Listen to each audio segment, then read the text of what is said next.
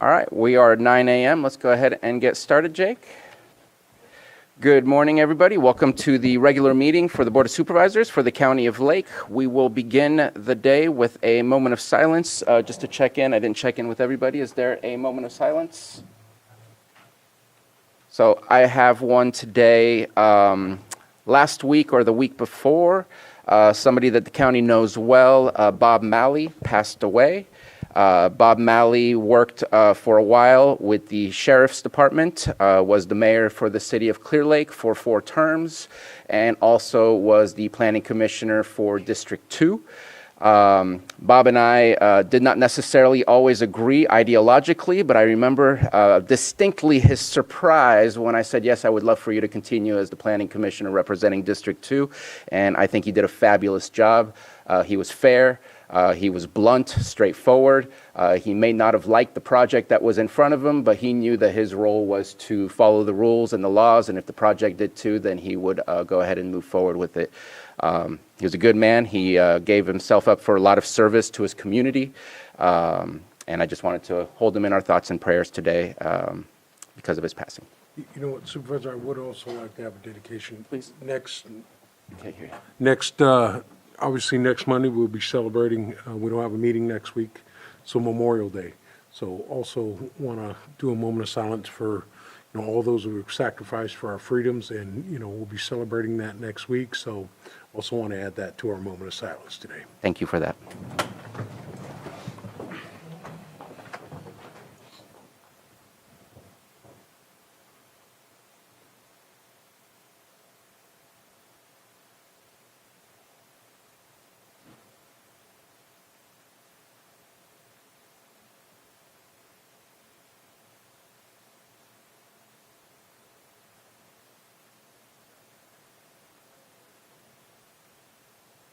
Vice Chair Crandall, would you please lead us in the pledge?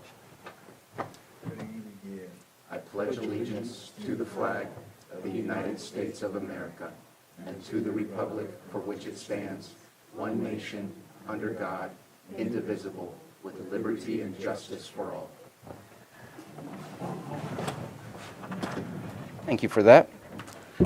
Are there any extra items not appearing on the posted agenda? There are no extra items. All right. Anything from board members? I see none. Let's move on to item number 5, approval of the consent agenda. Are there any board members that wish to pull an item from the consent agenda?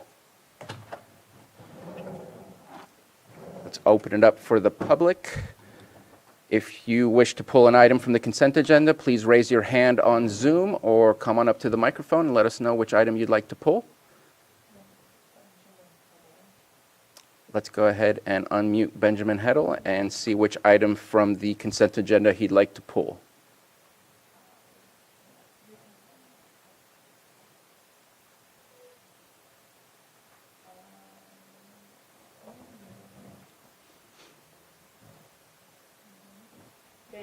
Is there a way that we can go ahead and make Johanna a co-host, please?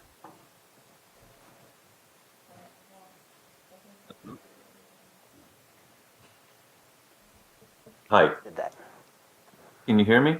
We can hear you. Okay. I was hoping to do a 3-minute just general Public comment?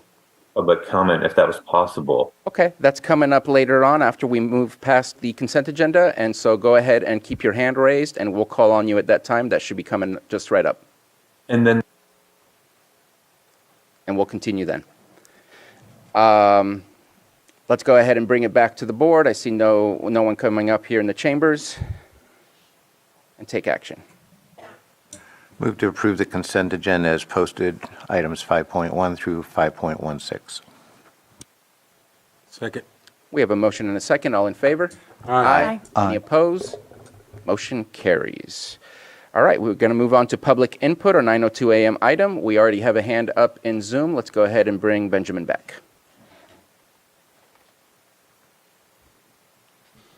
Hi. Good morning. Can you guys hear me? Yes, we can hear you. Perfect. Good morning, distinguished supervisors. I'm happy to be here today to share an exciting vision because I teach robotics in Middletown. I've been here before. I think I came on as water solutions the other day. I taught solar at Mendocino College and sustainable construction. And all of these have brought me to a place to understand that we can turn our small community into a shining example of sustainability and innovation by the year 2030. The key to unlocking this future are the incredible capabilities of advanced humanoid robots. At first, it's not super intuitive, and it's just coming into my purvey as well, but I'm hoping that this brief comment helps you gain a deeper understanding. So, as we're all well aware, our community's long struggled to make a shift to enough housing. We've had issues with wildfires, jobs, and energy.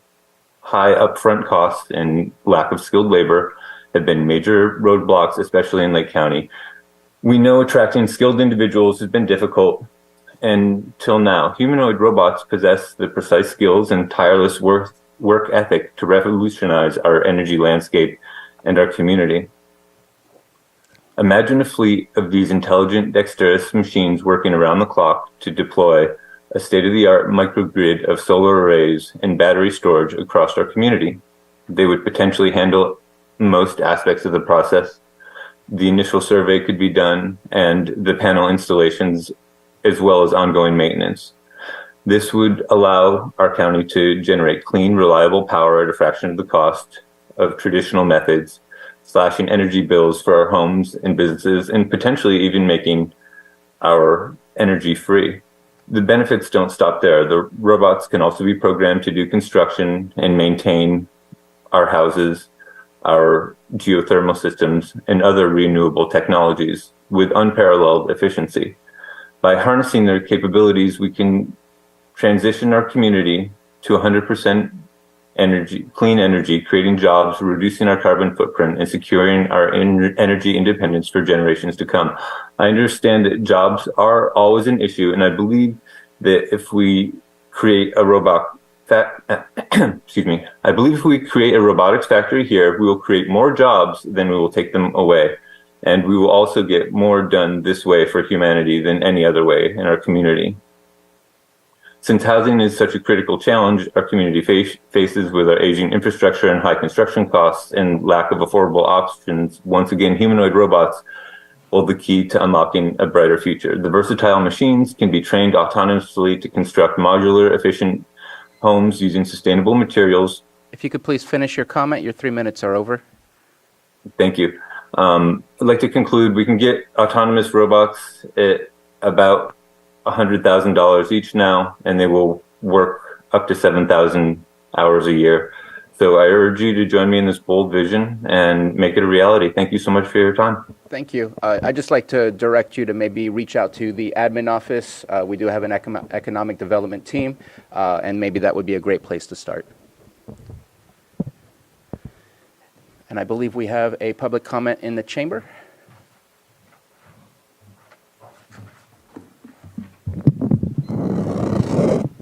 Hi, Elaine Brown.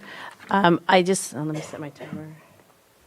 I just want to let you know that I was getting some water outside of Middletown I think it was Friday, and I noticed that what looked like fecal matter in the pipe, and I contacted 911 and stayed there until they got there, which took about 45 minutes plus. And the dispatcher called me back from St. Helena. So it was being dispatched out of St. Helena because that is Napa County, right outside of where that spring water is taking place. And while I stayed there, there was a gentleman that came by that I told him and I pointed out what was going on. The fire department came from Lakeport to administer very great help. They took out the pipe, they put bleach on there, and I went by there today, and there's a black pipe there, so they've taken care of that part. My concern is that you could kind of see through the pipe that was on there, where I saw some matter that looked like it was on the rim, and I thought it was maybe rust or something, and I go, no, you don't think so. And then as I took my wipey up there, it will look like fecal matter. Moke, there was a gal who came right before me to get water in her little water can. She looked like she'd be your daughter or sister. And she took the water before I knew what had figured this out and put it over her face and goes, this has been refreshing. I found out she'd been doing this since she was a child. And my concern is manyfold. It's a public health hazard. We need something. I don't want to see that valuable resource go away. But the black pipe needs to be totally clear so people can see right away if there's a problem. And also, the Lakeport Fire Department had to come. There was no sheriff that can meet me there in like 15 minutes. And I have heard this over and over in this county from people that we do not have sheriff help enough, and we don't have. So those firefighters going there to take care of a very needed public health hazard. Now, if there was a heart attack or something in town and another fire somewhere else, we have issues with coverage, which I'm so thankful for Lakeport and what they did. And I just need to see this county really take seriously about fire coverage, because you do not have fire coverage. And I've informed this council months ago of that fact. Thank you. Thank you very much. Donna Makowitz, you have 3 minutes.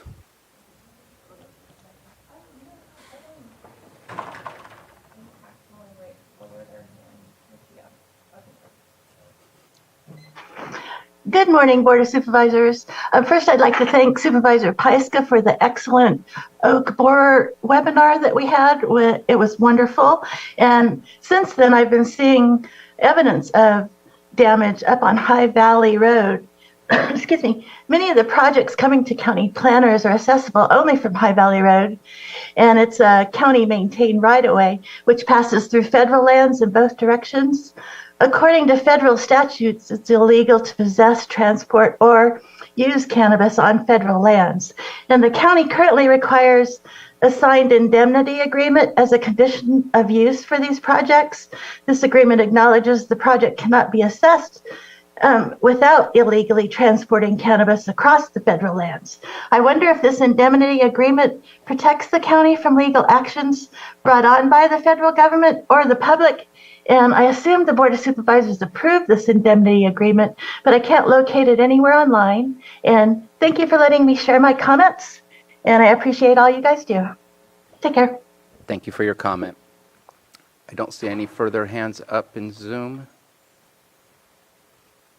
All right, let's go ahead and move on to 6.2 or 9:03 a.m. item, Pet of the Week. You got a little cutie there.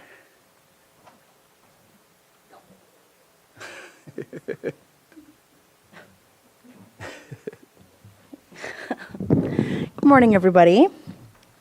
I'm Officer Murray with the Lake County Animal Care and Control. Today, I have with me a 3-month-old Rico. He is a Chihuahua mix. He's a little nervous today, but he is a ball of energy at the shelter. He would do great, I think, in any kind of household. There's a lot of learning that can be done because of how young he is still. So if you would like to come down and meet with him one-on-one and see his little personality up close and personal, you can come down to 4949 Hellbush Drive or give us a call.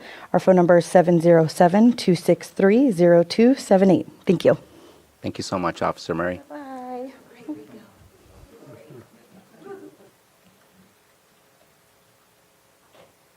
All right, let's move on to 6.3, 9:05 a.m. Sitting as the Lake County Board of Directors of the Watershed Protection District, consideration of presentation and discussion of the Clear Lake Hitch Conservation Strategy from the United States Fish and Wildlife Service. And we also have our Water Resources team coming up.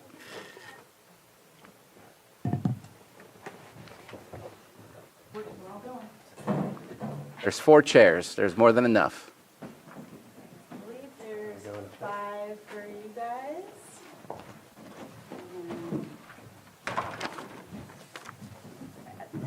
Thank you.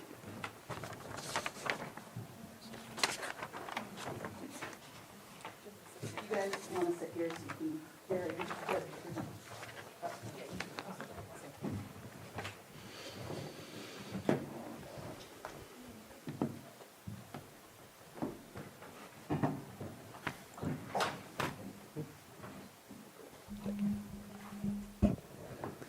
Good morning, board, admin, county council, the public. Thank you for having us this morning.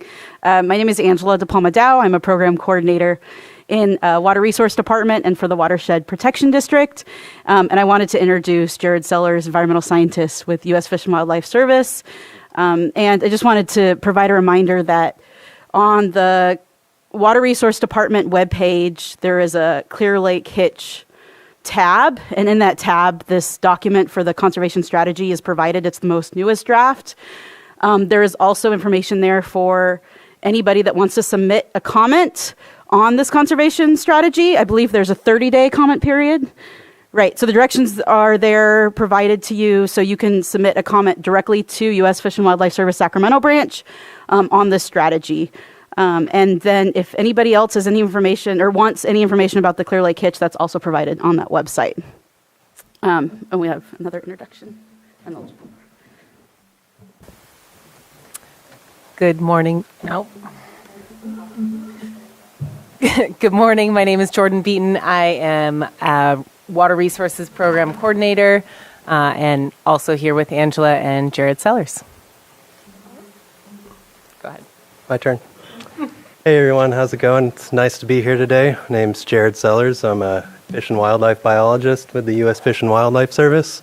I work out of the Sacramento Fish and Wildlife Office. And I'm here to talk to you guys today about the conservation strategy, answer any questions you guys might have about that, and also to talk a little bit about what the Fish and Wildlife Service does and what we do in California to help conserve species, and hopefully answer any questions you guys have about that as well. So I'd like to start off by saying thank you all for having me here today. I really appreciate you guys giving me the time to come and talk about this. Collaboration and working together is at the heart of what we do in this conservation strategy. And the Fish and Wildlife Service recognizes that, we have to be here and show up to make sure that these actions that are outlined in the strategy get done. So that's what we're here to do. We're here to strengthen our partnerships. Oh, is that for advancing me? Sweet. There we go. Oh, cool. Thank you. And I'd also like to acknowledge the many efforts that the county's been making towards the conservation of the Clear Lake Hitch. You guys have been working for decades. You have many projects underway that are going to support the hitch, and the Fish and Wildlife Service here is to help give you guys a hand to get those projects across the finish line. There have been many documents produced over the past century even that detail the issues that are affecting Clear Lake and the Hitch.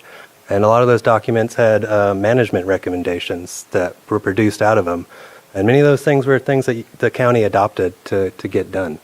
But there hasn't, up to this point, been a document where all the relevant agencies can come together and pledge that collaboration that's going to be necessary to get that stuff done. So that's what this conservation strategy is. It's a place where all the partners involved can come together, say what they're doing, give reports on the progress they've been made, and where we can really focus our actions as a team, because it's going to be a team effort to get this underway.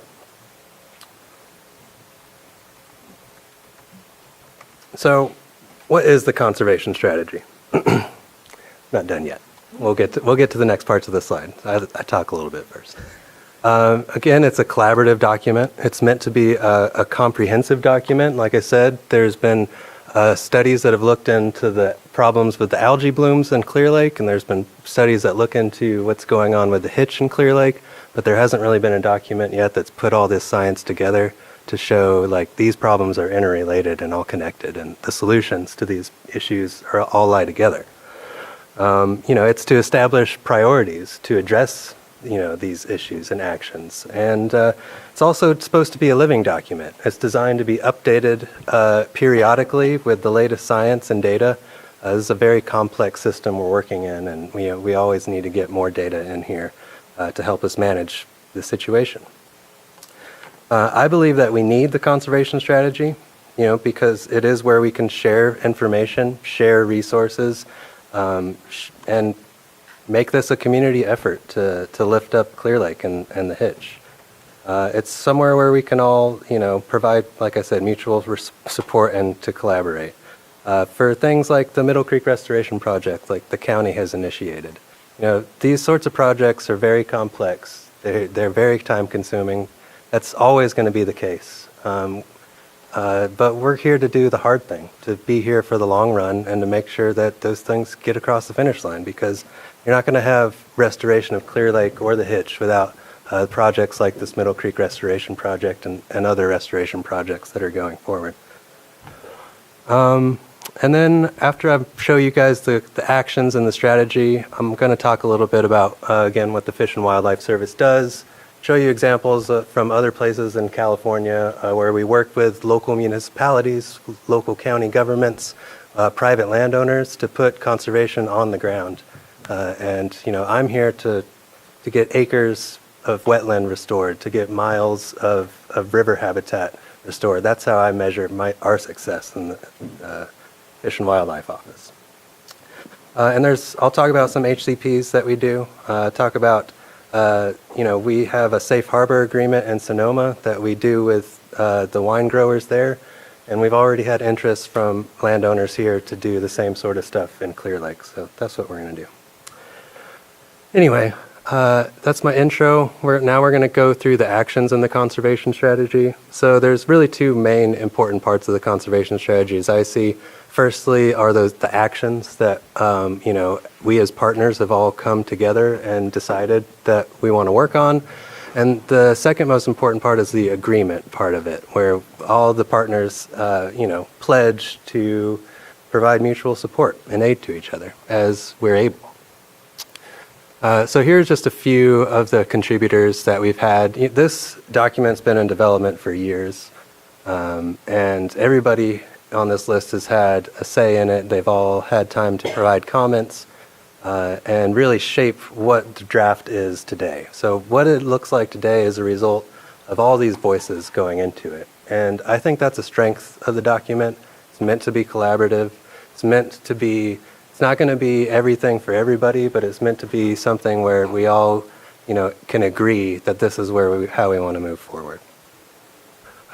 So the habitat factors that we are addressing in this conservation strategy and the actions are meant to address are these four things that are really key to the ecology of the Hitch and the ecology in Clear Lake. So connectivity is something, we've all talked about. I'm not going to go through these quickly because I think that we all have a pretty good understanding, but feel free to ask questions about this stuff later. So connectivity in the tributaries. We know that the tributaries are essential for spawning for the Hitch. Water quantity in the tributaries. Wetland tule habitat is very important. We know that, we've had over 85% of wetland and tule habitat that was historically in Clear Lake has been lost. And that also directly contributes to lake water quality that, we've had several decades of studies from UC Davis and others looking into that. So I'm going to go through there's 6 goals in the conservation strategy, and under these 6 goals, there's objectives and actions that we've been prescribed to meet these goals.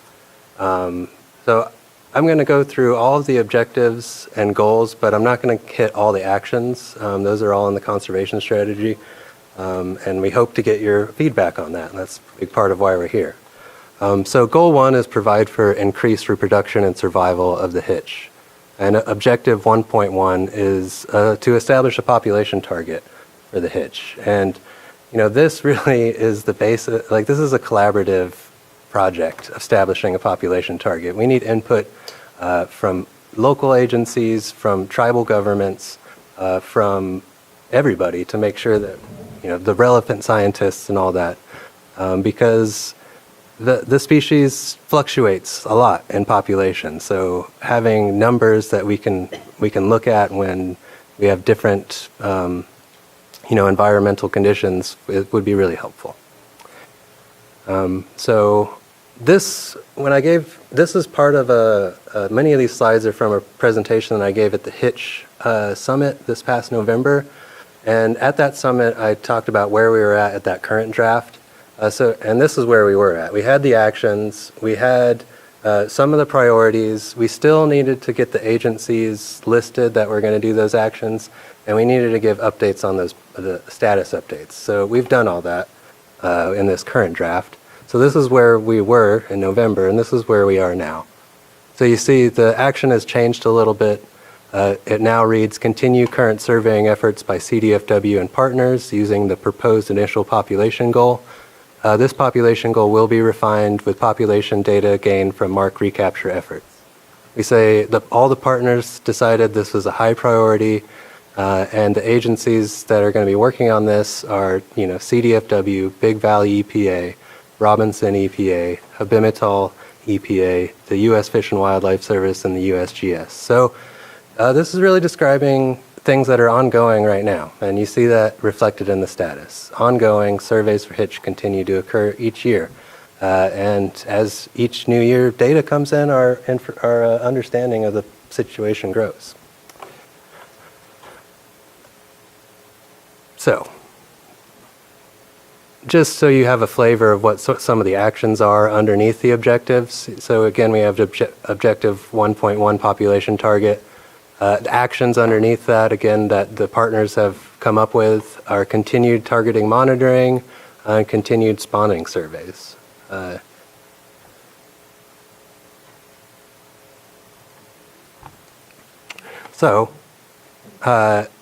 Action 1.14 in the population target is verify permanent removal of barriers in streams. So all the partners decided that the stream barriers were such an important thing that they needed to be in objective 1.1 with our population target. Because if we want to increase the population, we have to address those barriers as well. Also under goal 1, objective 1.2 now, on from 1.1, is increase survival of juvenile hitch. Juvenile hitch rely on the nearshore habitats and the submerged aquatic vegetation and tule beds that are around Clear Lake to rear and successfully become adults. So in order to increase the survival of juvenile hitch, you have to increase the cover of and extent of wetlands. That goes without saying, I think. So action 1.12 is the Middle Creek project. 1.22 is Tule Lake restoration, and 1.23 is Manning Creek restoration. All these projects are to increase the extent of wetland habitat in Clear Lake, which has many benefits for the fish, not just hitch. All the fish in the lake benefit from that. It also has water quality benefits to help deal with harmful algae blooms and things like that. Obviously, that's not something that's an overnight fix. It takes years to do. But again, just because something takes a long time and is hard, I don't think that's a reason to kick the can down the road anymore. These need to get done now. So, moving on, actions 1, 2, 4, again under objective 1.2 is to restore wetland habitat at the mouth of other tributaries. Those first 3 actions were, where we decided that should be our focus. And then actions 2, 4, and 1, 2, 5 continue program for capture and release of fry and adult stranded in tributaries. This action is in here to memorialize the many efforts by the state and Robinson EPA in conducting hitch rescues as streams dry out, which we consider as a very important program to continue. All right, objective 1.3 is identify and address migration barriers. So this is, again, getting at that importance of migration barriers in the watershed and really calling out the permanent removal of barriers, specifically on Kelsey, Manning, Scotts, Clover, and Middle Creeks, as those are the most important tributaries for hitch. So we start there, right? You can go out.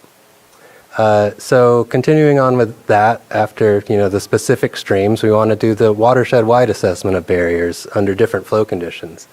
The map you're looking at right now is something that was put together by area biologists walking the streams and identifying barriers to hitch and hitch passage.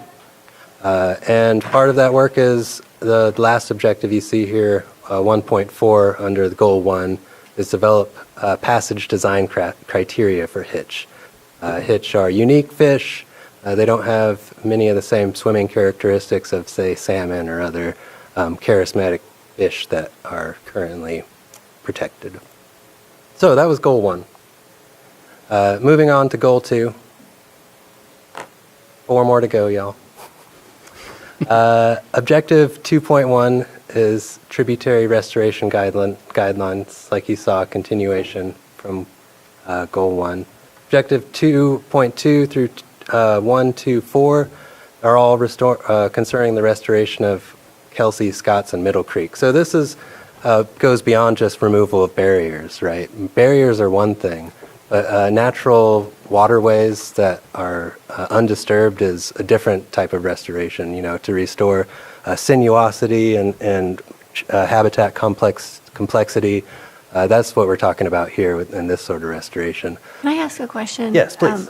What about Coal Creek? I don't see it added here. Coal Creek, we can put that on there. I know we have a lot of projects going Yeah. there too. Good. And there was quite a lot of stranding there last year. Yeah. I'm glad you brought that up because, again, part of this presentation is getting this feedback from y'all because you guys know stuff that we don't know. And we want to make sure that that gets reflected in here. So it's a document that works for y'all. Okay, thank you. So, yeah, please keep the questions coming. So, yes, restoration of these creeks, the partners called out specifically because they've been recognized as having the biggest impact and contribution to hitch numbers. But that's not to say that the other creeks are not equally and vitally important, but just for prioritization, that's why we have that here. So objective 2.5, assess other streams throughout the watershed.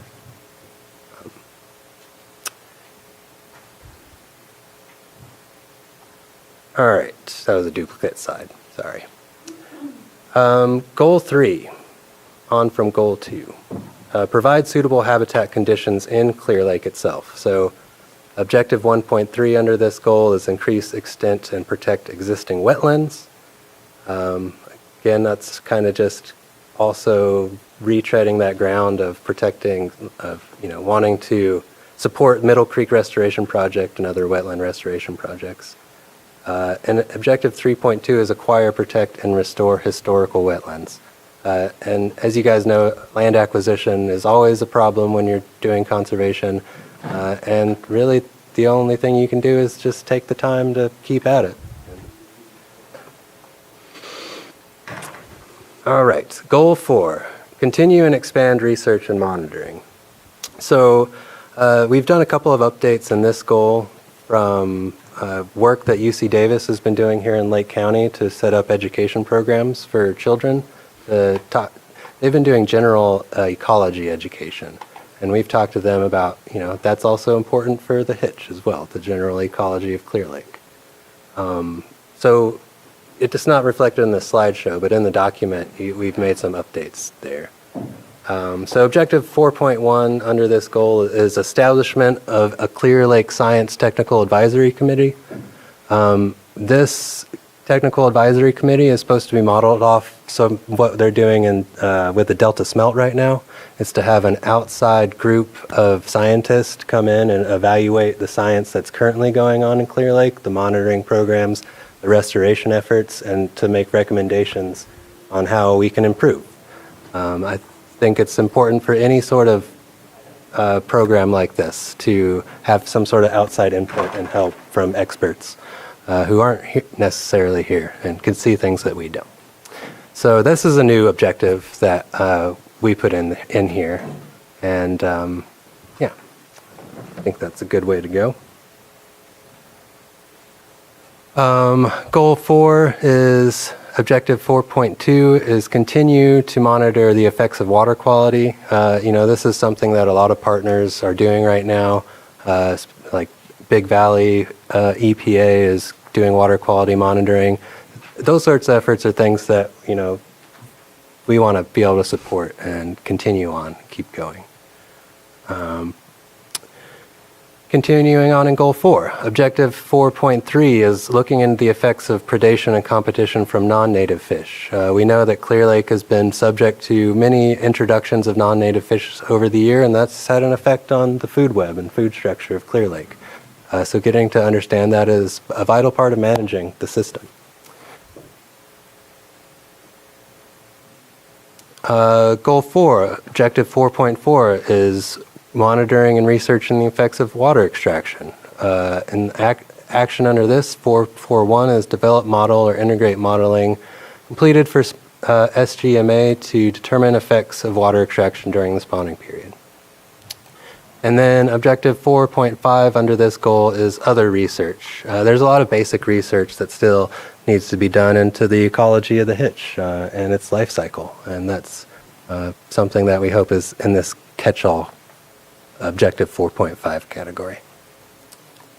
All right, Goal 5. Goal 5 is increase outreach and education programs. I'm confused. Okay. Objective 5.1 is expand educational efforts to increase public awareness. Getting public engagement on all these actions is vital to making sure that they get done, making sure that the public understands how important these actions are to protect Clear Lake for future generations is vitally important. And we think that's part of our job as well, is to help educate people. And Objective 5.2 is increase public engagement. Partners here on the ground already do a lot of research, like Shagome Days that's coming up in June that we're going to be a part of, and other events like the Thule Boat Festival. All these things that increase the environmental awareness in Clear Lake are things that we want to support, and partners have decided that we want to support as well. All right, the last goal, Goal 6. So this was added in as a request from the state water boards. They wanted to make sure that we had a goal in here that memorialized continued cooperation, coordination between all relevant agencies. And I'd like to add in private partners into this as well, because we're not going to get any of this stuff done without help from private landowners here in Clear Lake. So that's the 6 goals in the conservation strategy.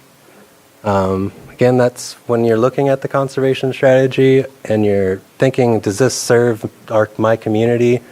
Please, I invite you to look at the goals and the actions in those goals, because that's really the important part. Again, to go back to the beginning, this document is about collaboration, right? So all these actions and goals, this is all subject to change as things get accomplished, things get updated, as partners indicate priorities that they might have that they want to see in this. That's what this conservation strategy is for. So the important part is the agreement and the collaboration that comes from it. And all the stuff that gets put in it, that is always remains to be determined. So moving on to the next part, the next important part of the conservation strategy is the agreement itself. So this slide has a lot of words on it. I won't read it all to you, but it is all very important. And I'll give you the long and short of it.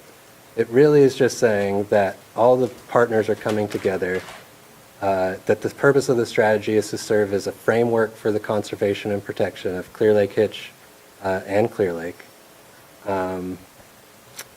Again, this identifies conservation actions, describes current conditions and threats, and provides a timeline to accomplish these conservation actions.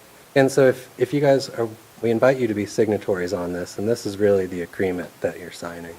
And so this continues on to say, signatories indicate its agreement of the value of conserving Clear Lake Hitch and Clear Lake. Signatures indicate the entity's intent to support the implementation of priority actions identified in the strategy as feasible within individual budget and policy constraints.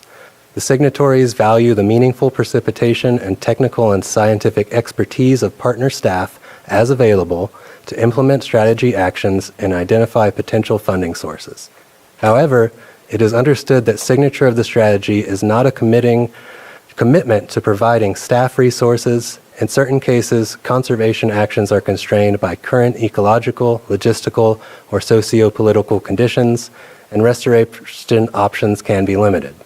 Final actions, commitments, and resource allocations will be determined by individual partners.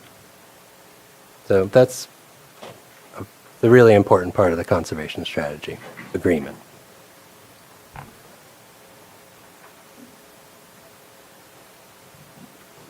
So that's really mainly what I wanted to talk to y'all about today, were the actions and the agreement.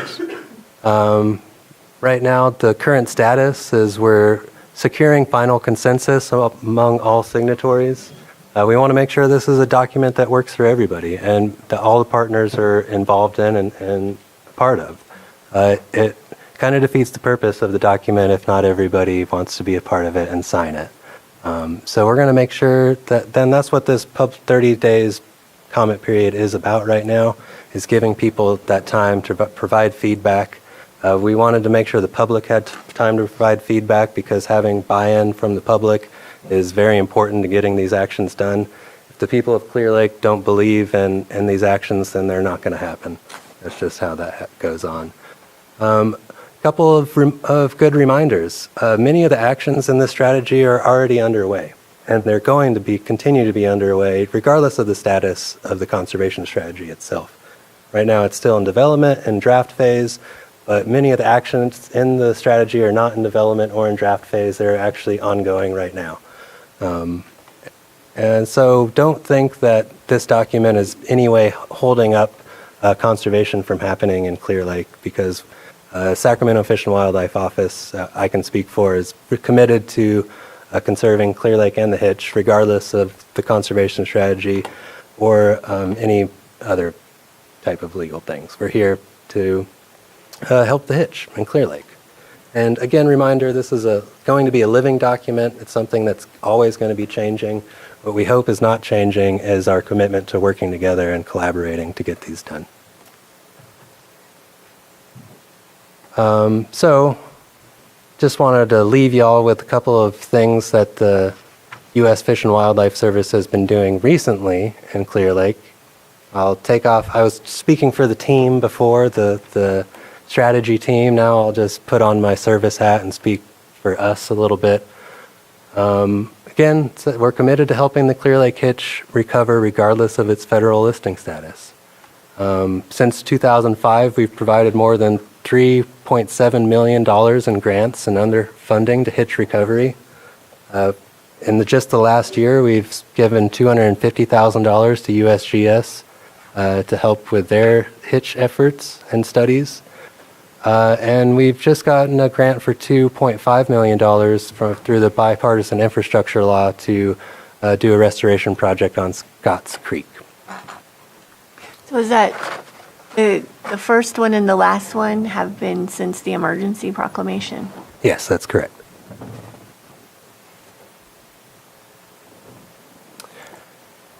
All right, that's the end of my prepared comments. So I'm free to take questions and anything else.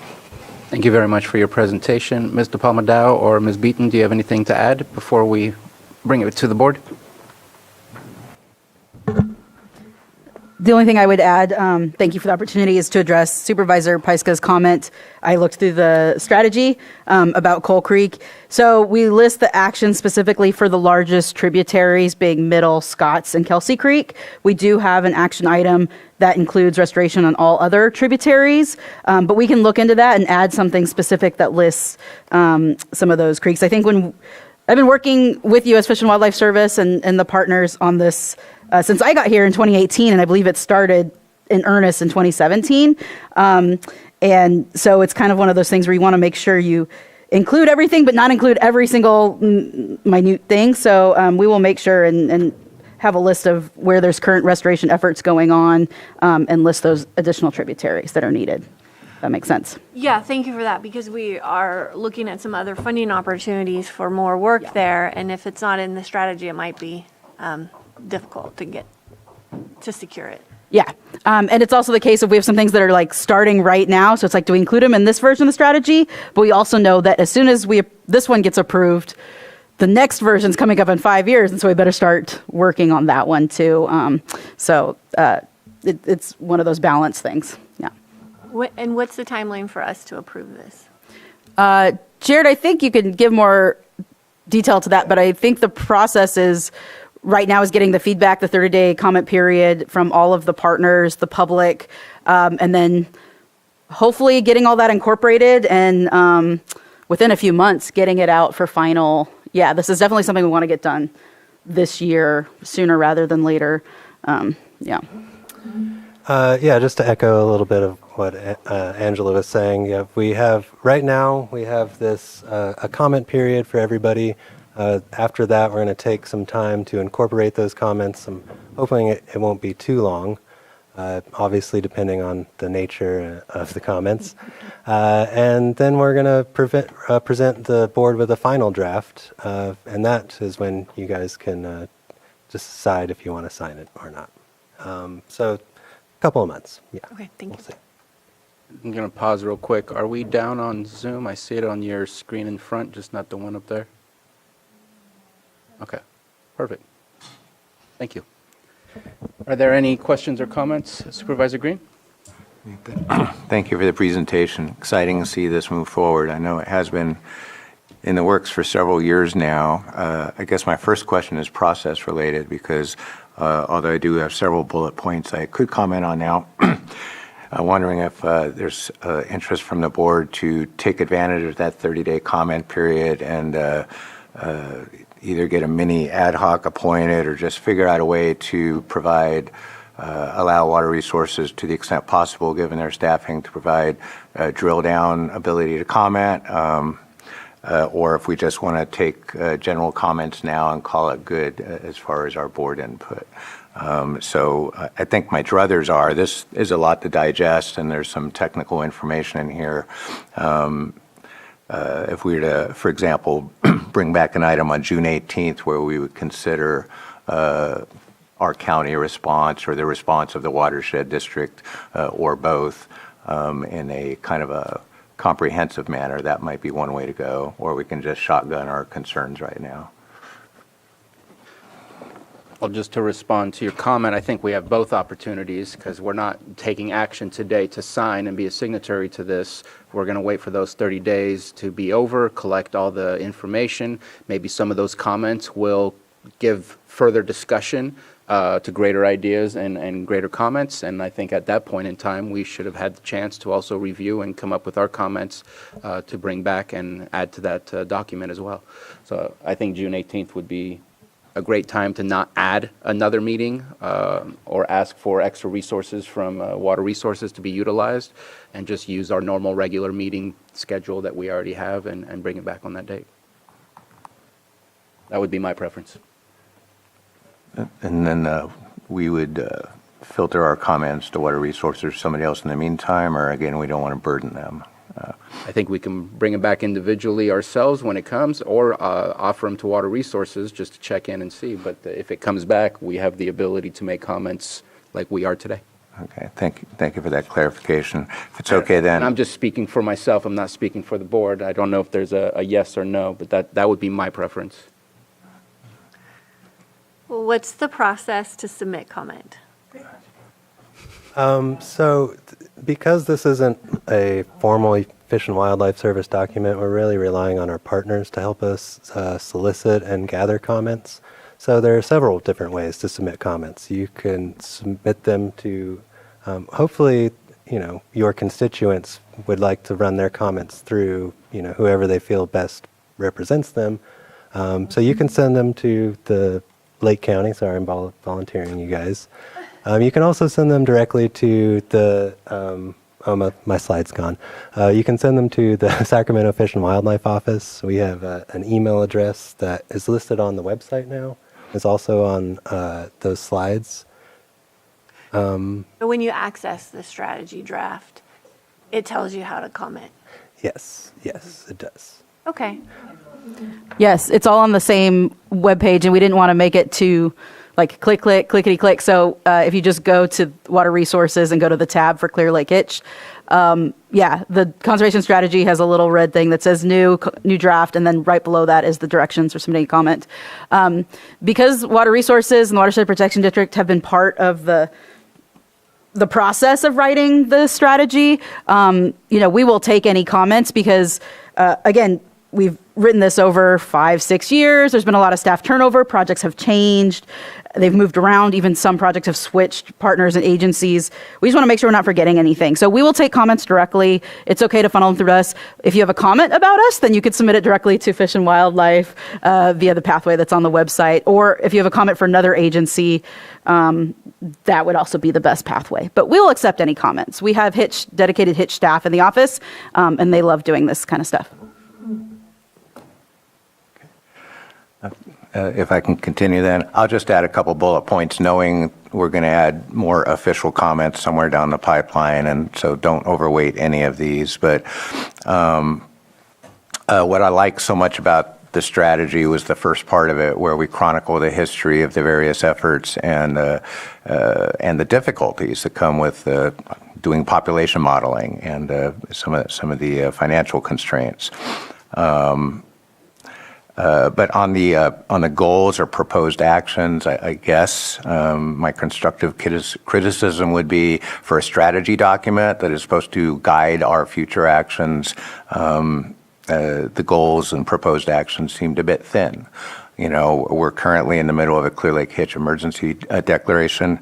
Hopefully the adoption of this strategy would be one step toward the idea that we're identifying a more sustainable framework toward addressing this emergency.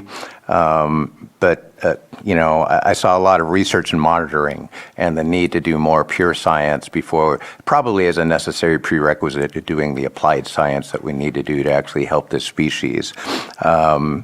But it seemed like more of the same in a sense with many of the proposed actions. I saw an emphasis on the importance of habitat and juvenile recruitment. I think there's a possible understatement of the importance of what's happening in the lake proper with our non-native fish and impacts on adult Clear Lake Hitch populations, because it's nice to get juvenile recruitment. It's nice to get the juveniles in there, but I don't know that this is really in any meaningful way discussing what's happening to our adult populations, because you need adults obviously to even begin the juvenile conversation. I didn't see, and again, I don't want to overweight this. I'm just noting it because I note it. I don't see any meaningful discussion of the potential impacts of commercial fishing contests here in Clear Lake. You know, we know bioturbation is a thing with the carp. We haven't talked a whole lot about it with some of our fishing practices, and also, you know, minor things like weigh-ins. But, you know, is there disruption of migration and feeding patterns of non-native fish? Are we resulting in excessive concentrations with our weigh-in practices? So, and I don't want to start a furball not knowing any of the answers to that question, but, you know, it is so ironic to be here on an emergency footing about how we're talking about not just the survival of the Clear Lake Hitch, but some potential for restoration to thriving populations, without even talking about the big elephant in the room, and that's the introduction of non-native species. I think there may be a balance available, and maybe habitat is the proper way to put it, but if there are other downward pressures on hitch populations that are not involving habitat, for example, you put a lot of emphasis on tributary restoration. Totally agree with that. But guess what? In the middle of an extended drought, you could have a perfectly restored tributary channel with no water in it. So what's going on, again, in the lake during those extended drought cycles? And I don't know that the strategy identifies that as something to provide a focus on. Another constructive criticism is research and monitoring. Even that, this chronicles pretty well that it's hard to fund research reliably year to year. It's hard to get that baseline data, and then it's hard to sustain that research and monitoring funding. So again, the strategy agreement, the disclaimer kind of said it all. We can sign the strategy, but it doesn't commit staffing resources and it doesn't commit money. So again, is the strategy a living document as useful as it is that going to be justification for us to back off our emergency footing? And I don't know that for a fact. And those were just some bullet points I wanted to raise. None of them are deal breakers. I do acknowledge this is the starting point, not the ending point, and it will be a living document. But from my perspective, if this is going to be a strategy, I'd like to see a little more meat on the goals. Thank you for your comments. Any other comments or questions? So I do have one concern coming from a very ignorant, non-scientific perspective, but the surveys you're doing are mostly in the northern section of the lake. And I can't help but always remember that we went from almost zero to, oh my gosh, what happened? We have very difficult times explaining how we got from there to 1.4 million. Obviously, your fish count is kind of like our homeless pit count, like it's never going to be perfect. It's always going to be a little room for error. But I don't see any changes in the surveying going down towards the southern parts of the lake, where we're talking about a completely disconnected area, potentially Scotts Valley, potentially Blue Lakes, but we're not talking about the lower arms of the lake. And I just want to make sure that if we're going to base our actions off of research and not just alienating it to just one portion of the lake, maybe there has been an evolution where there's a need to be in the southern part of the lake. That's where the currents are going, that's where the winds are blowing, that's where there's probably going to be more water left at the end of a drought versus the northern section that gets much more shallow. So it just feels like we have this kind of question mark on how did we end up going from so little to so many, and yet we're not expanding. It doesn't feel like the expansion of the survey is going to the southern part of the lake, and I would like to see it go there to help us better say, look, there's nothing there, or maybe there's something that has changed. I know that we have seen throughout our history of evolution that things have changed drastically. During the Industrial Revolution, things changed drastically, and you'll probably read about it all the time when you learn about it through science. The butterflies that changed from white butterflies to black butterflies, because all of a sudden the white ones were easy to pick off, and the other ones that were darkened by the soot were able to hide. And so that took very little amount of years to make that evolutionary change. We're seeing unprecedented type of weather, droughts, and to ignore 50% of our lake just seems like we're missing something, and I hope that we can expand that. I know it costs money to do those surveys, but it just seems like a missed opportunity if we don't. If I may, yeah, totally. I agree with you. And that's what we hope that the action on setting up a technical science advisory committee, they can help answer those questions for us and to let us know if our current surveying efforts are adequate or not. I mean, that's really what that goal is designed to get at. Is our current science that we're doing right now adequate to assess these problems? So we're hoping that setting up an outside technical advisory committee of experts they can come in and help us refine our efforts, current efforts. I have a comment to that, to your reply also. On the mic. It doesn't work, so I will. It does. It does. It does. No, It's on? Yeah. See the green? You guys can hear. Oh, sorry. I just wanted to make a comment to your comment, Supervisor Sabatier, that we as the county are monitoring the lower lakes or lower section of the lake, lower tributaries. So every week we've been going out to Siegler, Burns, Copsey, Schindler. I'm forgetting somebody in there. Perini, and there's probably another one that I'm forgetting, but we have been monitoring those. And our goal is to take that data, package it up, put a little ribbon on it, and give it to California Department of Fish and Wildlife. So U.S. Fish and Wildlife that are separate than California Department of Fish and Wildlife, right? So those population estimates that you were talking about are very focused in the upper section of the lake. And working with CDFW, we asked how can we help, and we're trying to hit the spots that are not monitored. But thus far, the data hasn't been aggregated together, and I know in the past it's been all about the surveys that have been done, and they've been in the north area. And I just want to make sure in our strategic plan that we're implementing all of those things, or else part of it doesn't make sense to me. And I knew other agencies were looking at the southern lakes. Something was mentioned to that effect in our previous presentation, but it's separate datas, and we got to make sure we're aggregating everything together. Absolutely. And let's of this season, it will be aggregated. Yeah. And let's clarify that CDFW, since it was listed in 2014, started their surveys mostly predominantly in the upper arm and the upper tributaries. USGS, since 2017, has done all their surveys in lake throughout the entire lake. So they do surveys even in the Keys, in lower arm, Cache Creek. We know there's hitch in Cache Creek. They do surveys throughout the whole lake.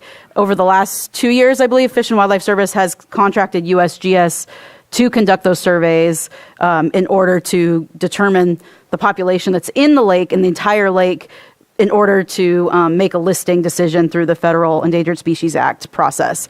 And I believe U.S. Fish and Wildlife Service is going to continue that funds for USGS to do that. So there are data collected in the entire lake by USGS for the in-lake studies.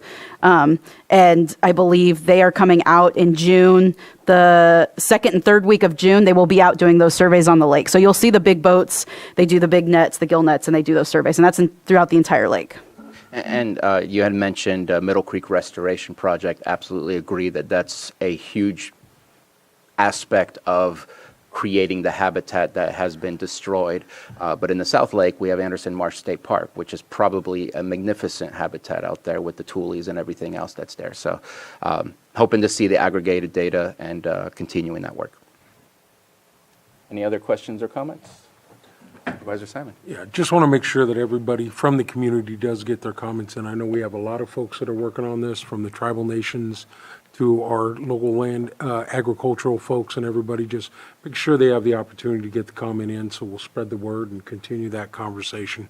You know, one thing I like about the strategy as we move forward is just that continued commitment for everyone to work together on these hitch strategies. So, as you said, they're in the whole lake. As you just talked about Anderson Marsh, one of the oldest villages here in Lake County. It wasn't there for the great views. It was there for a reason. It produced life to make sure that we had what we need to sustain life.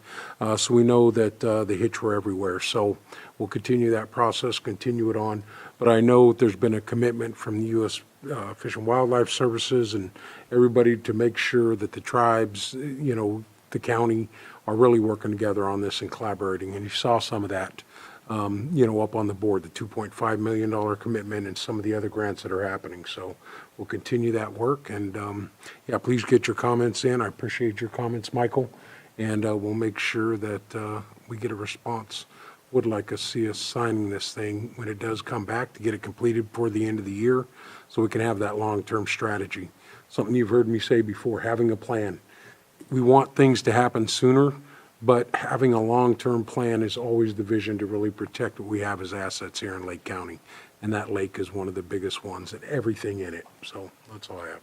Supervisor? Yeah, and the health of the hitch is our best indicator of the health of the lake. And so the strategy is really dense. It's 132 pages. So just want to remind everyone, this is just the overview of the strategy. So take some time to get into it and get those comments into us as soon as possible, and I'm really looking forward to finalizing this when you're ready. And also a response to Supervisor Green, I think when you work in a collaborative way, there's no way to request that others commit. We can commit what we want to commit, but that's part of the collaboration. Is it's a relationship and common ground of what the vision is of what we want to get accomplished. But we can't force others to do certain things, and we hope that they'll be right along beside us as we move forward. So I think that's the best that we can do at this moment in time, and as long as we're focused on getting these things accomplished, I think others will be right there with us too. There's nothing further. Let's open it up for public comment. Supervisor Green, did you have a response? All right, let's open it up for public comment. Anyone wish to speak on this item? Please come on up. Joan, please come on up.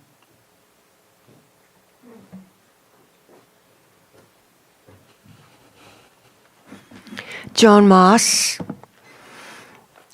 I am 79 years old. I have a long history. I was a tutor for the United States government at Elam Indian Colony. And there was, I'll never forget, our hitch gathering. It was one of the rivers that go downhill. We got the whole tribe collecting the hitch. The children, the adults. Very long time ago. I'll never forget it.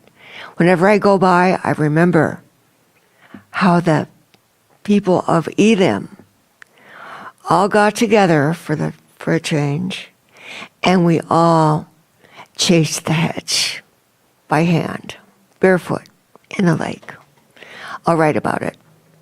Thank you so much. I was a tutor for the Title IV Indian education through the federal government. Thank you. Thank you, Joan.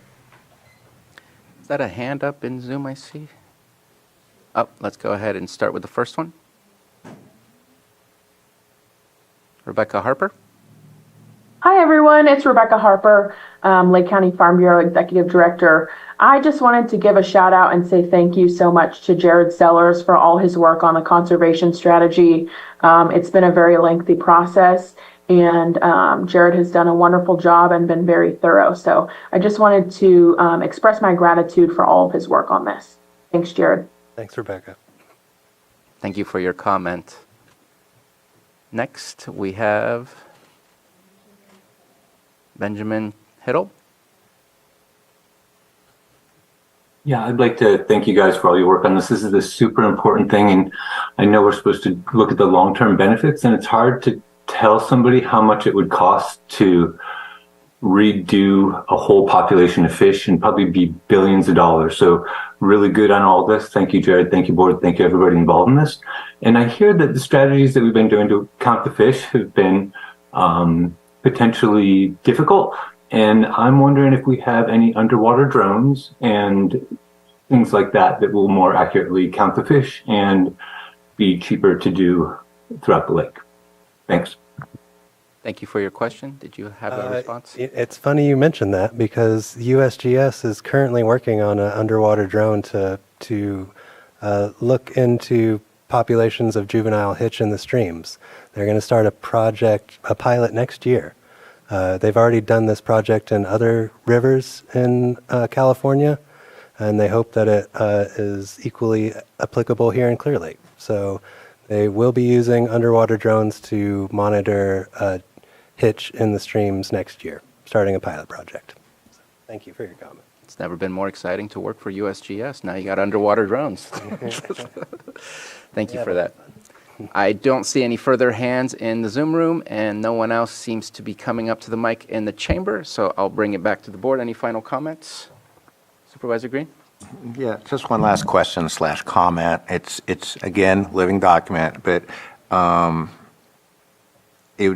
and I can't ask you to speak for a different legislative thing, but the potential ties anyway with the Blue Ribbon Committee process. And I only mention that because it's a process. We have legislation, we have funding getting routed through there from CNRA, and that's the closest thing I think we have to a regulatory framework that routinely guarantees we're going to be looking at projects annually and looking at potential sources of funding.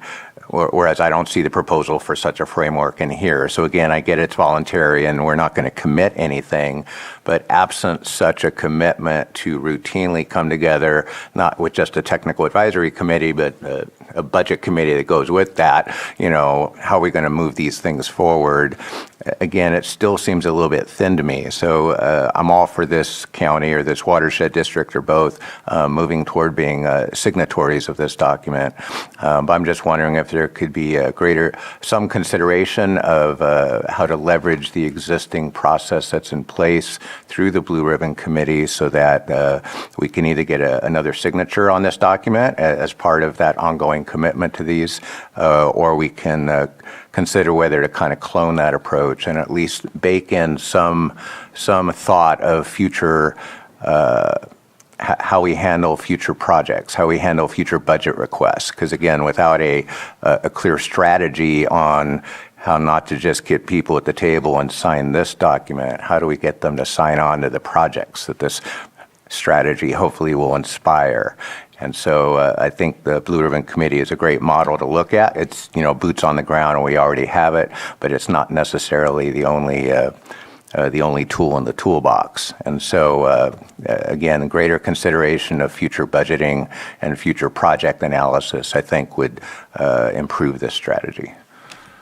Yeah, I agree with that. And those issues that you bring up are really the crux of getting a lot of these things done, and getting funding is important. And it does need to be spelled out more in the conservation strategy, how it is really, we're looking for opportunities, right? It's an opportunistic way of going about conservation where, we're in the right place at the right time, we find the right landowner, and we have the right grant to line up to do that restoration. And that is hard. It's hard to do a framework around that, and it's hard, but that does need to be memorialized in the conservation strategy, that, acknowledge the difficulties of getting this stuff done and securing funding, and getting personnel to do that, while also, it's hopefully by pooling all our resources, we can create more of those opportunities to create conservation and get funding for these projects. But having a specific, plan called out is definitely not a bad idea. And yeah, we'll definitely look into trying to get that sort of thing incorporated. Another thing is, this conservation strategy is meant to memorialize, again, that close working relationship. And by me coming up here to talk to your guys' personnel and staff that you have working on it and working with the Blue Ribbon Committee, I hope that we can, integrate our efforts. Vice Chair Crystal. Thank you for this presentation. Thank you for all the hard work. And I already really appreciate the collaboration with the different governments and the different agencies and whatnot. I think the Blue Ribbon Committee, it's its own separate thing, and it does similar work as well. It might be something good to model, but I think all in all right now you have what you need, and keep moving forward. They'll pretty much see this in one way, shape, or form. So, yeah, thank you. Thank you. And I think just a reminder, the comment made by Supervisor Pyska about the $2.5 million and the or $2.1 million and $250,000 since the emergency. There's momentum. There's momentum in more collaboration, more gathering and meetings, and trying to figure out what to do, what's the solutions, what do we need, what data do we need. And so I think right now we just need to continue doing that. This is a strategic plan. And just like any other strategic plan, it's up to the folks that want to, that have the power to implement it. And I think that's where it comes back to the Board of Supervisors for the actions of the county. So I'm happy with the momentum that we have currently. If there's no further comments, thank you again very much for coming and presenting and letting us see a little bit of the strategic plan, of the conservation plan, and we'll see you on June 18th. And if there's a way to make sure, if that hasn't already been done, to try to advertise the public comment, whether that's through social media, whether that's through a press release, some way, shape, or form to ensure. We did have a press release, and I believe it's shared on the social media, but I can touch base with Matthew and make sure that goes out there again. And I have a question. How did we settle on June 18th? Is this the date that you provided? No, it came from you guys. And just to review, that date is, we just want to review our comments or potential additions to the conservation strategy plan from the county or watershed protection district side. Is that correct? Yeah, and I know this suggestion was made by a member, but I want to make sure that we're working on your timetable. That is also our budget hearing week. Yeah. So it's up to you guys. I want to know what works with you. And, are you going to wait until the comment period has closed? You want to collect the comments first? Like, how do you want to work? I'll also say that's the week that USGS is going to be sampling out in the lake, and they're doing a field trips. So if any members of the board would like to see sampling in person, or any members of admin too, know that that's an option, and you can talk to us about that. But we will have staff that are out there. So that week might be a little hard, but we can, around that time frame, we should probably July 2nd. Yeah. We can figure out somewhere in there. I just don't want to feel like you're under pressure for that date. Yeah, well, the comment period will have just ended, correct? So, yeah, that is kind of close. If it helps, I think. Yeah, it'll almost have ended. We're going to do a formal comment. Right. I feel like we bounced it around pretty good here. If there's no real need to come back on the 18th to double down on that, I'm okay with giving everyone a pass on that. Bring it back when you have the ability to bring it back and you're prepared to bring it back. Love it. Thank you. Thank you so much. We're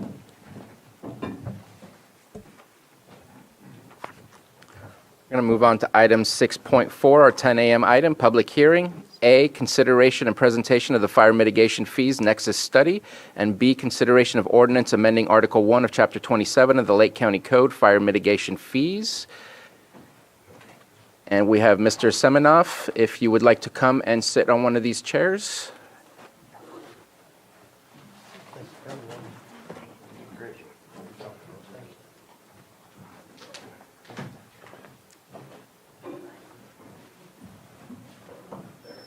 Looks like Chief Cepeda will be joining you, and Chief Ciencio, come on up.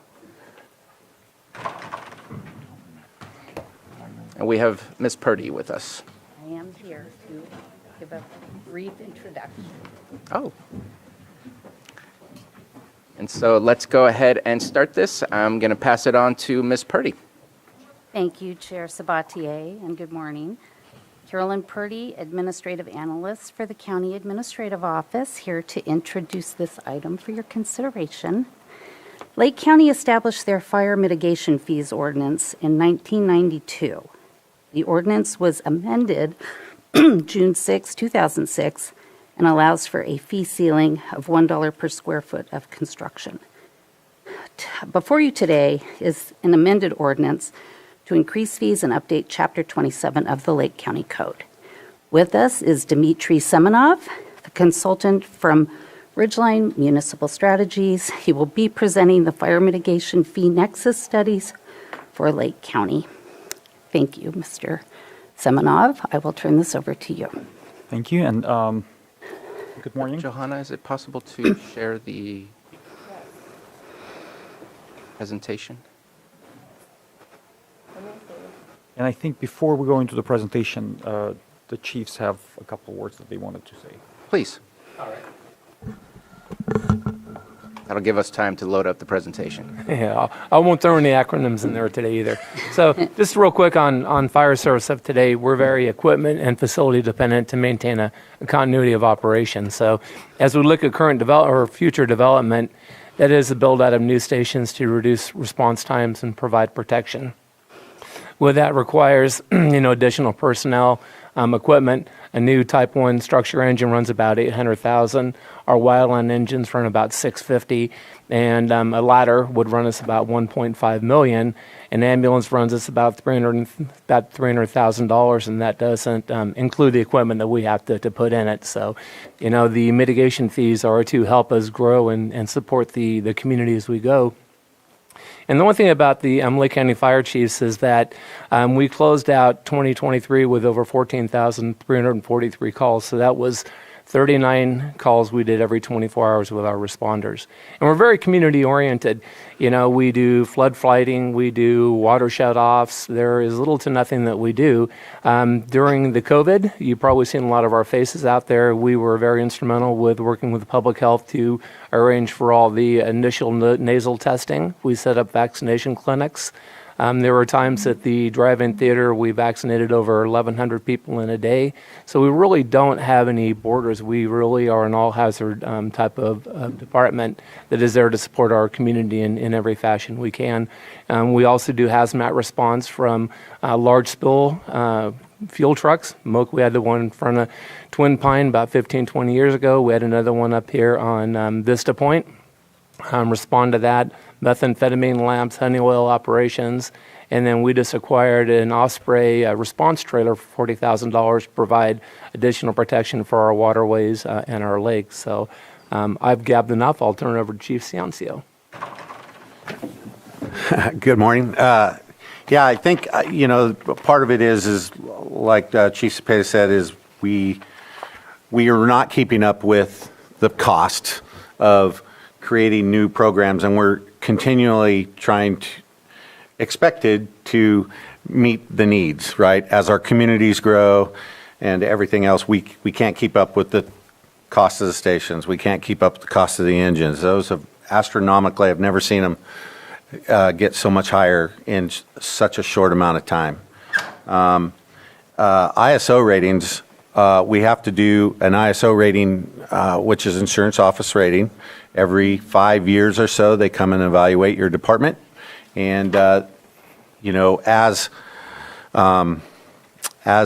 walk down the road and go on longer and don't replace our equipment or add new equipment that's needed, your ISO rating goes down, which means every citizen's insurance goes up. Keeping up with the standards of newer equipment, things like that, is pretty important. And I would say, we're all battling keeping employees, keeping things like that. We're keeping our stations are up. My stations are over 50 years old, every one of them. And how much longer can they actually last? And at $1 square foot, you're not even keeping up with the building costs.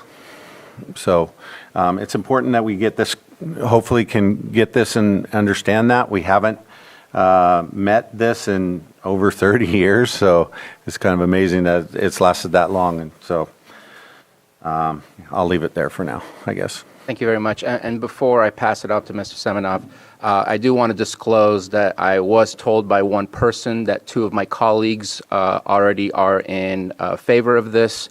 I have spoken with our county council. That is not a Brown Act violation, but I wanted to disclose that because there was multiple people in the room and just wanted to at least put it out there. But ready to move on.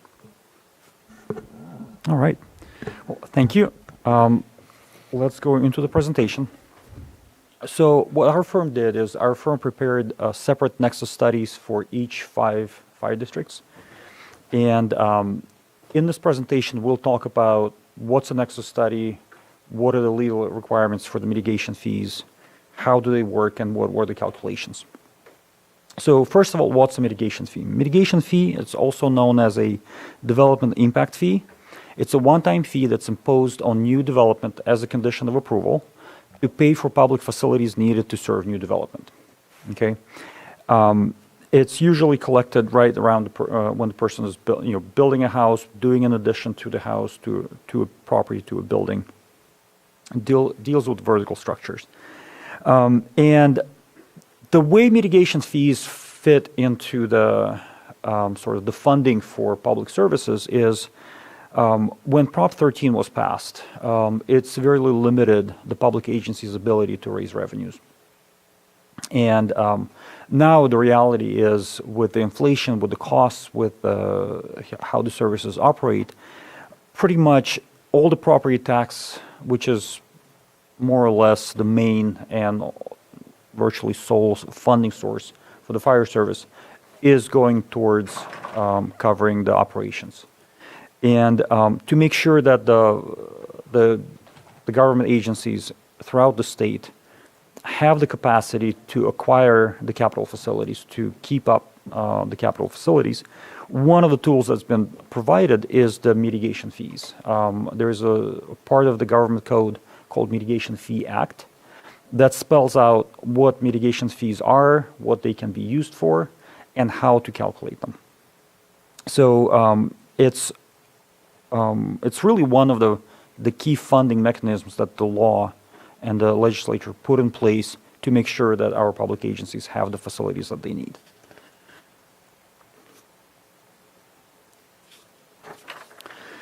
Next slide, please. So definitions and uses. Here are some of the terms that we'll be using over the next few minutes.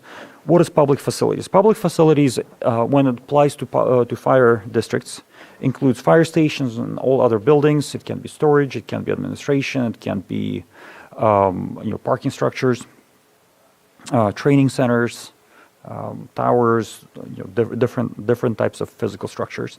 Also includes apparatus and vehicles, fire engines, ambulances, trailers, anything that falls into the rolling stock category, as well as major equipment, and that includes technology, it includes furnishings, it includes all the things that go onto the apparatus, all the equipment that the firefighters use in their service.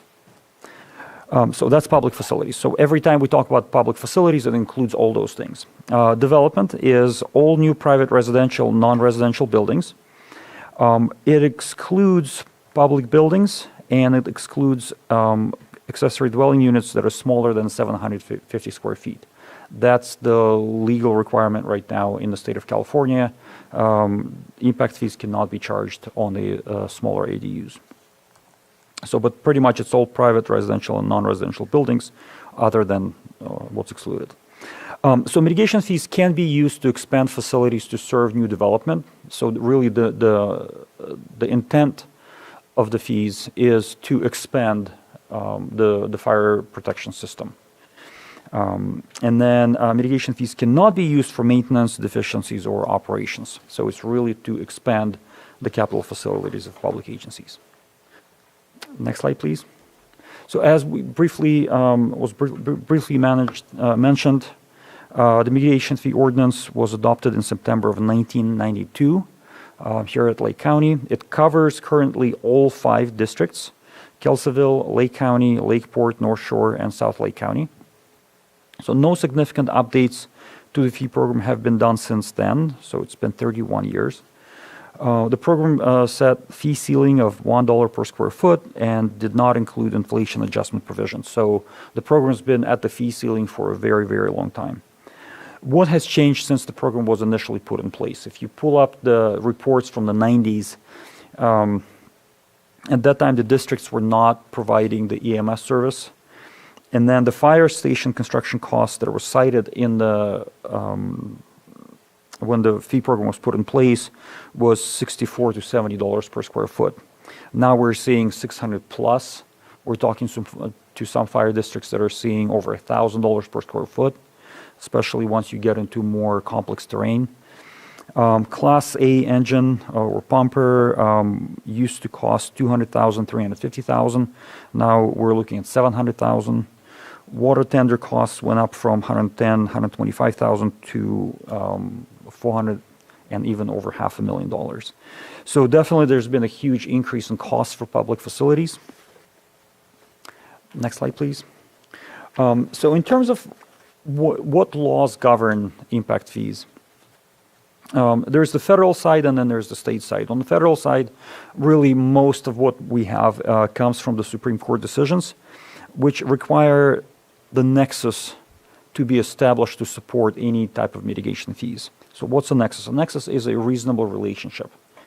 And the 3 nexus components that are set in place through the court decisions, that the development must create a need for facilities that are funded by the fee, so the need component.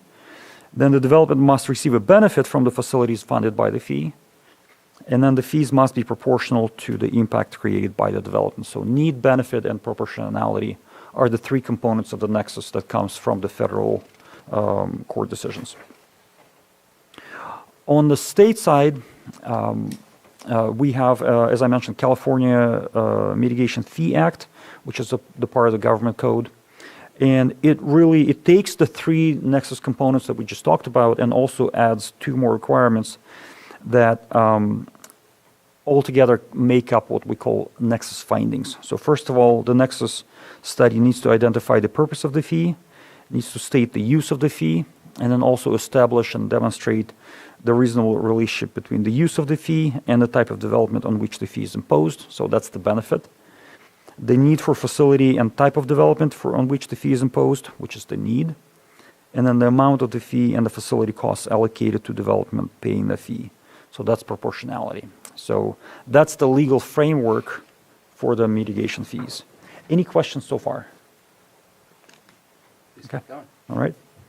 So in terms of the adoption process, impact fees are imposed as a condition of development approval by a land use authority. And special districts such as fire districts do not have that authority. That authority lies with the counties and the cities. So counties may impose mitigation fees that benefit special districts.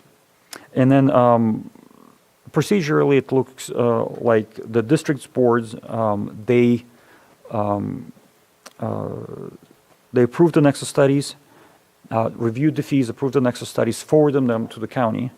And now the county and the Board of Supervisors is considering the mitigation fees, and the next steps is adoption of the fees on behalf of the districts. So that's what's required for the fee to be updated in accordance with the laws. So the district boards, they approve the nexus studies, but then they rely on the county to actually adopt the fees and the program. So summarizing the 5 nexus studies, for each 5 fire districts, the following nexus findings have been made. So first of all, the purpose of the mitigation fees within the county, the fire mitigation fees within the county, is for new development to contribute its fair share of existing and future one-time public facility costs. The use of the fee is to fund expansion of, in addition to, the district's public facilities. The need is for the new development within the district service area. The new development within the district service area increases the need for fire protection and emergency medical response public facilities. The benefit is new development within the district service area benefits from the availability of fire protection and emergency medical response public facilities. And proportionality is fire mitigation fees allocate to new development its proportionate share of the district's existing and future public facility costs. So those are the 5 nexus findings that are required by the law, and they're documented in the nexus study reports. So now let's talk about the methodology. Methodology is important because, as we're recently seeing, even with in case of El Dorado County, if you're charging the fee, you have to be doing it right.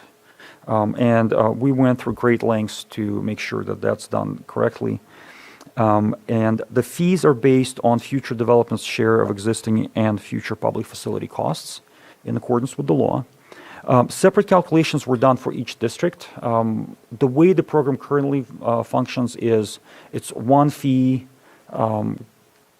applicable to all districts.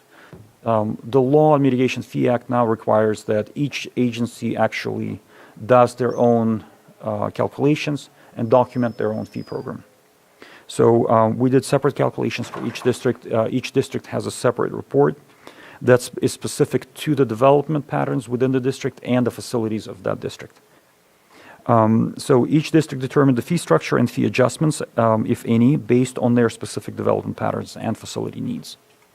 In terms of the general methodology, how we went about it, the first step was to really determine what is the existing amount of development within each district. So we started with the county data set, and then we made sure that we're truly capturing all the or as much of development as we can identify within the county. So we looked up manually a lot of parcels to make sure that any discrepancies that we could identify in a database were resolved, and avoid missing, any significant development that could impact the calculations. So we looked at manufactured home communities, parcels that have mobile homes on them. We looked at the recent several years of development that's been documented. We looked at any discrepancies between the square footages and the assessed values in the data set, just making sure that we capture all development, as much of it as possible.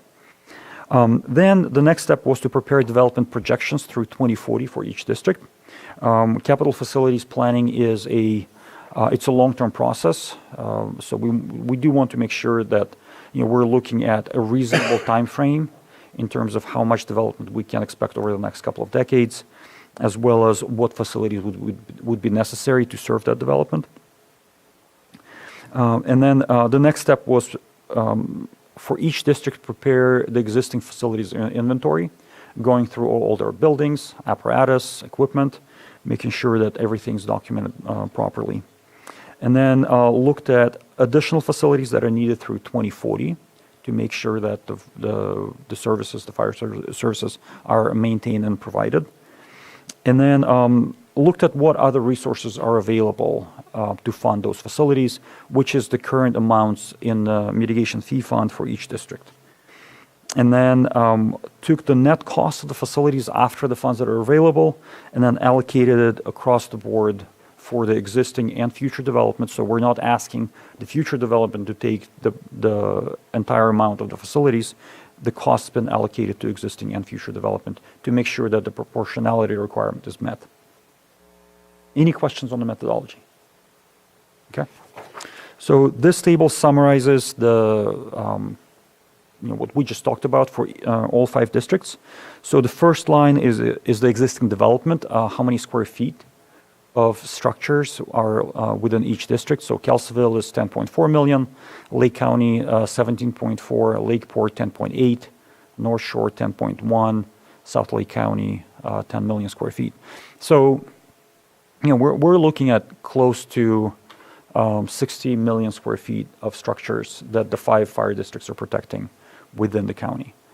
Then we looked at how much growth is expected over the next 18 years. And a lot of thought went into those projections. We looked at what have been the development patterns, what's proposed, what's realistically likely to develop. And we calculated about 1.6 million for Kelseyville, 1.5 million for Lake County, 1.1 for Lakeport, 900,000 square feet for North Shore, and 1.4 million for South Lake. And that's over in the next 18 years of development. So then the 2 numbers were added together for total development, and then we looked at the facilities, the existing and the planned, and subtracted the mitigation fee funds, and then calculated net facility costs. So that net facility costs for each district, that's what gets divided by the square footage that the district is serving to come up with an allocation of cost per square foot. And that allocation came out to $1.47 for Kelseyville, $1.89 for residential, and $2.36 for non-residential in Lake County, $2.89 in Lakeport, $1.98 in North Shore, and $2.56 in South Lake County. So that's if you take the total cost of facilities divided by the total development projected through 2040, that's what you're getting. And that's where you start seeing that each district has a very specific and very different situation. And really, it's the right way to look at each district on an individual basis. All right. So once we've done those calculations, the next step is to look at what's happening within the region, the bigger area, surrounding jurisdictions, in terms of the agencies that are updating their fees, where are they ending up with the fire mitigation fees? So these are the studies that the programs that have been updated in 2021 through 2023. So that's the kind of the most recent updates that we've seen. In Yola County, 2 fire districts, Esparto and Willow Oaks, they updated their fees, came out at $1.48, $1.69 per square foot. The city of Wairika and Siskiyou, $2.03 per square foot. Anderson Valley CSD in Mendocino County, $2.13 for single family, $2.54 multifamily, $2.14 retail and commercial, $2.87 for office. And then in Sonoma County, 2 districts, Sonoma County Fire Protection District, Sonoma Valley, single family, $1.75, $1.72, multifamily, $2.31, $2.91, retail commercial, $1.95 for both districts, and then office, $3.20, $3.23 per square foot. So that's where the fees that are being updated in surrounding jurisdictions. That's the spectrum that we're seeing. All fee programs have an automatic inflation adjustment to keep up with the annual inflation costs. And then all fee programs have an administrative surcharge of between 2% and 4%. So with that information, we looked at the cost calculations, the cost allocations, and what's reasonable, what's necessary, right, and what's within the range of what we're seeing other agencies are doing. And based on that information, this is the proposed fire mitigation fees that the districts determined. Kelseyville, $1.50 per square foot. So all of these include the 2% administrative surcharge, so which most of the cases, you go back to the calculated allocation and you add 2% on top of that. So that's the difference between, for example, for Kelseyville, $1.47 allocation, $1.50, that includes the 1.5 cent surcharge for, 3 cent surcharge for administration. Lake County Fire Protection District, for residential buildings, $1.93, non-residential $2.41.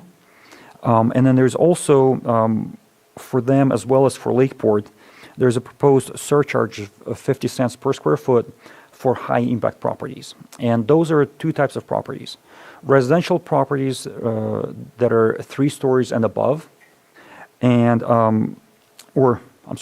all properties that are 3 stories and above, and then non-residential properties that are 15,500 square feet or larger.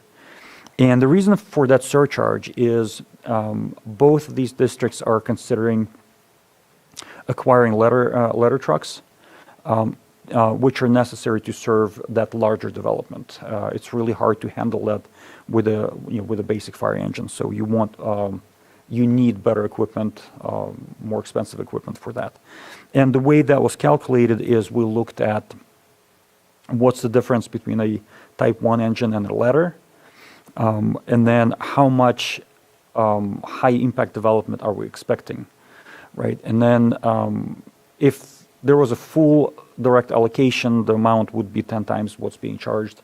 But since those engines would be available to the district for other services as well, both districts decided that 50 cents per square foot is a reasonable surcharge. So Lake County Fire Protection District, residential $1.93, non-residential $2.41, and a 50-cent surcharge for high impact. Lakeport, $2 per square foot for residential, $2.45 for non-residential, and 50-cent surcharge. In case of Lakeport, their allocated cost was higher, significantly higher. Than made this decision to bring it down to be more in line with our other agencies. North Shore, $2.02 across the board, and South Lake County, $2 per square foot for residential, $2.61 for non-residential. Also reducing their residential surcharge to be within the range of other agencies.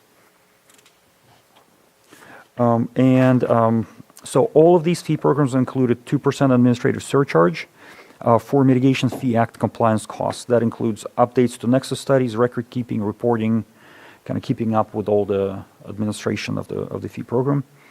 All districts include automatic annual inflation adjustment. It's calculated based on the engineering news and record building cost index, 20 cities average, which is the standard index for impact fee inflation adjustment. Fees apply to all new development, which is defined as all private residential and non-residential buildings and covered additions, and then certain exceptions for ADUs that are smaller than 750 square feet, and rebuilds as discussed in the Nexus studies. Additional high impact surcharge, Lake County Fire Protection District and Lakeport Fire Protection District only, applies to 3-story buildings, 3 and above story buildings, and non-residential buildings with over 15,500 square foot of footprint. And finally, concluding all this is looking at how much the fee revenues is expected to generate for each agency, comparing that versus the planned facility costs and available funds. And then we see that even with the increase, each agency, each district will still have to do very significant fundraising to meet their capital facility needs. So mitigation fees are definitely not funding all the new facilities that the district need to add. It's just helping them get there. So with that, I can answer any questions. Thank you very much for the presentation. Ms. Purdy, did you have anything more to add? All right. And one thing I would like to add is also as a part of this, you're being asked to look at the entire fire mitigation fee ordinance with a lot of significant revisions. And Lloyd was really, really amazing at putting this together. We are trying to update the ordinance that's 30 years old, and a lot of things have changed in the laws. So a lot of those changes, they're, to make sure that the ordinance fits within the requirements of the Mitigation Fee Act, the practices that are used, and, doing all the cleanup just at the same time with looking at the mitigation fees. Thank you for that. Also want to check in with Chief Cepeda and Chief Ciancio. Any other comments before we bring it back to the board? Yeah, just a couple of things. We look at the last 12 years, and we've lost about 65% of our county land mass and about 3,200 structures, and that threat's going to continue. We look at the new CAL FIRE fire severity map for the next 50 years. A lot of our growth is dependent upon acquiring fire insurance. So it's difficulty buying a home, selling a home, or building a home. And when you look at the insurance companies, they've dropped 72,000 residential policies and 42,000 commercial in the state of California. And that's kind of why, as a fire chiefs, we're trying to reduce our ISO ratings and do the defensible spaces, working with the RRA and clerk and various to create these defensible spaces within our community. And so that's really a big thing. We look at the potential growth is we need to get a handle on really the fire insurance portions of things. And just a little bit more on, our community outreach. We are all very instrumental in the Risk Reduction Authority and the Emergency Medical Care Committee and a variety of other things that keep the continuity of operations. So it isn't just us rolling out with lights and sirens. We all, as fire chiefs, belong to multiple different organizations within our community to keep things growing. And we do want to see that development. We just want to make sure that we have the resources to support that growth as we move forward. 85% of our calls are EMS, but our personnel are cross-staffed, so they jump from an ambulance onto an engine onto a rescue to perform that NEST task. So thank you for letting me speak. Chief Ciancio? I'm good. All right. Thank you very much. I don't think there's a person on this board who does not recognize and notice what our fire districts do for our communities. So thank you very much for what it is that you and your staff do out there. It's a necessity, not just a bonus to have you here. So want to open it up, Supervisor Green. Let's go ahead and start with you. Yeah, thank you. Kind of a technical question, but an important one, I think. So if I'm reading the bundle that's here, we have an ordinance we're going to be taking a peek at. Appreciate very much County Council's hard work and the districts on that. Looking good. On the Nexus studies themselves, if I'm reading the structure right, they are structured to basically serve double duty and serve as the capital fire facility and equipment plan that must be adopted as part of this process as outlined in the revised ordinance. That said, there's still talking points in here that the new fees being imposed by the Nexus study don't go to deficiencies, and basically old development has to be applied to new development. So my very cursory look, and I haven't drilled down a lot, I do see in the Nexus study for Lakeport, and I looked at the others, it's all in there, same consultant, it makes sense that it's structured that way. There is indeed something that could and should pass as a capital fire facility and equipment plan in there. Where I'm struggling is to identify application of the fees to new development versus addressing deficiencies. And I'm looking particularly at rehabilitation of old station houses. So without a little more granular detail on that, I accept that for the district purposes as a whole, these capital fire facility and equipment plans are right in line with what I think would be passed on an annual basis. I don't know for a fact that it's granular enough to parse which funds would be applied to deficiencies or existing operations and those that would be covered under the Nexus fee as new activities or new capital improvements or something like that for which those fees are being collected. So can you speak to that particular methodology? Sure. So in terms of the facilities plan, right, that's the requirement in the law. If a larger agency has to prepare a much more involved document, and the larger agency is defined as a population of at least 100,000 people. So the fire districts are allowed to use the Nexus study as the facilities plan. And in terms of the kind of the deficiencies, that's the one thing that the Nexus studies do not include. We do not include the costs of upgrading the facilities. We look at what's the existing value of the existing facilities, and then what additional facilities need to be added to the system to properly serve the development. So it will be up to the districts to identify funding to upgrade their facilities. From the standpoint of the mitigation fees, they have to be kept separately from all other revenues of the district in a separate fund, and they can only be used for the expansion of the system. And an annual report is required to be provided on what fees are being collected and what the fees are being used for. So that's the procedural requirement of the Mitigation Fee Act. Is that what you were asking? But it sounds like there's big agency, small agency. So I'm not aware that there's any particular call out, at least not in the budgets I've seen, that distinguish between funds allocated for existing operations and those intended for expansion. For example, in Lakeport, we're talking about a ladder truck. Maybe that's an expansion that would based on this 3-story apartment complex that may or may not show up. Also using Lakeport as an example, we had a tax measure a couple years, Measure M, again was intended to bolster and provide new services as opposed to supplanting existing services. And it's not necessarily on the consultant or this Nexus study or the ordinance we're addressing here today to make sure that we keep those lines clear. But I can just observe it maybe our existing financial accounting structures. We haven't been able to parse that out very well to date. So that's not on you or the ordinance. So, but one thing to keep in mind is the fee can only be used for the expansion of the system. So replacing an existing engine or replacing a roof on an existing fire station, that's not an acceptable use of the fee.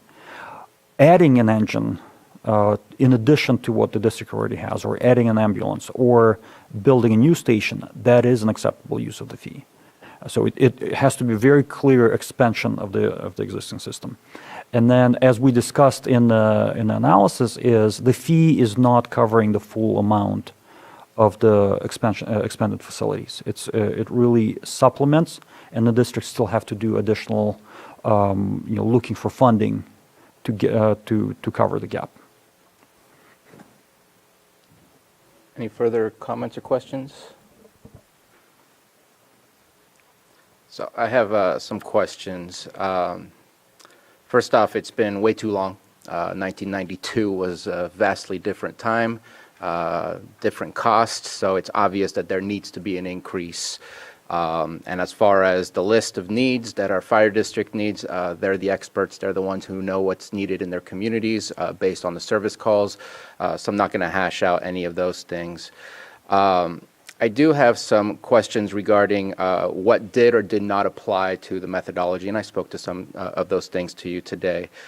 One is, I know that we're working on, and I know it's also being worked on in Hidden Valley Lake, and I know it will have a benefit to the fire districts, but I don't know if it has impact on this Nexus study or future Nexus studies. But if our flashes systems come to life and provide some assistance to our fire districts to be able to fight fires, does that look at potentially decreasing the anticipated projected costs that the fire districts have placed in the Nexus study as far as their needs to be able to provide support for communities as we see a growing development?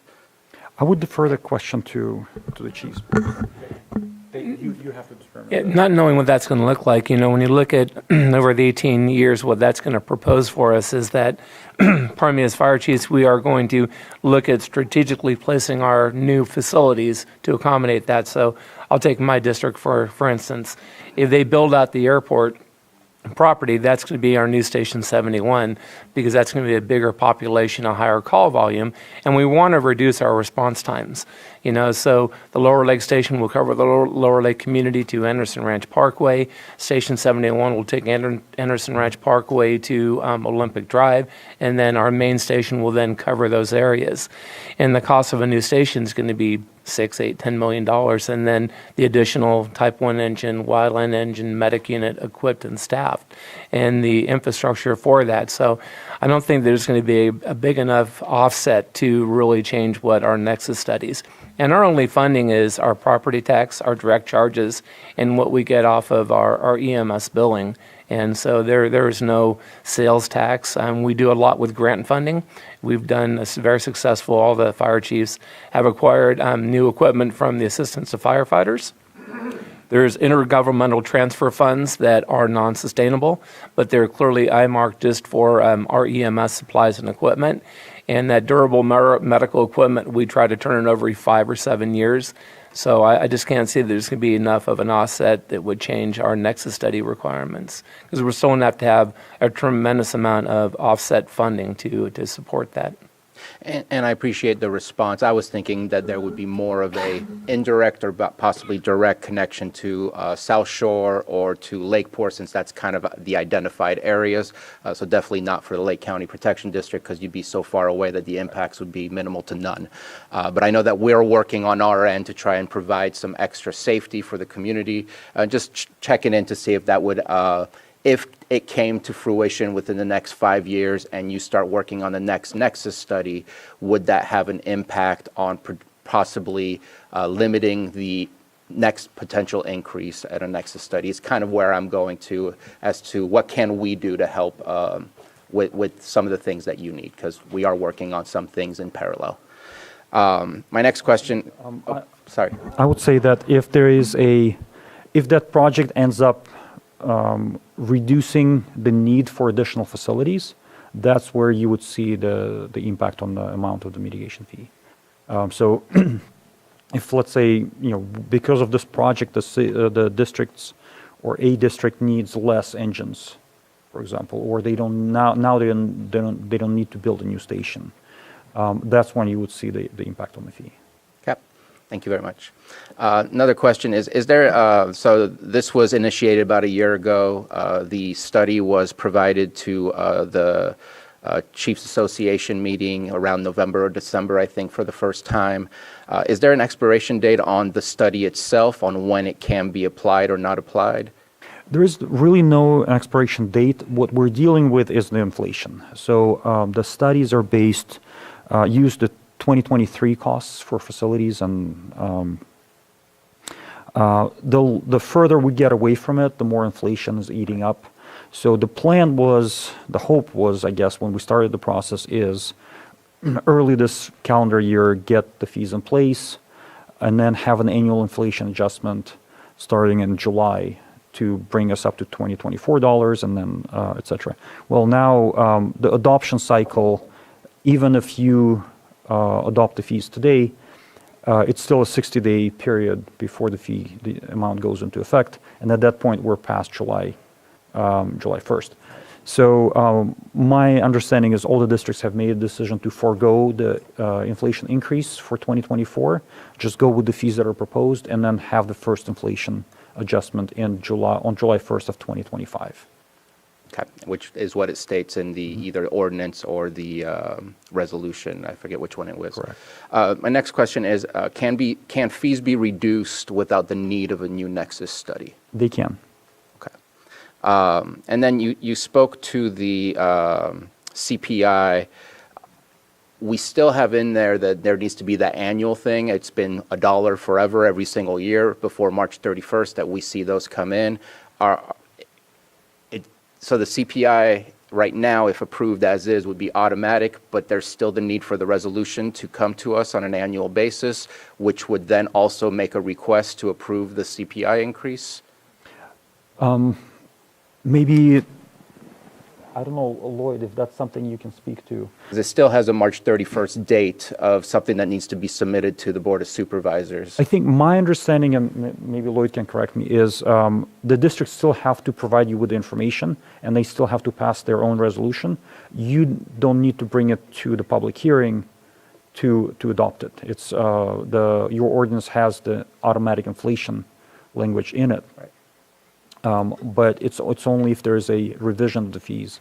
That's when you would be considering them. But yeah, so the proposed ordinance, as currently drafted, proposes to establish an automatic annual inflation adjustment without further action by the board. And that adjustment commences on July 1, 2025. And so what's this March 31st date that's still in our ordinance, that it just needs to be submitted to us from the resolutions approved by the districts, but not brought to the Board of Supervisors? That may have been part of the amendment, or what is being proposed to be amended. Not sure. I'm currently looking for that. I'm on page 4 of the ordinance. Sorry, I don't know what section it is. Section 27-7D, by March 31st of each following of the year. The agency shall submit a copy of a new resolution.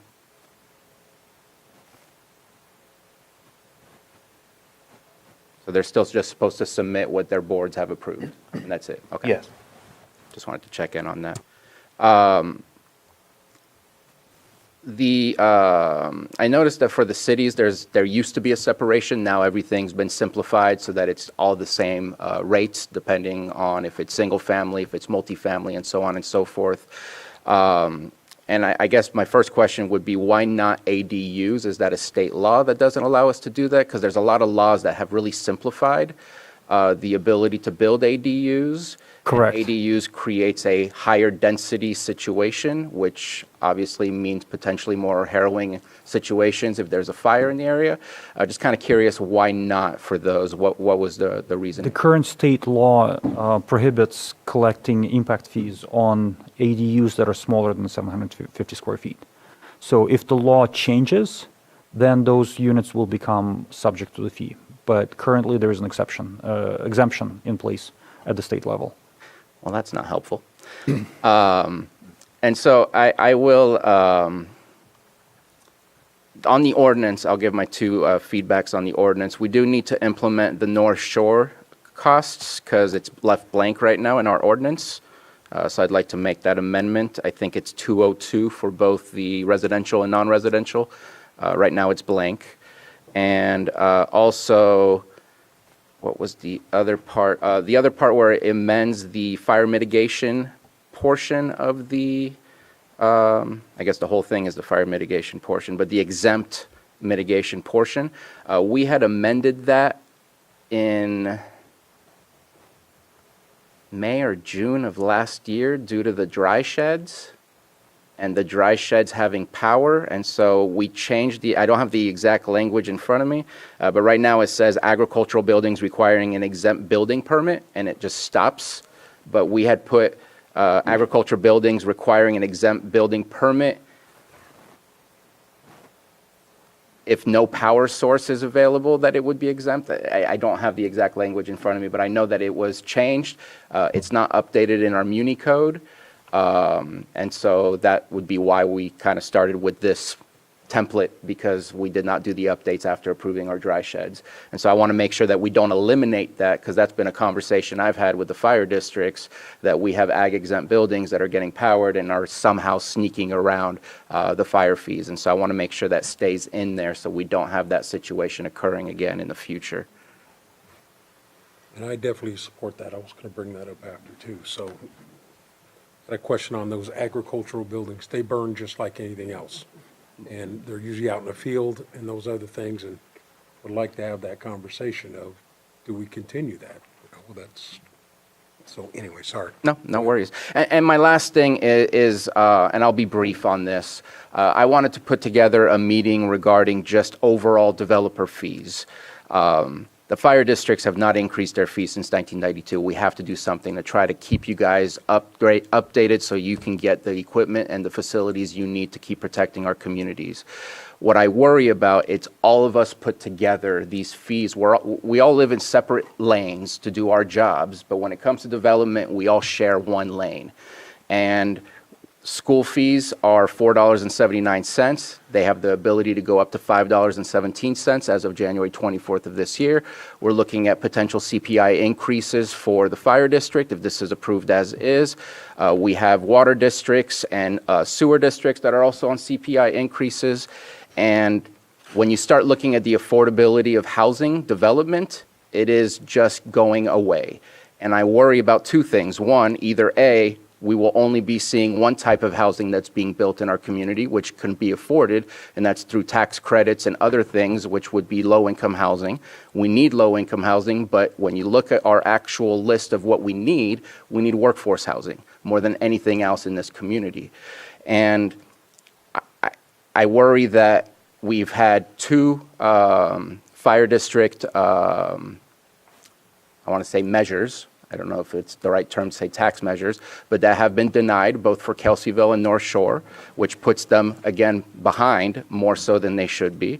We just had a school district get denied for their bonds, and I think that the appetite is not there to continue asking more from the public. And how are we going to make sure your revenues remain what they should be so you can get those ambulances, so you can get those facilities, so you can get your fire trucks? And I was hoping to engage and have a greater conversation about we're doing the same thing we've always done, and it worked at one point, but it's no longer working. And I would really like to, I've never seen or heard of all of those who have developer fees coming together and having a discussion saying, how can we make this work? And I'd really like to put that back together. I was asked to pause, which I did, so that I can have that conversation here at the board to get consensus that there is a need for this conversation. Not to say this is what you need to do. We need to look at ourselves and we need to ask everyone to see what is possible for us to change so we can maximize the revenues and not limit it. And I'll just give one perfect example. We can raise the fees all we want, but in 2022, I know Lucerne, district, Unified School District, only collected $4,700, and at $4.79, that means we had 1,000 square foot being built. You can't build a fire station if that's the way that it continues, and it's only making things more difficult as everybody, not just what we're talking about here today directly, keeps increasing their fees. And so I would love to have that discussion and engage to see what can we do differently to make sure that we all maximize. And whether that's what type of housing are we incentivizing. Right now it's just residential or non-residential.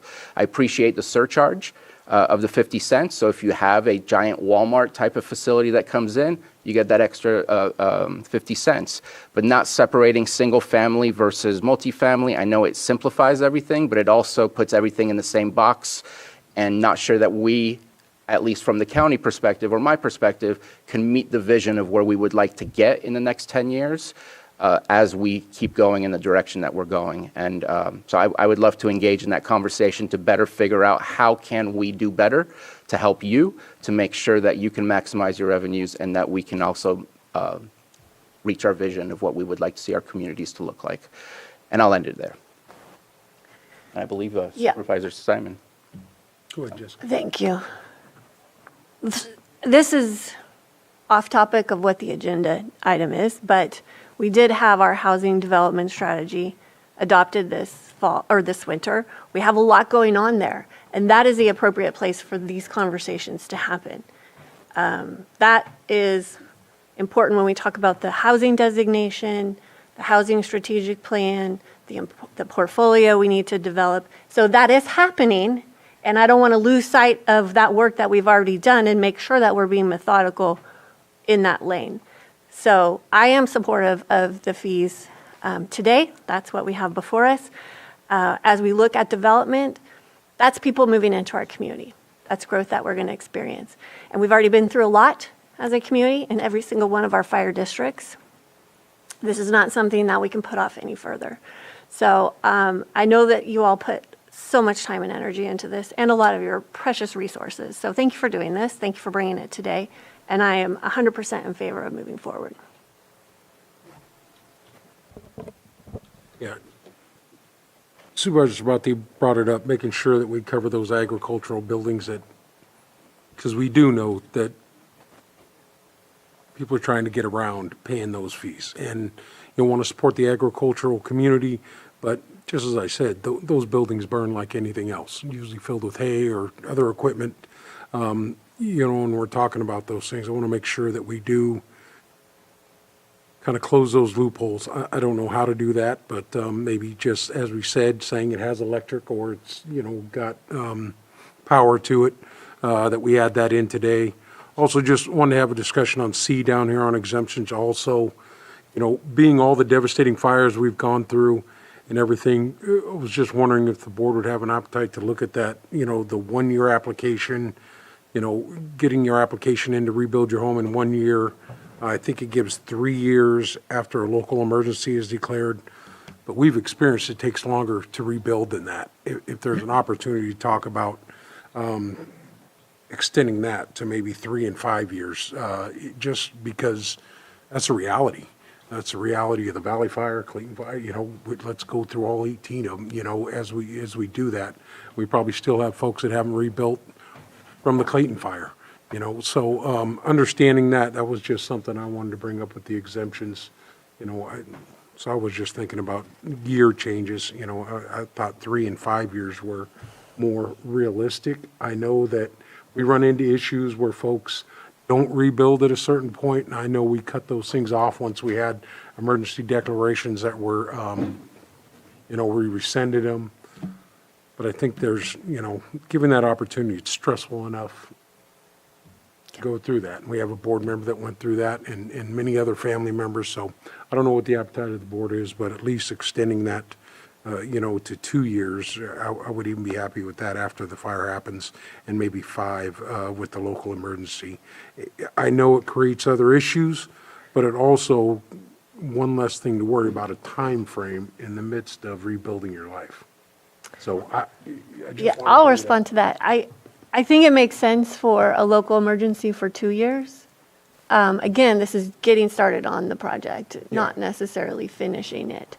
It gets really hard after 3 years when you've got people that are possibly relocating or not coming back. But maybe that's a conversation for another day. But the 1 year timeline is really difficult when you're dealing with trauma. I just think anything we could give them with a little bit more time to get it together, because housing costs increased at that time. We saw it after the Valley Fire. I mean, it just exploded, with the housing square foot costs to rebuild. Well, the compounding effect of other fires around the other counties and workforce leaving, there's a lot of issues there. Yeah. Chief Ciancio, please. I just wanted to say that I'm only going to speak for North Shore in this, but if we have someone who was burnt out, whether it was the ranch fire or even just a regular structure fire or whatever, we don't charge them fees.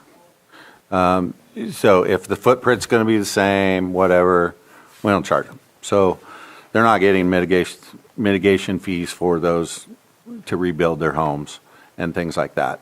If we can prove that they paid mitigation fees initially and then they're going to increase the size of their home, okay, that increase is charged, but not the normal what they were in.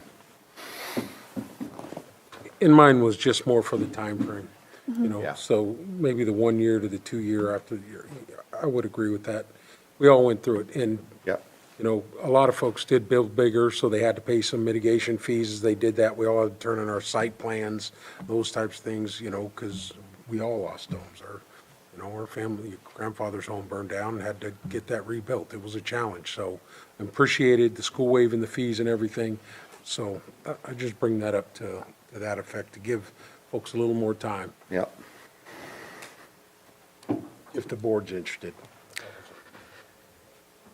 I'm interested in the conversation. Not sure that I agree to the change itself, but definitely want to make sure that people have the chance to be able to get their stuff back together and being able to organize themselves enough to start approaching our community development and start rebuilding. That does take some time to deal with the aftermath of those unfortunate tragedies. Supervisor Green?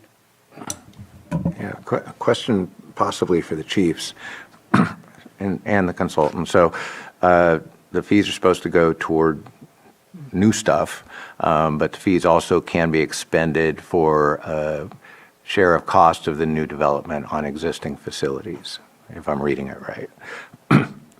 I don't want to characterize all our districts the same, but it seems we're all more or less in that latter category where we have existing facilities. What new development is going to come on board is going to be anticipated to serve by those existing facilities and equipment, and so the collection of the fees is appropriate and the expenditure of the fees on those existing capital assets can be appropriate.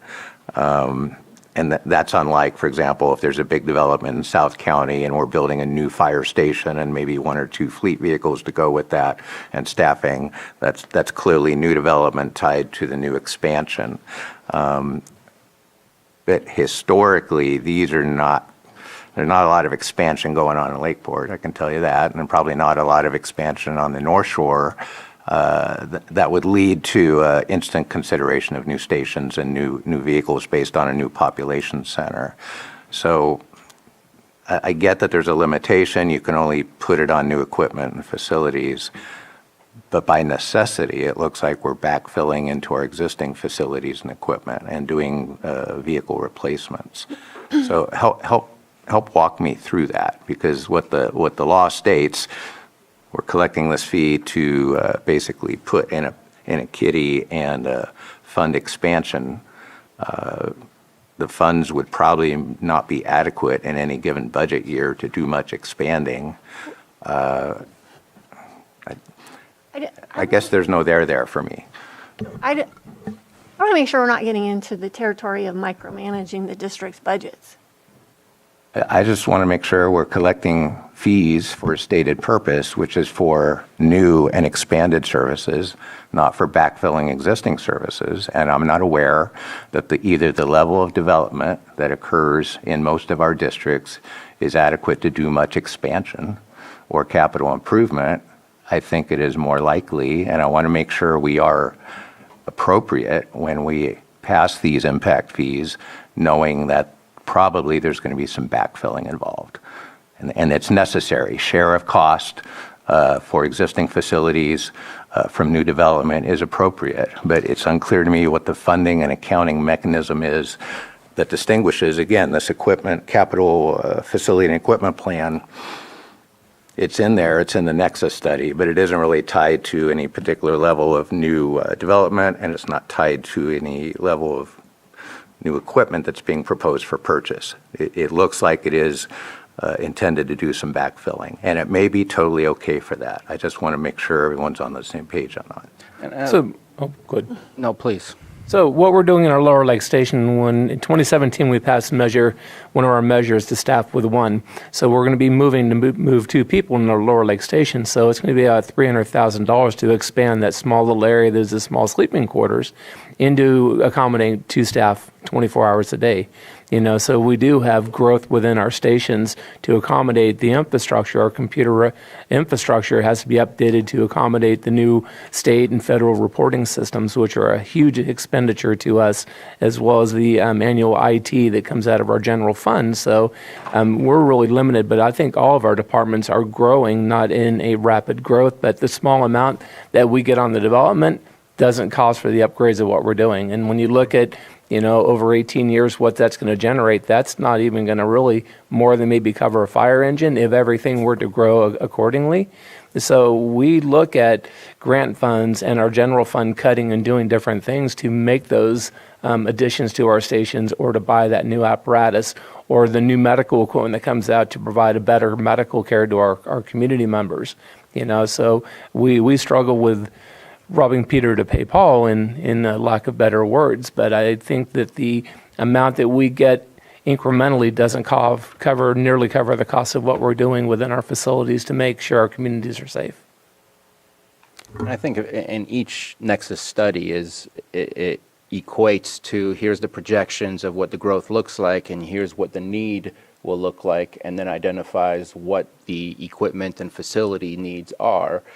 I don't disagree that there's an auditing process of how those fees are spent, and that's not up to us. That's a different it's either the state or someone else that keeps track of that. All we're looking at is the nexus study the appropriate methodology? Is it appropriately done? And are these the numbers that should be approved?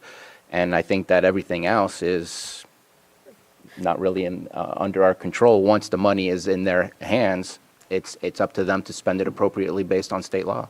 And our financial analysts, whether it be Misha or Christina or Gloria or Maya or Promise in Lakeport, their checks and balances every day done, and we go through a variety of different audit processes to make sure that we're audit worthy with every dollar that goes out. So for our financial staff out there, they're the ones that keep the fire chiefs out of hot water because we're not very good financially, but the checks and balances and the appropriate usage of those funds, they're monitoring for us day by day. I guarantee it.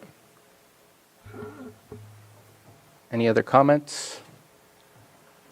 And just to respond to my colleague, Supervisor Pyska, I do think any time that we talk about developer fees, it's appropriate to look at the bigger picture and identify what concerns to future visions that we have and how they impact that. Yes, we do have somebody working on those things, but I'm expressing myself on my concerns because I'm highly concerned. When you start talking to developers, when you start looking into the costs, they are prohibitive. And it doesn't, in my mind, reflect the vision that we have of where we're going. And again, this has nothing to do with the fire fees. It has to do with all of the fees put together. You guys are the last ones to the finish line, and I wish that you had done this every 5 years in the past, but I know you will from now on because you have an 8-year maximum with a recommended every 5 years. But one of the things that all of us have done is that we need to be able to trend where we are. And so, with all of our staff trending back 5 years, realizing that if we continue down that pathway, we're not going to make it much farther. So we are always the last to the finish line because we need to validate what our needs are. And it's been such a fluctuation from the beginning of the pandemic until now. And then you look at what that did over 5 years trending, and then those same numbers 5 years down the road, it's pretty scary for us as community leaders to be able to survive. And just a quick addition, one of the things that we talk about when it comes to fire safety, which I think would also be for EMS safety, is those who are developing in the WUI, in the wildland urban interface.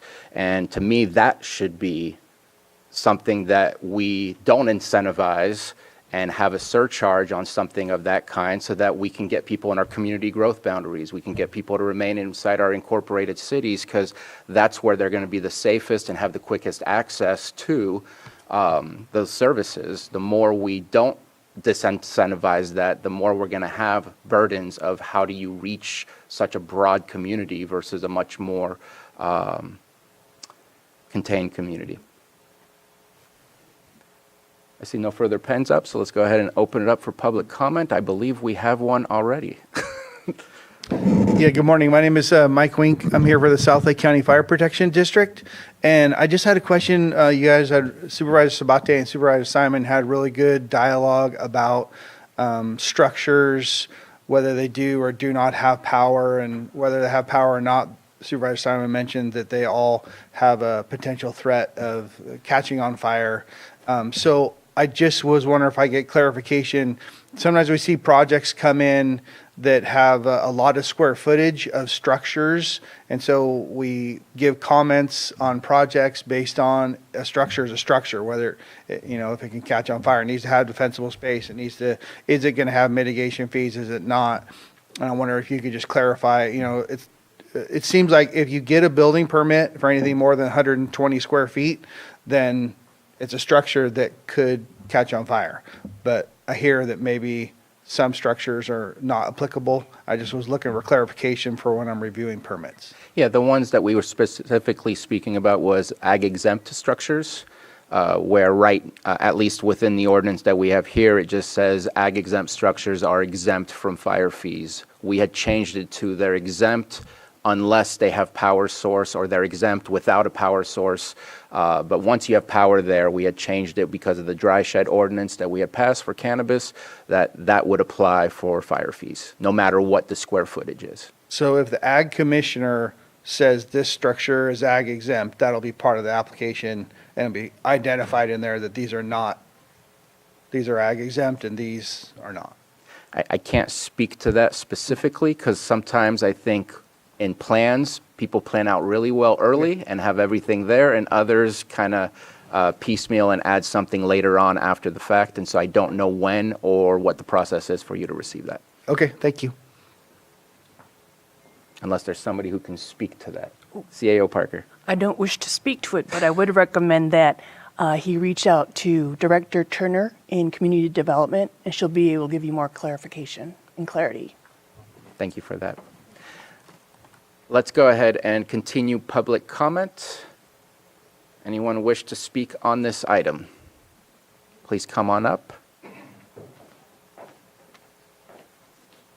Hey everyone, David Claffey, Clear Lake City Council. We had this conversation a couple of weeks ago with Chief Cepeda and Mr. Semenov. Development was a big issue for us. As Supervisor Simon and Supervisor Sabatier know, the City of Clear Lake has been pushing hard to grow. We are, as Supervisor Sabatier suggested, development in our city jurisdictions is ideal, and we've really struggled with that. Right now, depending on the size of the development, and we're mostly focused on single-family home, it's about $40,000 to $50,000 before anyone picks up a 2x4 to build a house in the city of Clear Lake. And that's all the impact fees combined. This is the first time we've had something like this come up in front of our council. We have actively not raised our impact fees. We've had these conversations, and we've not raised our own city impact fees because of our concerns. We also have a program in the city of Clear Lake to subsidize some of these impact fees. It's called the Homestead Program. We put $40,000 aside for individuals looking to build market rate housing in the city of Clear Lake. Even that program hasn't had a lot of success because the cost of building homes in California is high. What a home can sell for in Lake County is low, and if you're a contractor and you have the option to build a home in Clear Lake or in Santa Rosa and you can make an extra $200,000, $300,000, you'll prioritize Santa Rosa over Lake County. So it's something, I think development is something that needs to be considered as part of the overall process, whether it's this, whether it's part of the housing conversation. We as a city council decided to pause our conversations with the fire department in hopes that the county could address this, talk about it more robustly. We don't have as much control as you all have, but it is a big concern for us, and I just wanted to raise that and let the conversation go where it may. Thank you. Thank you for your comments.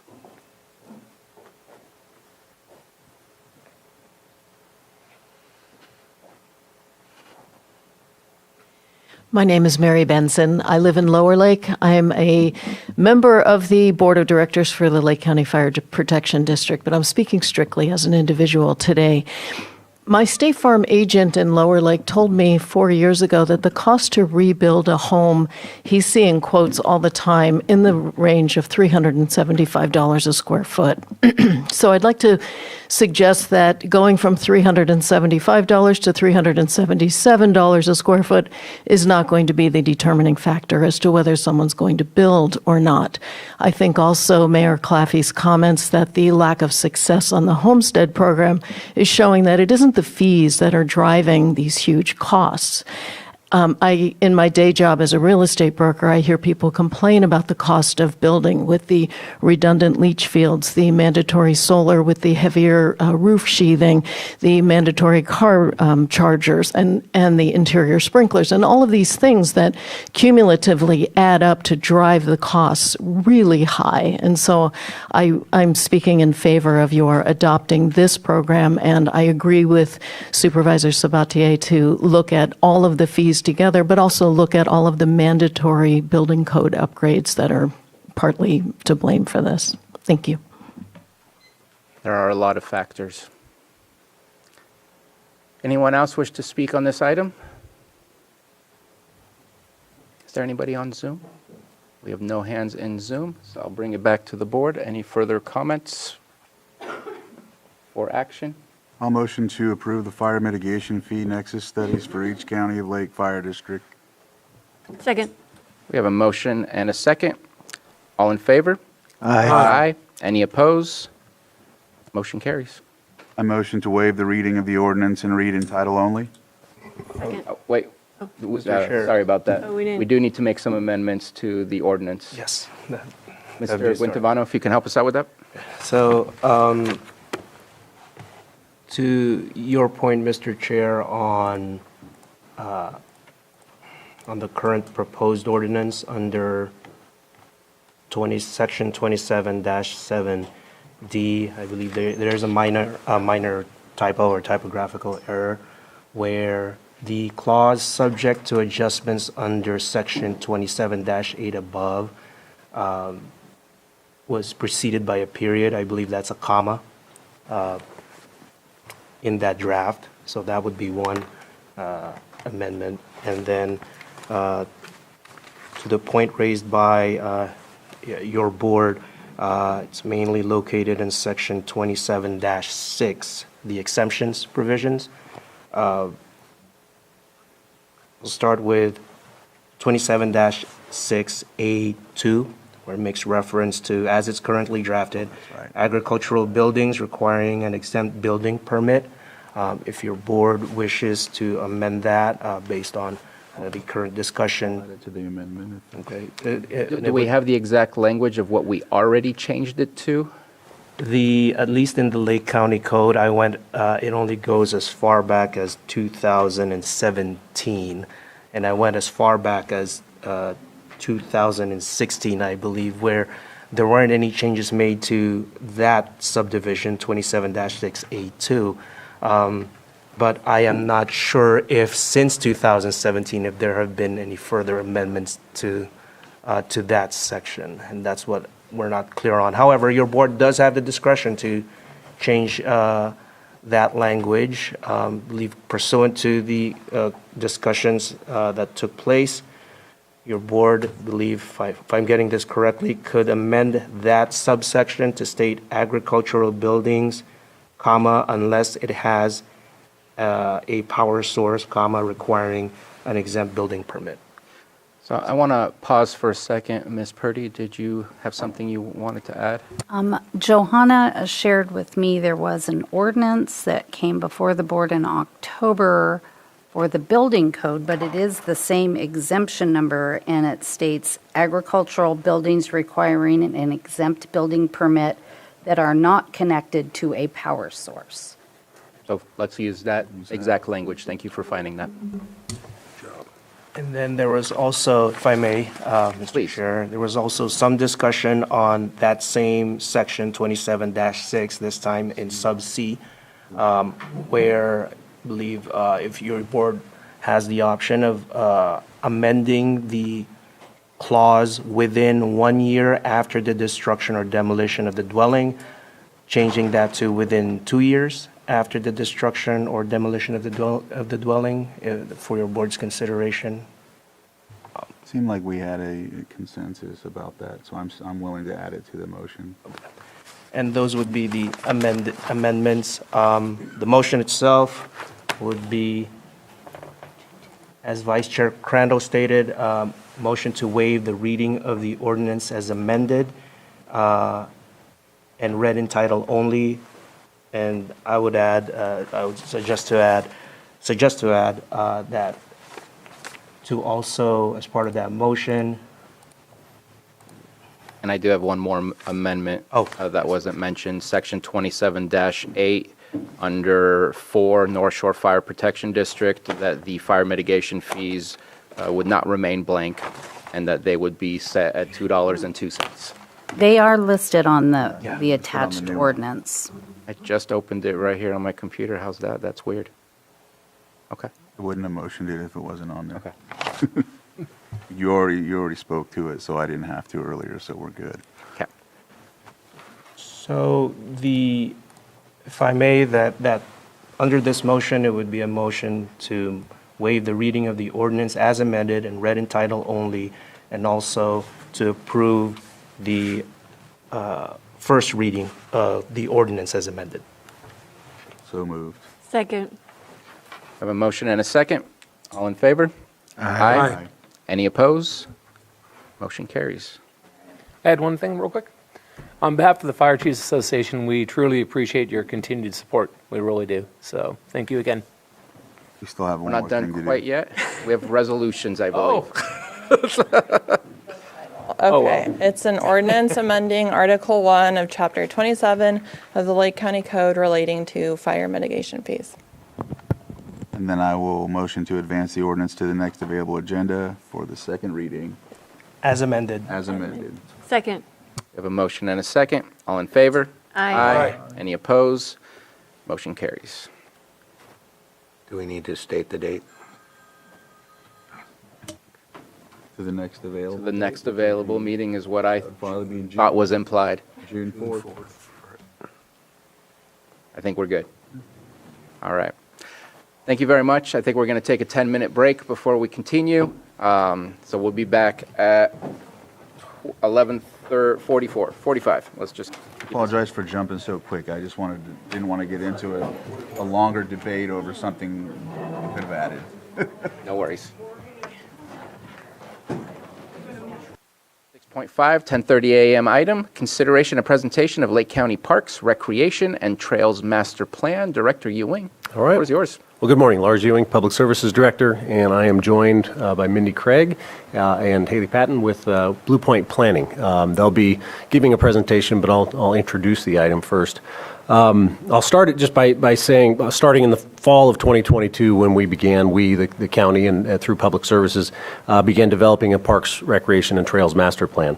The purpose was to develop basically a roadmap for, I'll say the Public Services Department, but a roadmap for the county for improvements, maintenance, operation, and really decision-making. And the impetus for it was not because anything was going wrong per se, and certainly in parks. I want to applaud the predecessors of mine who built, and to be honest, you and your predecessors who built a pretty robust park system in Lake County for a county our size.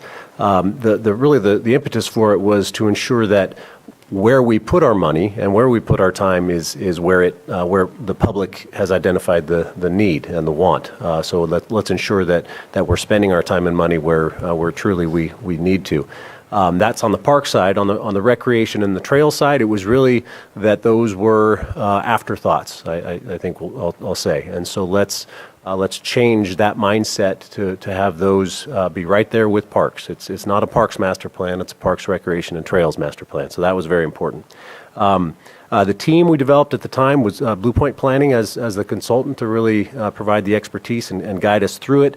But there was also a very robust steering committee, specific working groups, in particular a tribal working group that provided very important information and advice to the team.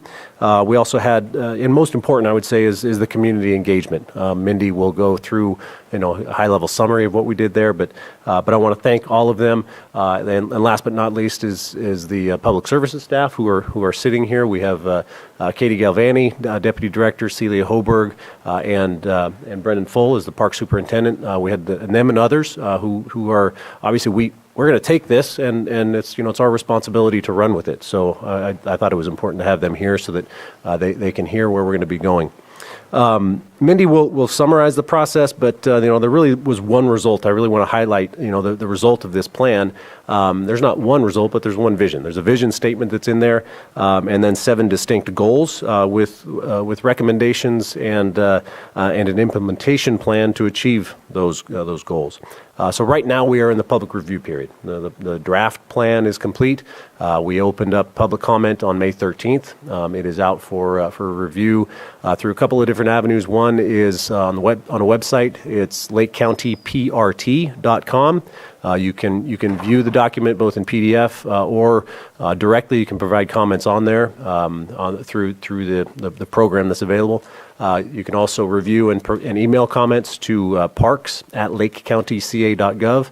We also have hard copies at all 3 libraries and right outside in the foyer here. So a variety of options to review. The next step after completion here and after we consolidate comments both from the board and the public is that we move ahead from there. We'll come back to your board for an official adoption, but there's already work underway as appropriate for park planning and recreation and trails planning. One example is that we're in not budget prep season. We've already prepared the budget at the department level, and that's submitted into you for what, just a few weeks from now we'll be considering the budget. So included in that budget is a lot of the information from here. Recreation programmers, recreation staff, funding for recreation programs, trails. So there's a lot of a shift in how we're using our funding. So with that said, I wanted to indicate that the timing is good, certainly right before budget, so you can be aware of what's coming in. But I'll hand it over to Mindy, and she'll walk us through a summary of the plan. So Mindy, it's all yours. Great, thank you so much. Glad to be here, and thank you. So. Lars did an amazing job of introducing this. And I'll just say one other thing, which is this is really a 20-year plan that has a lot of actions that are going to be implemented throughout that time. And hopefully it's also a decision-making tool for the department and for you as you're going through this. So it will be able to be updated and refined as you go through those next 20 years. Obviously things change, but hopefully it should be a guiding document that really helps to do that. And as Lars said, we're really thinking about this presentation today. We'll go over a very brief highlights of the plan, just so to orient around that. And then we're going to focus in more on sort of the recommendations, so you kind of know what sort of the end result is. And then also re-provide those links that Lars mentioned. But I'm going to have Haley start us off by going over the process and some of the key pieces on community involvement. Thank you. Next slide. So this is our process as Lars began to lay it out. We started in fall 2022, and there are 3 main parts of the phases of the project. So we started with an existing conditions and visioning. So we wanted to get a good sense of what the current state was and what the community's vision for a future Lake County parks, recreation, and trails. So we started with community engagement, and there's community engagement throughout, and also gathering data and looking at trends and things like that. And then we moved to the needs, opportunities, and strategies phase. So again, going back to the community, talking a little bit more in specifics about what they'd like to see in their parks and their trails and recreation, and then developed a set of recommendations that we again brought back to the community and back to our steering group committee and work groups, and then all culminated into a draft plan, and then in spring and a final Parks and Recreation Master Plan. Next slide. Next slide. So this is the plan structure. As Mindy said, I'll just go over briefly the different sections. So we have an executive summary that summarizes the plan, a chapter about the community-driven vision, what the goals and how we got there, community needs that lists out those high-level community needs that were identified, as well as park development guidelines, a chapter about climate and resiliency and the role of parks and recreation in that, and then recommendations, policy recommendations, and then specific park facility and trail improvement recommendations, as well as a chapter all about implementation, because we want this plan to be implementable. And then we have appendices of prior planning documents. Next slide. So this plan was heavily influenced and driven by the community. So we just wanted to highlight quickly community engagement and numbers. So we had 2 online project surveys, and we made sure to have both online activities as well as in-person activities so that people could, contribute in a way that fit best for them. So in total, we got 668 survey responses. There was 4 meetings with our steering committee throughout that plan, and that was a group that represented the cities, arts and culture, trails, county departments. So that was really widespread. We had a project website that housed all of our materials, 3 tribal working group meetings, and we estimate that we reached over 800 community members throughout this process. Next slide. So this is the community-driven vision. So this is really what guides the whole plan. So the community vision is from lakes to peaks, parks, programs, and trails to offer healthy and fun recreational experiences for all, while honoring cultural heritages and conserving natural resources for future generations. And then the goals expand upon that and kind of influence how we're getting to that community vision. So activating our parks, getting people to be in the parks and using them best, welcoming the entire community and providing things for everybody, creating parks that are a destination both for people around the county and for people outside the county, ensuring that parks are fostering climate resilience and sustainability, and also bringing people into nature. That people, both again in the county and outside the county, have awareness of what's available, and there's awareness of the culture of Lake County. Partnerships throughout the cities, the county, nonprofits, collaborations that are available there, and then stewardships of the parks and ensuring high levels of maintenance. Next slide. So in our defining community needs, we ensured that it was informed by a variety of things. So this is not just only talking to the community, also looking into, to trends around the country, what's needed in parks and facilities, what's needed in recreation. So these community needs were informed from a variety of things. Next slide. And these are some of the identified needs. I won't go through all of them, but a few that we wanted to mention was the idea of implementing a system-wide approach and making sure that there's connectivity, that people can get from their house to parks and do that in a way that's safe and gets them outside, that people feel safe in their parks and it's a place that they want to go. Prioritizing water access, obviously, a big part of Lake County is the water, so making sure that people have opportunities there. And then activating parks, making sure that we're bringing people into parks and not just providing a park, but giving them reasons to come and new activities that they might not have done before. Next slide.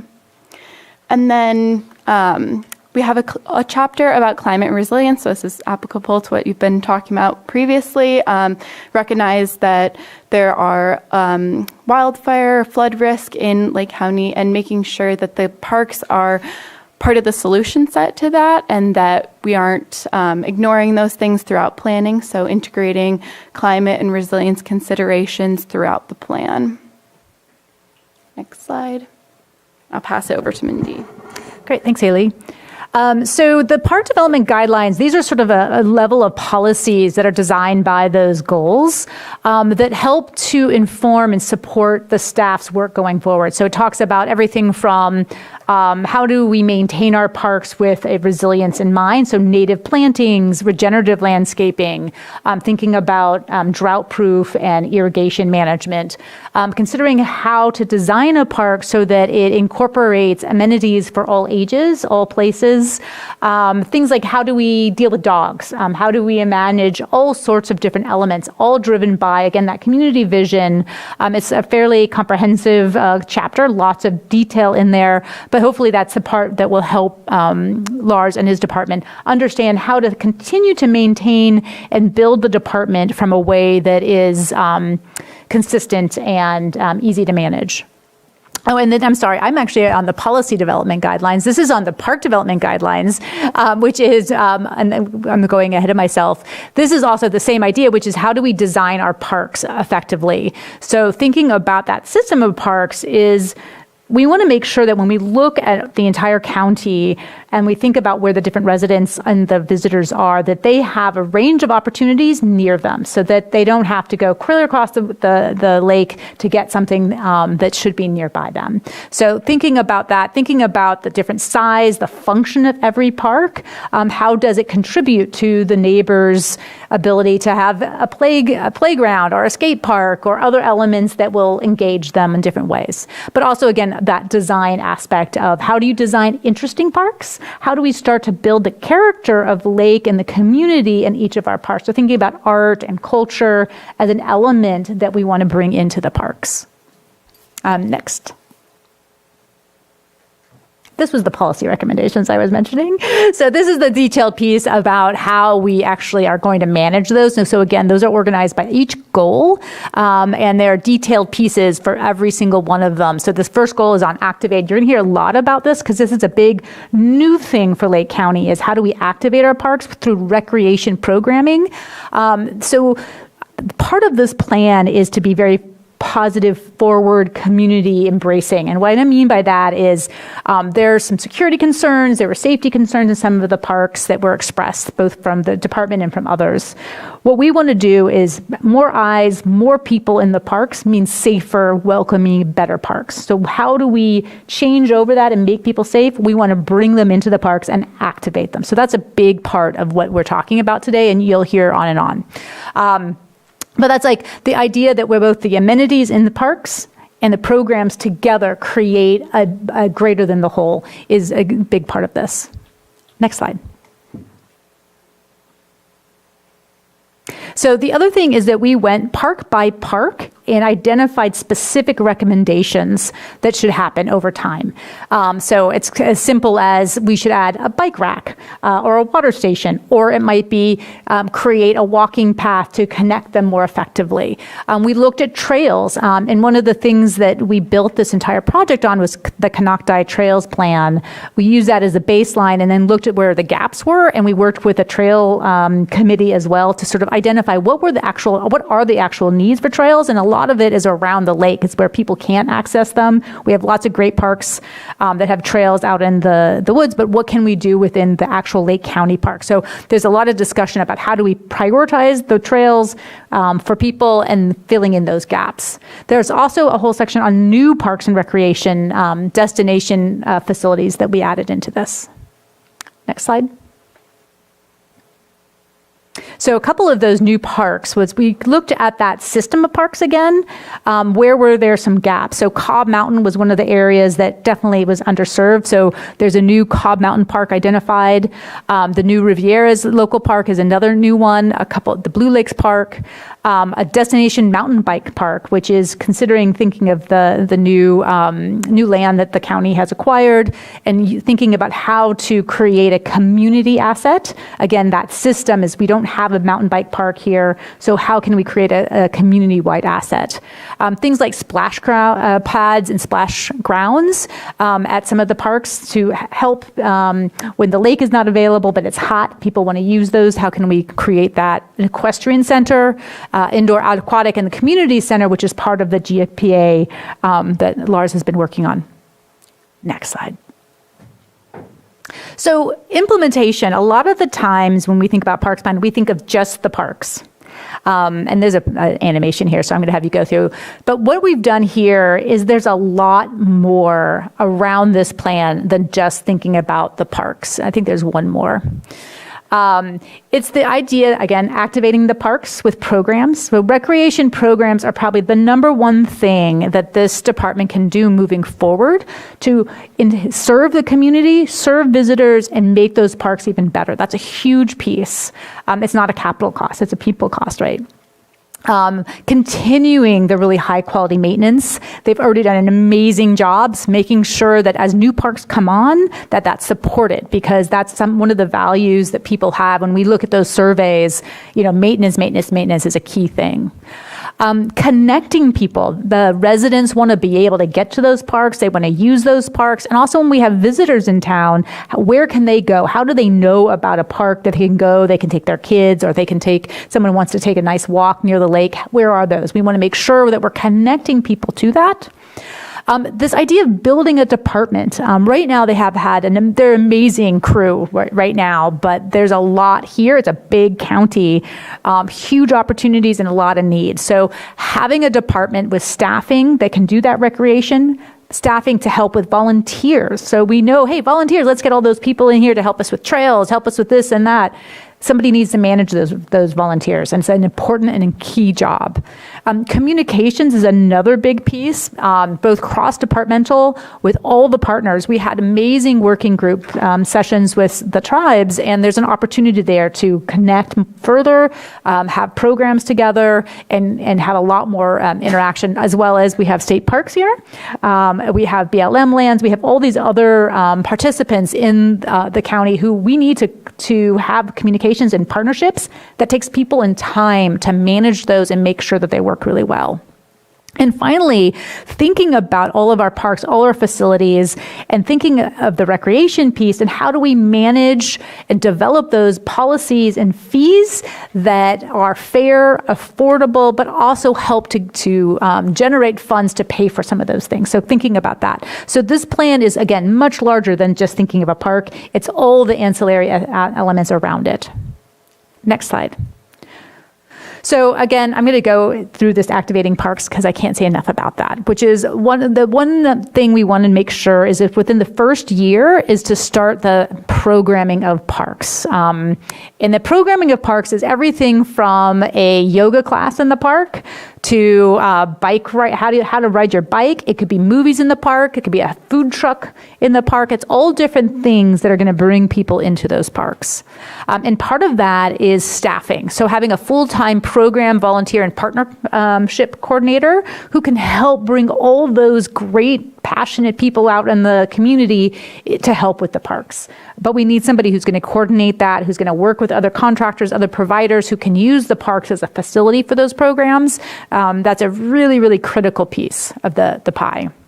And then how can we work with county staff, like library and the museum have staff who are there? So can we also leverage those? So looking at those internal partnerships as well. Continuing to coordinate with the JPA, the LCRA, and work with all the cities. And then again, as I mentioned, working with those tribal governments to develop a cultural event to continue to build and expand those partnerships and relationships with Indigenous communities. Next slide.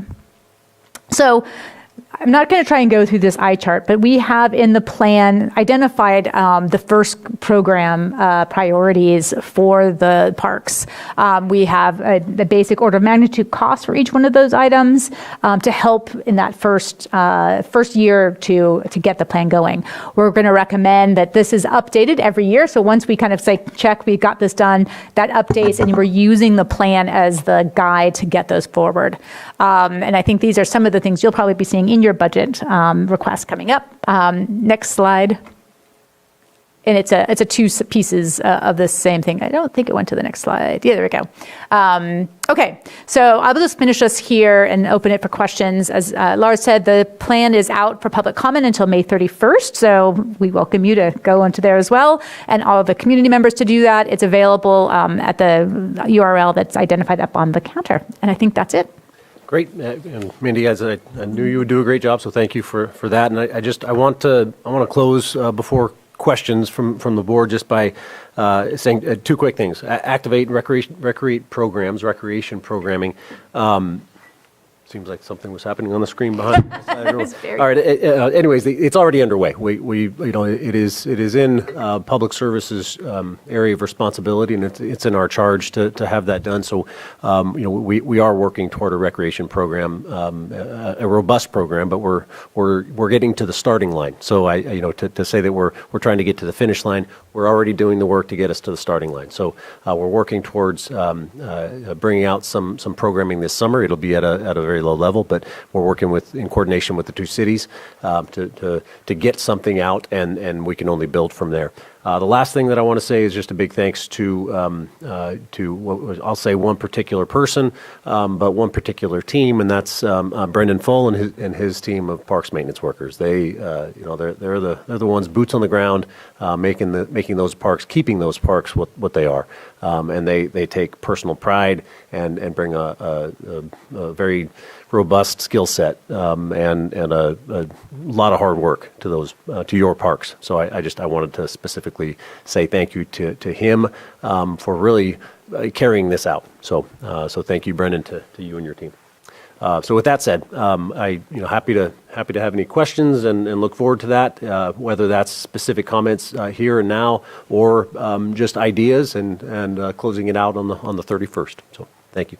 Thank you so much for the presentation. Thank you for the hard work that it's taken to bring it to this final destination. Looking forward to all the comments that we receive. Supervisor Pyska. Well, I just want to say that I really appreciate you dusting off the Konocti Regional Trails Plan and incorporating it in such a big way. It wasn't that long ago when it was parks and trails. And now it's fully integrated with recreation. We've had a lot of really wonderful conversations at the Lake Rec meetings. We're really excited about hearing more about those programs during budget times because it's just a really great way with the activating of the park to engage communities, to have more users of our parks and to build credibility with Lake Rec and the program. So I'm super excited for you to unveil those, Lars. I know you've been hinting at a lot of things. So I can't wait to see what they look like. And really excited to see a lot of the different dedicated use trails. We know that there's a lot of trail conflict, and there's been a lot of lessons learned as over the last 30, 40 years when you have equestrians and pedestrians and mountain bikers using trails at different times. So I was really happy to see that there's some designations, and there are a lot of best practices out there to make sure that we are all using trails with the best etiquette available to us and making sure that we're ambassadors and advocates for more trail development. I will say that I spent the last 2 weekends at Six Sigma where several thousand families from all the way south as San Luis Obispo are regularly visiting our county and are coming here to experience one of their favorite places. I spent the last couple of days scrolling through all the kids' social media from all over the region, and they love coming here. And so when you've got those families coming here, they're invested in this destination. And so the more we can do to expand, then we'll have them coming back throughout the year, which is a really big deal. So that's why Klaus Park is such a big deal. The Mount Konocti trails are such a big deal, and more development at Highland Springs. And I think there was a picture of maybe a possible pump track at Trailside, which would be super awesome. Because another thing that we learned at our RCRC meeting in the fall was that these are the assets that encourage development and economic development, but you have to have availability and access for all user levels.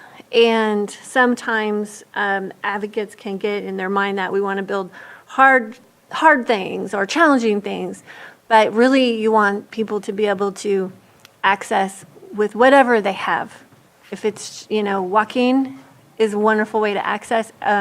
You don't need any fancy equipment, that there's full equity across all of these assets.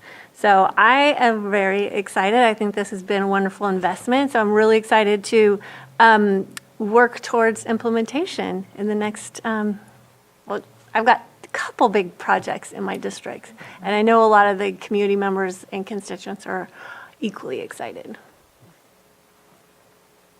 Any other comments or questions? Supervisor Green? Great job. My eyes are swimming through this report in real time, and for those who haven't looked at it, go to lakecountyprt.com. There is a draft plan there, and it is chock full of reading material. And one thing I'm struggling with, as you probably were throughout this process, is there's so much. Lake County is home to such a wide variety of wonderful parks and recreational opportunities and trails, but connecting the dots and funding, not just holding the line, but possibly expanding recreational access in certain areas. There's a lot to unpack in here. So it's very excellent in terms of identifying existing resources, potential programming needs, and all that good stuff. And we're not here today to parse through the follow-through, but there's a lot here. Director Ewing would be the first to acknowledge the resources we have are probably inadequate to what our existing footprint is. And when we talk about expanding that footprint, whether through his department or the recreation agency or some combination thereof, it's like, where do you focus? So in my district, I focus on the Highland Springs, and I appreciate the incorporation of that recreation area in this master plan, if only because we don't have a separate master plan out there. But Highland Springs also kind of highlights some of the difficulties, depending on whether you're looking at in this report, it's either 3,200 acres or 2,500 acres, and only 100 acres of that is developed. So if we were to take a look at that and develop a master plan specific to Highland Springs, are we focused on the 100 acres that gets the most intense use of? What do we do with the broader territories that have trail inventories but maybe not a lot of support?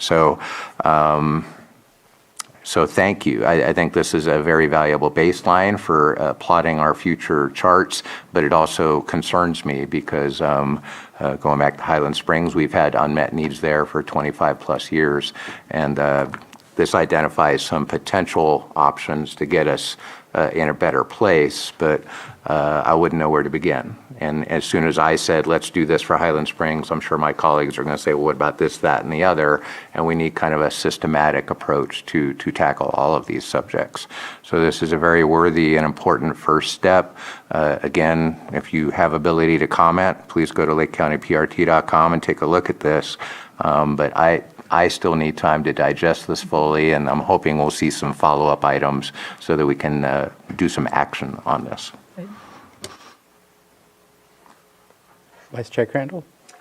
Yes, I know that it's been a while, Lars, and I know you've been wanting to lay this out and you've been working on it. I do like in reading all the parks and around the lake for sure, but I know the ones in the district, there's like some other ideas that I see, and then others will be able to comment.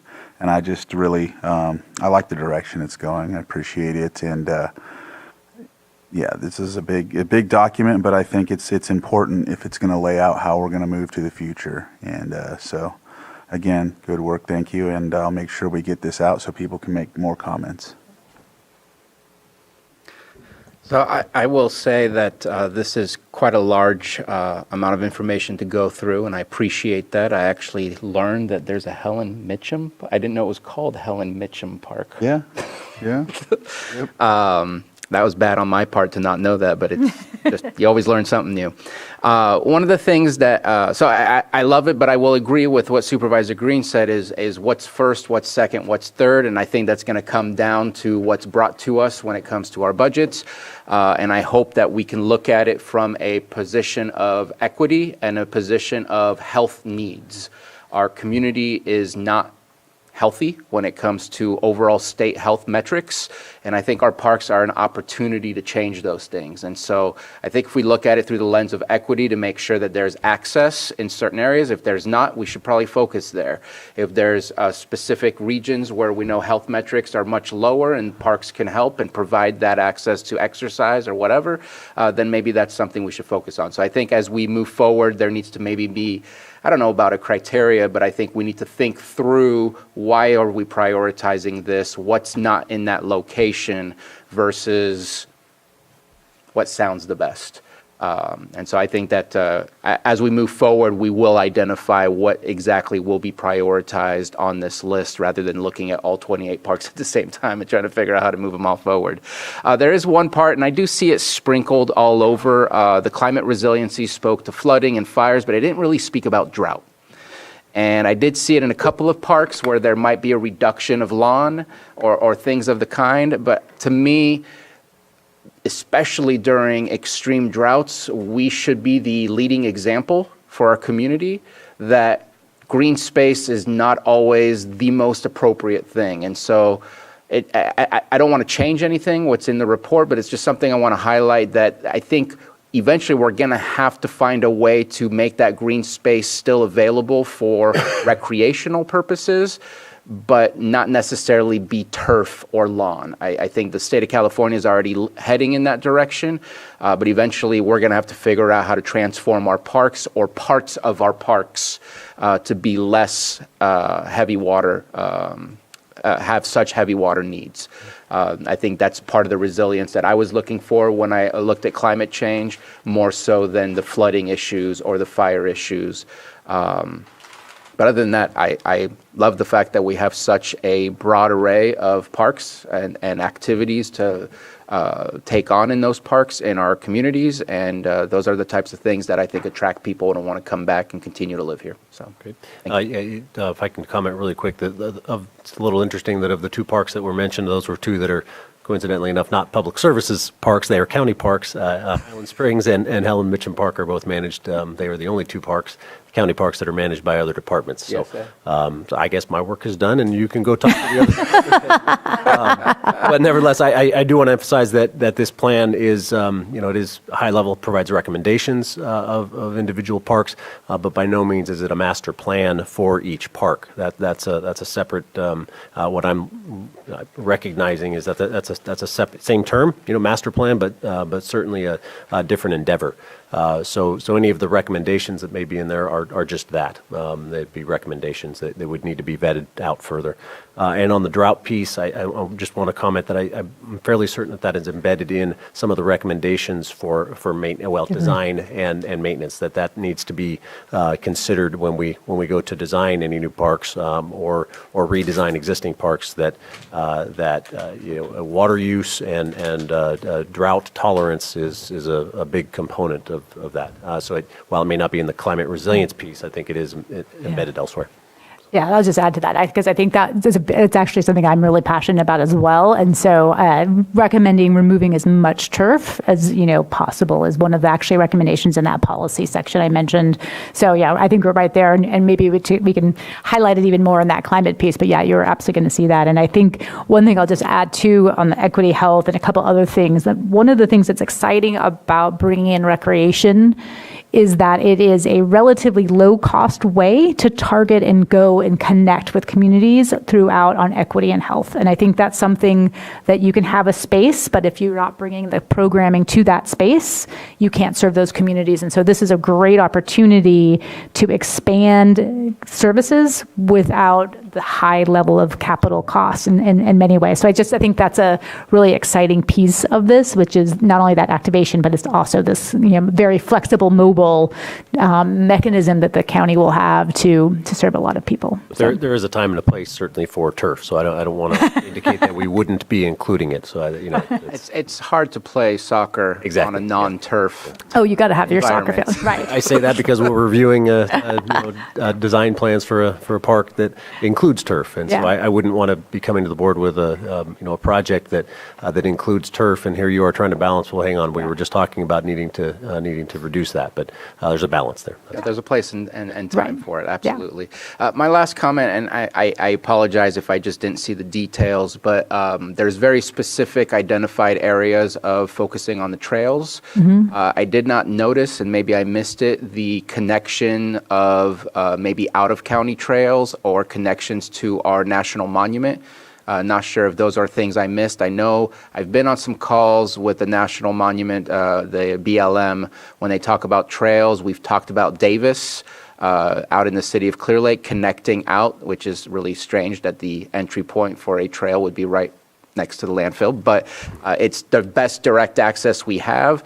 But I know that there was also some conversations about the Walker Ridge area connecting, and even some other roads up in the Lucerne Hills area. And I just want to make sure that we can connect to trails that already exist so that we can truly expand what we have. Yeah, my comment to that really is that the Canuckta Regional Trails Plan, which is still a valid document, and we started this project not with the intention of replacing that, but with augmenting it, and that's the regional trails perspective. It certainly focused on recreation, but it provided a large component of connectivity between both for transportation purposes, but also connectivity between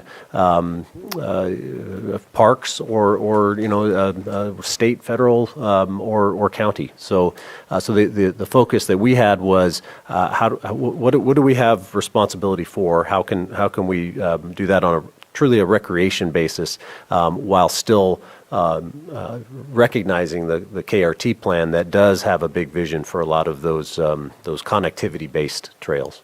And nonprofits that are operating Yes. over multiple counties, Yep. like Redwood Trail Alliance. Yes. Thank you very much. Supervisor Green? Yeah, just very quickly. You're right. Highland Springs, not your, not your, I apologize. Oh, that's fine. And yet it's there. Also not in this report, Clear Lake State Park here in the House. Thank you for attending. There are some, especially when we start talking about funding opportunities, linkage between trail systems and stuff like that. I know it was outside the scope of your study to also address state and forest, federal properties within Lake County, but there are opportunities for linkage in particular. So if nothing else, I'm not going to put you on the spot to make comment on this, but this master plan process is great. The state park is going through their master plan process right now. Hope to hear about that sooner than later someday. But there are some linkages, if only to look for sources of funding. And if we can have shared purposes, multi-jurisdictional planning going on, that would be awesome. Yeah. So didn't see that specified in here. And I wanted to include those two parks, the county parks that are non-public services, because it's a county plan. It's not a public services plan. So we did work with Water Resources and special districts, and Jared here from Clear Lake State Park, yes, with the general plan. And I appreciate his delay of his first stakeholder meeting for the general plan with state parks that was scheduled for right now, or 10 to 12. And he, I think, wisely recognized that this plan, as well as a previous item at the board for Hitch, played a big factor in the future of Clear Lake State Park. So yeah, we're working with him. I look forward to being on the stakeholder list with his planning effort, and looking to how, both at a local level, Clear Lake State Park and Mount Konocti Park, but also Clear Lake State Park and the entirety of the county park system. How does it interrelate, and how can we collaborate together? So yes, that the partnerships are there at the state park level. We need to foster that. I would suggest more with the federal partners, but nevertheless at the state park level, I'm looking forward to that. Supervisor Simon? Yeah, appreciate the plan. A lot of information, a lot of good stuff. Connectivity, you said it earlier, getting those folks. We're finishing up a multi-use path in Middletown. We need one to go out to Trailside Park. Connectivity from Hidden Valley to Middletown. People riding their bikes on the road, people walking through town. Still a situation, it's pretty dangerous there. But looking at that connectivity opportunity, is something down the road. So fully support everything in here. It all comes down to funding. I would like to see some type of opportunity for donations or something. You go out to the park, maybe a QR code, and you could donate, while you're out here. I don't know, but I've always know it's the funding opportunity. But when you go out and enjoy these places, you don't mind giving a couple bucks here and there, just to continue things going. I don't know if we could ever consider something like that for our county parks, but I think we should, because you really enjoy this when you go out for the family, whether it's you're walking out there or just out for a party or something, doing your part to help support it. Is really important. But I think the connectivity issues are very important. The health matrix are really important as we continue to build them out. And then co-stewardship opportunities with the tribal governments here, the funding that is out there too, and the opportunities as we move forward. As you know, and I always say this, most of these, the state parks or national parks, were our tribal homelands. And yeah, they were beautiful. That's why we were there. It had everything you needed. But that co-stewardship opportunity and conversation happening, I think you have 7 nations here in Lake County. When we're talking about funding collaboration opportunities, I think there's a real unique opportunity for Lake County to build these things out and to bring money in. Because as government agencies from tribes, we have opportunities. We just don't have the size of the land to do a full park structure or those types of things that we could co-stewardship or, pass through dollars to the county to help build these things out in collaboration, as I saw a bunch of the photos in there where the tribes could collaborate on things. So I think it's a great opportunity. And the more and more I see the parks around the lake and in South County developing, and Cobb Mountain are going to be unique opportunities, because hopefully the Cobb and the Boggs Forest, all of that stuff just combined together gives us a real unique opportunity. And I don't want to get off subject, but I probably will. Konocti, you hear people hiking Mount St. Helena. Hike Mount Canocta. We got to get that. That's a beautiful, beautiful place up there. You know, I think it's neat too to connect the seniors like we were doing through LTA, where we were taking the bus trips up so seniors could get up there. Because how can you live in this county your entire life and not be on top of that mountain? It's powerful, it's beautiful, and to understand that. So I'm excited about this, but funding is always the issue. I'd really like to see if we could look into a donation opportunity at our parks and recs when we're out there visiting them. So that's it. Great. Thank you. Thank you for your comment. Let's go ahead and open up for the public. Anyone in the public wish to make a comment on this item? Come on up to the microphone. I almost don't recognize you without the beard. Thank you. I just want to really thank Lars's team and Blue Point for a stellar community engagement opportunity. We were honored as Blue Zone's project to be invited in to support and really to see the Brain Trust focusing on accessibility to all ages. As you know, you've heard us do our song and dance on well-being. Natural movement, getting out and recreating is really key. Bruno, you stole my thunder with our health metrics, but we have Blue Zones is supporting tobacco cessation and moving away from tobacco in the county because of our high use rates. We are supporting food systems and better nutrition. On a personal level, I believe that nature cures, and where else in California do we have some of the most spectacular natural amenities so accessible, and it's juxtaposed with our negative health issues, but that's changing, and thanks, Board, for being part of that momentum. Intentionality and planning, we're behind on some things, but we can leap forward through this kind of model of intentionality and planning and inclusiveness, and what a privilege to see the innovation, the investment, and the welcome.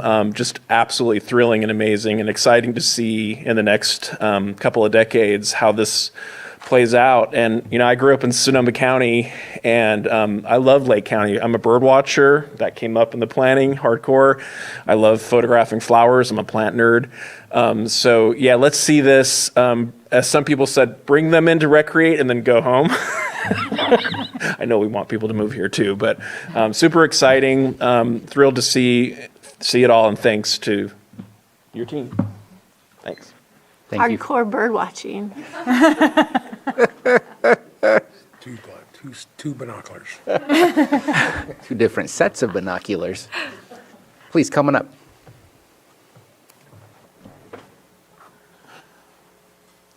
Joan Moss, I want to put in a wonderful praise for Lars for keeping the Middletown pool going.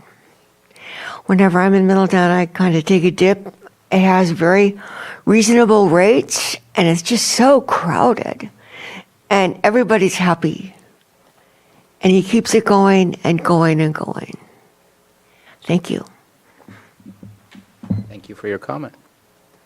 Anyone else have a comment? Let's start with the Zoom room.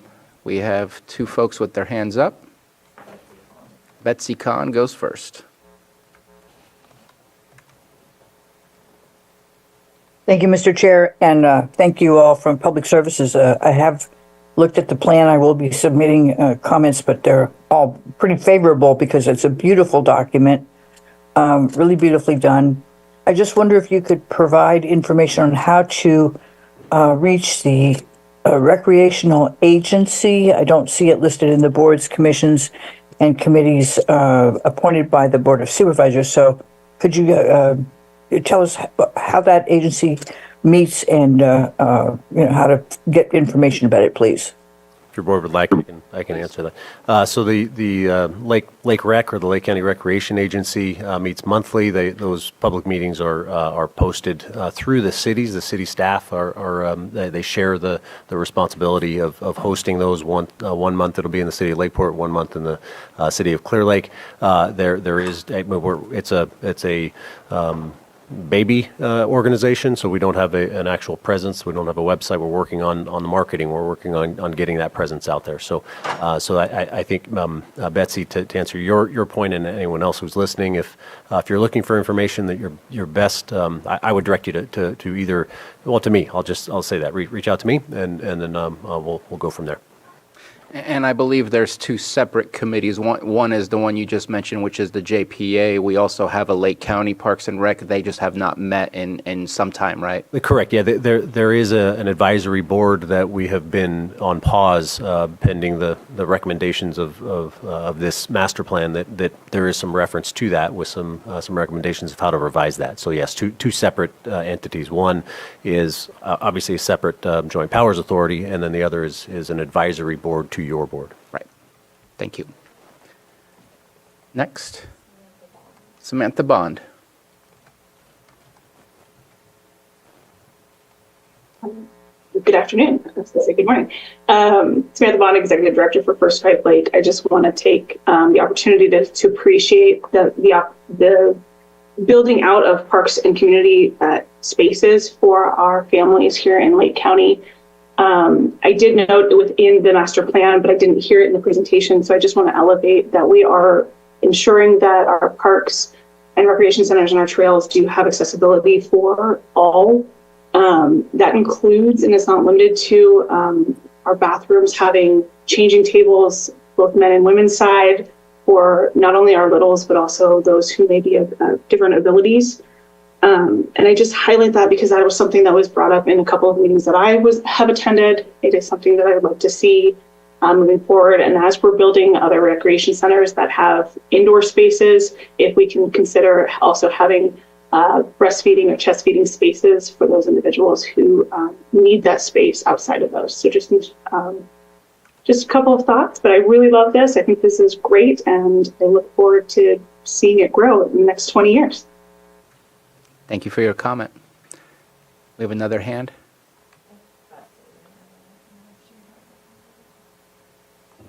Betsy, do you have another comment? No, sir. Sorry, I left my hand up. Apologize. No worries. Just want to make sure everybody gets their time. I see no further comments in the chamber, so we'll go ahead and bring it back to the board. And obviously, we're waiting for the 30-day public comment period to be done. Yeah, less than 30 days. Yeah, it was an opportunity for board input. No action through this other than direction to staff. Perfect. Thank you so much for all the work, and looking for, missed it. One last super quick question. If there was one constructive criticism, and it may be inputs, it seems boating and fishing may be slightly underrepresented in this. Do you feel like you have good input from our boating and fishing communities, or can we take advantage of the last 2 weeks to do some outreach? Definitely it's critical to tourism, but also we have very diverse user groups. And again, coming back to funding, if we had good buy-in and emphasized boating access, stuff like that, in particular boat ramps that may need some dredging. Mm-hmm. So do you feel satisfied with the amount of input you've gotten from boating and fishing advocates?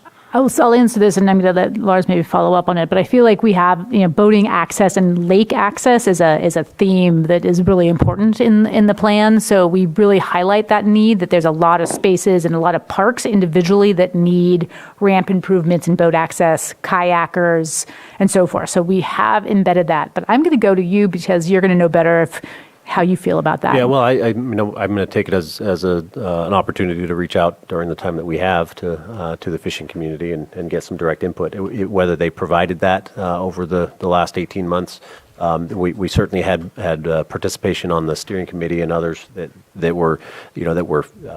fished. Let's put it that way. But whether they represented the fishing community is a different thing entirely. So I'll take that opportunity to reach out to them. I know the person who will be up here in my chair here soon for the next item is a fisherman himself. So I can ask for his. I think he's sitting right behind me. So there's a lot. Yeah, that was not that was emphasized. I will tell you by a few members. One in particular was Greg Giusti. That was an emphasis that he had that needs to be recognized. That it is a community here, and we need to support it. And I'd say until the public comment period is over, that every opportunity to get more comments, no matter how well represented the comments may already be, should be welcomed because they'll just add to what we have. Yep. One final comment, and I know you said this, Lars, about your staff and everything and taking care of the parks. I just want to thank you're in fire department working on these. We have a lot of parks. There, there's always things that happen, but they're out there working, rain or shine, in the heat. They're doing everything we need. We just had a great event for the Middletown Senior Center, the chili cook-off there. Park was in great condition. I just want to say thank you very much. So every opportunity we have to do that. All of our employees are excellent, but you're in here today, so thank you. I know Lars said it, but I want to say it too. Thank you for that. And I hate to, add on to that. I'm going to jump on that, Moak, because every time I go to like meetings in Sacramento with RCRC or other places, the folks that are on northern side of the coast always travel through Highway 20. Other folks travel through Highway 20, and they always have good things to say about our parks. So I wanted to make sure you all heard that as well. It's hard not to notice them. They're beautiful. They are. Thank you so much for the work, and looking forward to this being completed, so we can get going on the actions. Thank you all. So I'm looking at Director De Leon. Can we get this done in 20 minutes? He's saying yes. Is the board okay with continuing with the next item? All right, let's go ahead and move forward. Good. This is our 11 o'clock item. Consideration and presentation of the Soda Bay Corridor Evacuation Route Planning and Maintenance Grant Project, and B, consideration approval of the Soda Bay Corridor Evacuation Plan prepared by Headway Transportation Consultants. And I'm just going to have a quick pause. I know we have other staff in the room that are waiting their items. We will take a lunch and come back at 2 o'clock, and we'll go ahead and take up those other items at that time. Thank you for your patience. Director De Leon. Thank you. Good afternoon. Scott De Leon, Public Works Director. Yes, I will make every effort to be brief. We have a two-part item for you today. First is simply a presentation and information about the grant that we just completed. And then part B is a presentation by Headway Transportation, who was one of the consultants that worked on this project, and she's going to present the evacuation plan that was developed. And then finally, as part of that, Part B, we are asking your board to take action in approving that plan. So I'm not going to read each slide. This is just for general information.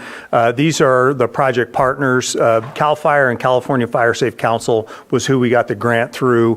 Public Works clerk played a huge role in this, and we'll talk just briefly about that. I mentioned Headway Transportation. They were the consultant that prepared the evacuation plan, Canocti Fire Safe Council, and all of the HOA representatives from the various subdivisions along the route. This is a map of the route. It's basically from Clark Drive at the far west end of the corridor, and then it extends through the communities of Soda Bay, through Buckingham, Riviera West, past Canocti Harbor. You can see there in the center of the corridor, and then out Point Lakeview Road was the defined Soda Bay corridor, and all the communities that are attached to that. The goal was to create a plan to remove hazardous vegetation. Actually, I'm getting ahead of myself here. Here are the project objectives. Develop an evacuation plan for the entire corridor, perform hazardous vegetation removal, targeting trees that could fall on the road and block the corridor. The corridor is basically one way in, one way out, depending on which direction you're trying to travel. So we really targeted trees that could block the route.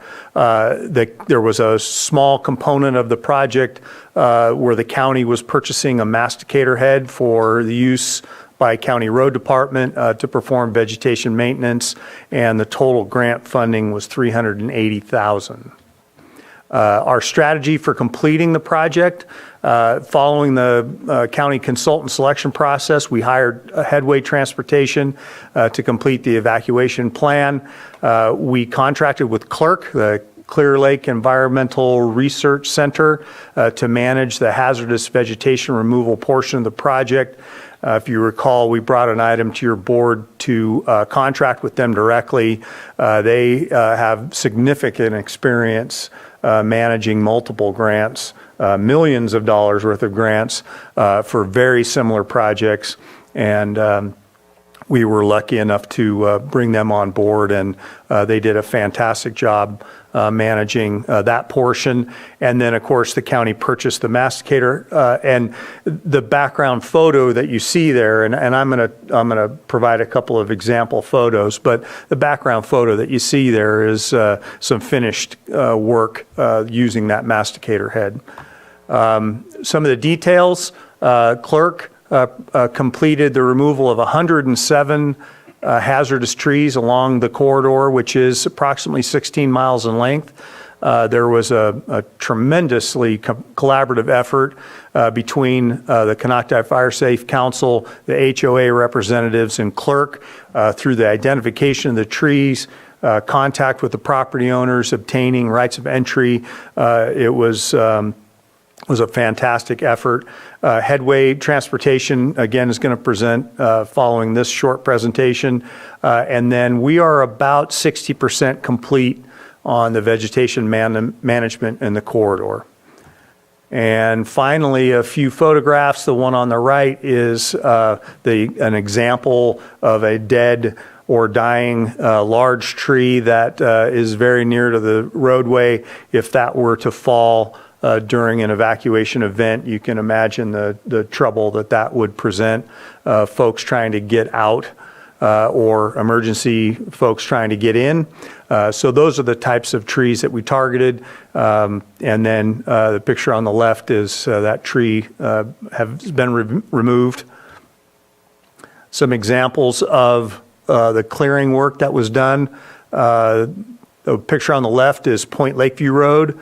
If you can imagine the brush that you see on the left side of the roadway there, that extended right down to the edge of pavement. So there quite a bit of clearing there on both sides of the road. And then the picture on the right is a portion of Soda Bay Road right where it turns into Highway 281 and some of the work that was done there.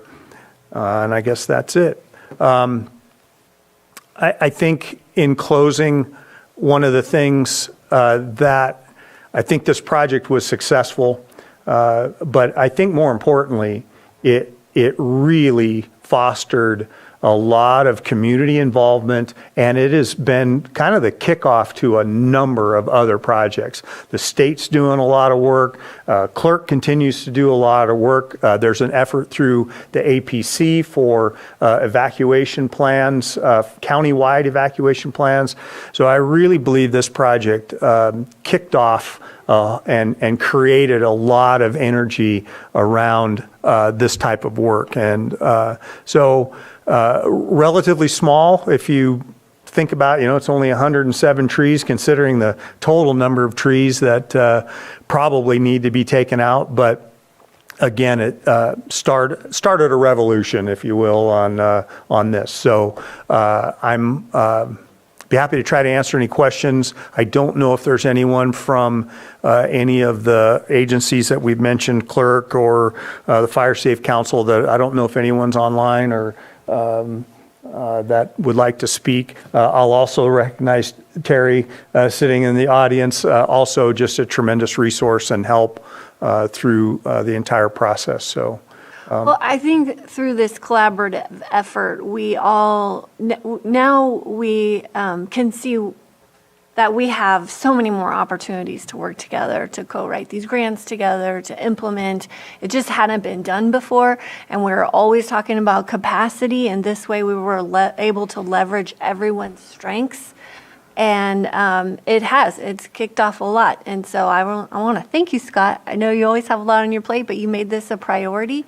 And we were able to bring in the partners that we know can deliver.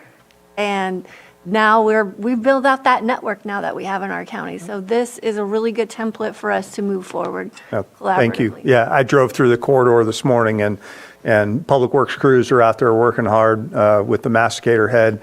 Tara was in the Black Forest area getting ready to do some work. So yeah, just In the CAL FIRE Caltrans Yes. masticator too. yes, yeah. Mhm. So thank you. It's a much safer community, and people can see it, and that's the most important thing. They want to know that we're doing work, and they want to be able to see it. So that's the end of my presentation. Be happy to try to answer any questions. And I know Lauren Piku is on Zoom here and prepared to make a presentation about the evacuation plan. Okay. If there's no pens up, let's go ahead and move on with the next presentation.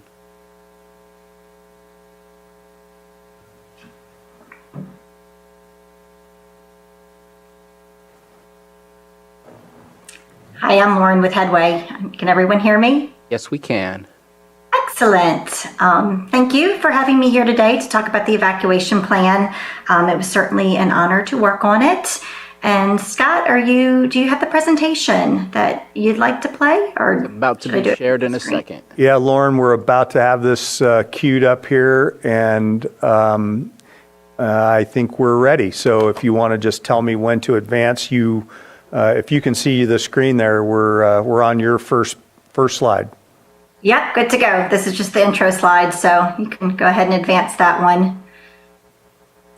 Okay, so we'll start with the plan purpose. This was a California Fire Safe Council grant-funded effort, and we really collaborated on what we wanted out of this plan. And the main items were we wanted to provide the public with straightforward and key information with the goals of helping them to prepare their own personal evacuation plan. Certainly key to this was that we wanted multi-agency coordination, and we wanted to bring all of the partners together to talk about different strategies. We wanted to provide a guide for emergency responders that could be used in real-time evacuation decision-making. And that was everything from providing information on the roadway network, to providing maps, to providing potential pinch points, potential temporary shelters, and any sort of information that could be used in an emergency situation. Very importantly, we wanted to identify short-term and long-term improvements that could facilitate an evacuation. And that could be anything, and it was anything from roadway improvements, intersection improvements, continued efforts for fuel reduction projects, maintenance, and other community preparedness, ways to get out information, anything that could help to facilitate an evacuation. And we also wanted to provide resources to assist the public with education in terms of evacuation. We focused, our plan was more about evacuation, so it did not talk about things, like how to pack an emergency kit and things like that, but we provided the links and information to where the public could get that information. So you can go to the next slide. This was the plan area, which Scott talked about. It focused on Soda Bay Road, State Route 281, and Point Lakeview Road, and then specifically the communities and the intersections within that corridor. So you can move to the next one. We had a long list of stakeholders. Each stakeholder participated at different levels, but there was a multi-agency coordination, and then we also reached, and I'll talk more about the multi-agency coordination in another slide, but we also reached out to these stakeholders various times throughout the project for input, information, and they were all very helpful and a wealth of knowledge, so much appreciated to them. You can go to the next one. Public outreach. So key to this project was public outreach and making sure that we had lots of community engagement. We had two specific outreach events. The first one was towards the beginning of the project. It was in September of 2023. It was an in-person meeting. It was at the Riviera Heights Clubhouse. And the purpose of that one was a project introduction. So we wanted to inform the public that we were putting this plan together and just start collecting information. So we had a survey just to gather some information just, related to demographics, how, different members of the public were using the community roadway network, information on if you had a personal plan and how you receive information and prefer to receive information. And then there was an opportunity for just any public or just any comment, any suggestion, recommendation. Our next specific public outreach event was in February of this year. It was another in-person meeting, and that was to give the public a chance to review the plan and provide comments on it. So we had a public comment period that started in early February, so that people had a chance, and we released a draft copy of the report on the Lake County website. And we put out several mailers and information packets to try and inform the public that this draft plan was ready for review and that they could read it. From that point, they could either provide comments by clicking on a link and going straight to a place to put in comments, or there was a open house. And at that open house, we had copies of the report, we had maps out, and we had various team members around so that the public could come. They could watch a video presentation on what was in the plan. They could flip through the plan. They could go to a map. They could ask any questions. And there was an opportunity at that meeting to leave handwritten comments or to fill out an online form with comments. Okay. Also very important was we had a multi-agency meeting. This was conducted in June of last year. And this was an online meeting because we wanted agencies to have as much availability as possible to participate. And we invited everyone that you saw on that stakeholders list. Many of them attended. It was really just to get everyone in the same room and talk about evacuation. We had a kind of list of topics, but we also just let the conversation to go where it needed to go. Some of the main things that were discussed was just evacuation, communication, and strategies. If an evacuation was called, what agencies would fill which roles, how communication or how information was shared within the agencies and then also with the public. And then we also sat down and talked about, okay, what are some short and long-term needs to make that roadway network more resilient, to facilitate an evacuation, or just to anything related to evacuation that could be a project. Okay, next one. So plan components, we do have a copy of the report. It's still on the Lake County website. It goes through many different, covers a lot of different topics in a lot of different areas. I'm just going to go through kind of some of the main ones. Of course, afterwards, I'm happy to talk about any more parts of the report specifically or go into any more detail, but just as an overview, the first thing it did in the first chapter was just talk about an assessment of the current protocols and procedures. And that's, for the public to be aware of too, just in the event of an evacuation, how is information shared? What is the general roles, responsibilities, and procedures that would happen? We also did an evaluation of the roadway network. And some of the key things we were looking for was areas with single access, any intersections that may be pinch points during an evacuation, any roadway vulnerabilities that we view as possibly being a hindrance during an evacuation. The report documents the multi-agency collaboration and the public engagement and all of the outreach comments and everything we got back from it. The report goes into a lot of the current initiatives that are underway because the Connecticut Fire Safe Council has done a tremendous effort already in talking to the community, getting information out, starting programs. So we wanted to make sure that we documented everything that was currently being done so it could help identify what additional things needed to be done. We have a section on vulnerable populations where we talk about the best ways to get information out to vulnerable populations, and then also some strategies to help these populations develop an evacuation plan. The report talks about alternate modes of transportation. One of the big topics that came up was the use of the lake and boats as a potential evacuation source. So we go through that and talk about transit, school buses, other modes other than just the single vehicle. And then we kind of end the report with a list of potential projects. We take every chapter and every section that we discuss in that report, and we put that together in a list of projects, and we identify what those projects could be. Are these kind of short, medium, long-term, same thing with cost, and then some potential funding strategies for them. So we would go to the next slide.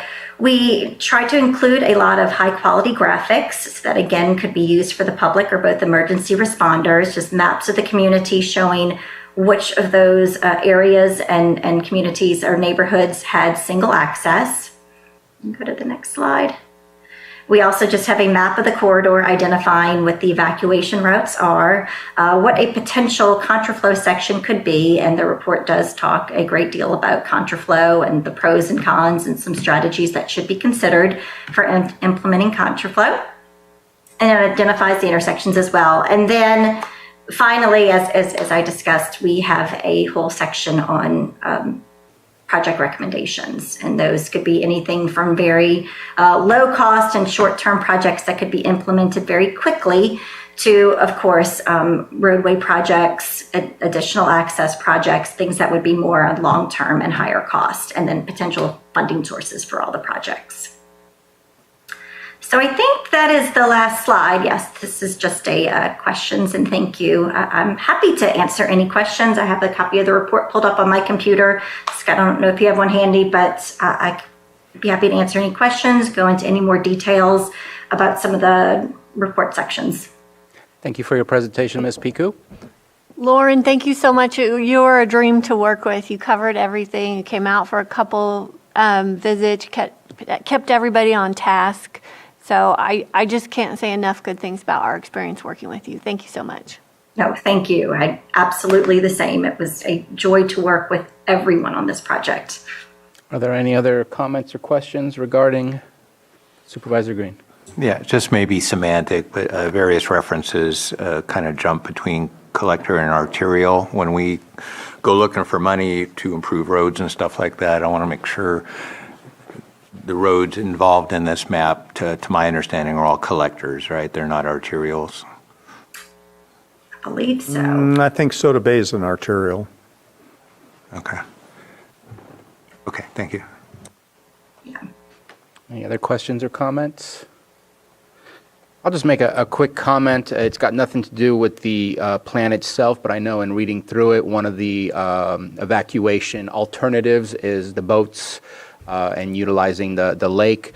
Is Brados the only place that we have our Marine Patrol boats stationed at? I know we had to move them during the drought, and my belief and assumption is that is the primary spot that we place those boats. And if that's true, that seems not wise to place it in a place that has limited access if there's going to be a fire right there where we're asking for a boat rescue. And maybe we need to look at alternative placements and not just in the Brados area, just to make sure that, because I think our Marine Patrol would be the best. It would be awesome if we had the public helping out with those things too, but having our OES manage and trying to work on those things, but having your boats trapped behind a wall of fire and not being able to access it in an area that we obviously have identified as being a hard to access area during fires, hence the evacuation plan. Just not trapped though, because you can still access it by water. So, I mean, OES and the sheriff and the flotilla were all very involved in the plan. Well, I just wanted to make the comment that it would be nice to see multiple areas that we can put our boats in to ensure that there's a quick and easy access rather than waiting for someone else to come help us. But other than that, we need to have these plans in order to keep people safe and making sure that we're doing what we need to have the environment we require in these times. So, Supervisor Green? Yeah, and not to belabor it, but just since you raised it, I think if there was any major area of concern in this, it's that boat or water-assisted rescue is not particularly feasible in any way. Even if we could get traffic down there, they'd be fighting the traffic, trying to get out of there. And then if you were to get down to Brados or something like that, limited land space that would shelter people while they were waiting for boats, and definitely a limited capacity for those boats that are down there to do any meaningful amount of evacuation. And I only highlight that because knowing that the boats themselves and the boat owners are not going to be adequate to do some type of Dunkirk operation, that doesn't mean we shouldn't consider the possibility and consider other things like floating docks that may be a little bit more effective as people movers. But it is what it is, and I appreciate that they did at least look at that alternate mode of evacuation. But I'll say there was extensive conversations about this and planning. So had you not been in the meetings, I can understand, but there were so many conversations about this. So this has been very thoroughly vetted in this report. Thank you for your comment. And let's go ahead and open it up for public comment. I see nobody getting up. And I see no hands in Zoom, so bring it back. We need action on Part B. All right, I move that we approve the evacuation plan for the Soda Bay corridor and surrounding communities dated March 15th, 2024, as prepared by Headway Transportation. Second. We have a motion and a second. All in favor? Aye. Any opposed? Motion carries. 24 minutes, almost in time. We will take a lunch break and reconvene at 2 p.m. Thank you. Thank you. Thanks for having me. Thank you, Ms. Piku.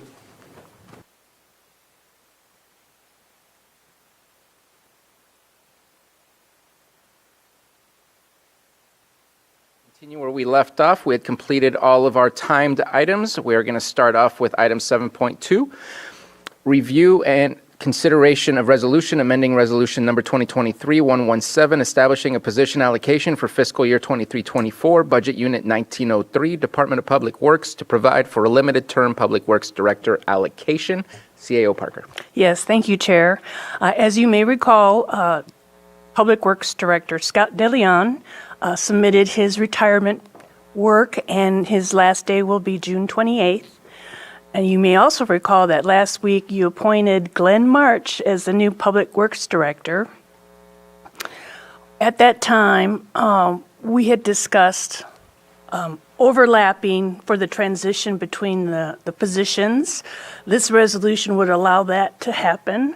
So when Glenn starts on June 3rd, he will have a few weeks with Scott DeLeon, both as directors.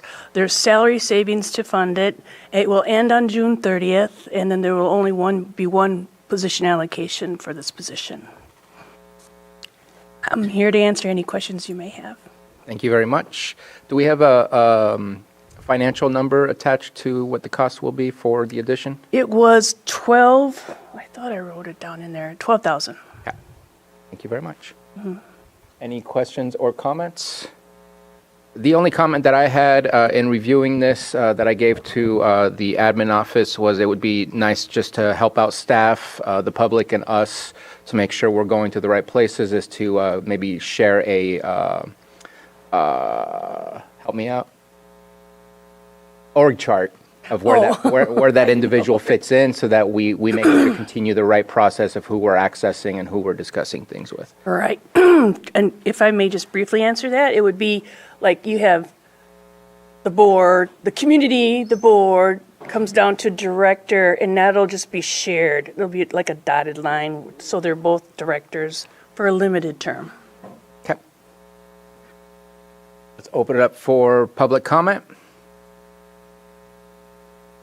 I see no hands in Zoom, and I see no one getting up in the chamber. Bringing it back to the board for action. Offer the resolution. Resolution's been offered. Simon? Yes. Supervisor Crandall? Aye. Supervisor Green? Aye. Supervisor Pyska? Yes. And Supervisor Sabatier? Aye. All right, next we go to 7.3, consideration of amendment number 1 to the agreement between County of Lake and BHC Heritage Oaks Hospital Incorporated for acute inpatient psychiatric hospital services and professional services associated with acute inpatient psychiatric hospitalization in the amount of $175,000 for fiscal year 23-24, and authorize the board chair to sign. And Director Jones is here. Awesome. Yes. Just the way I like it. Oh, thank you, Mr. Chair. Thank you, Board.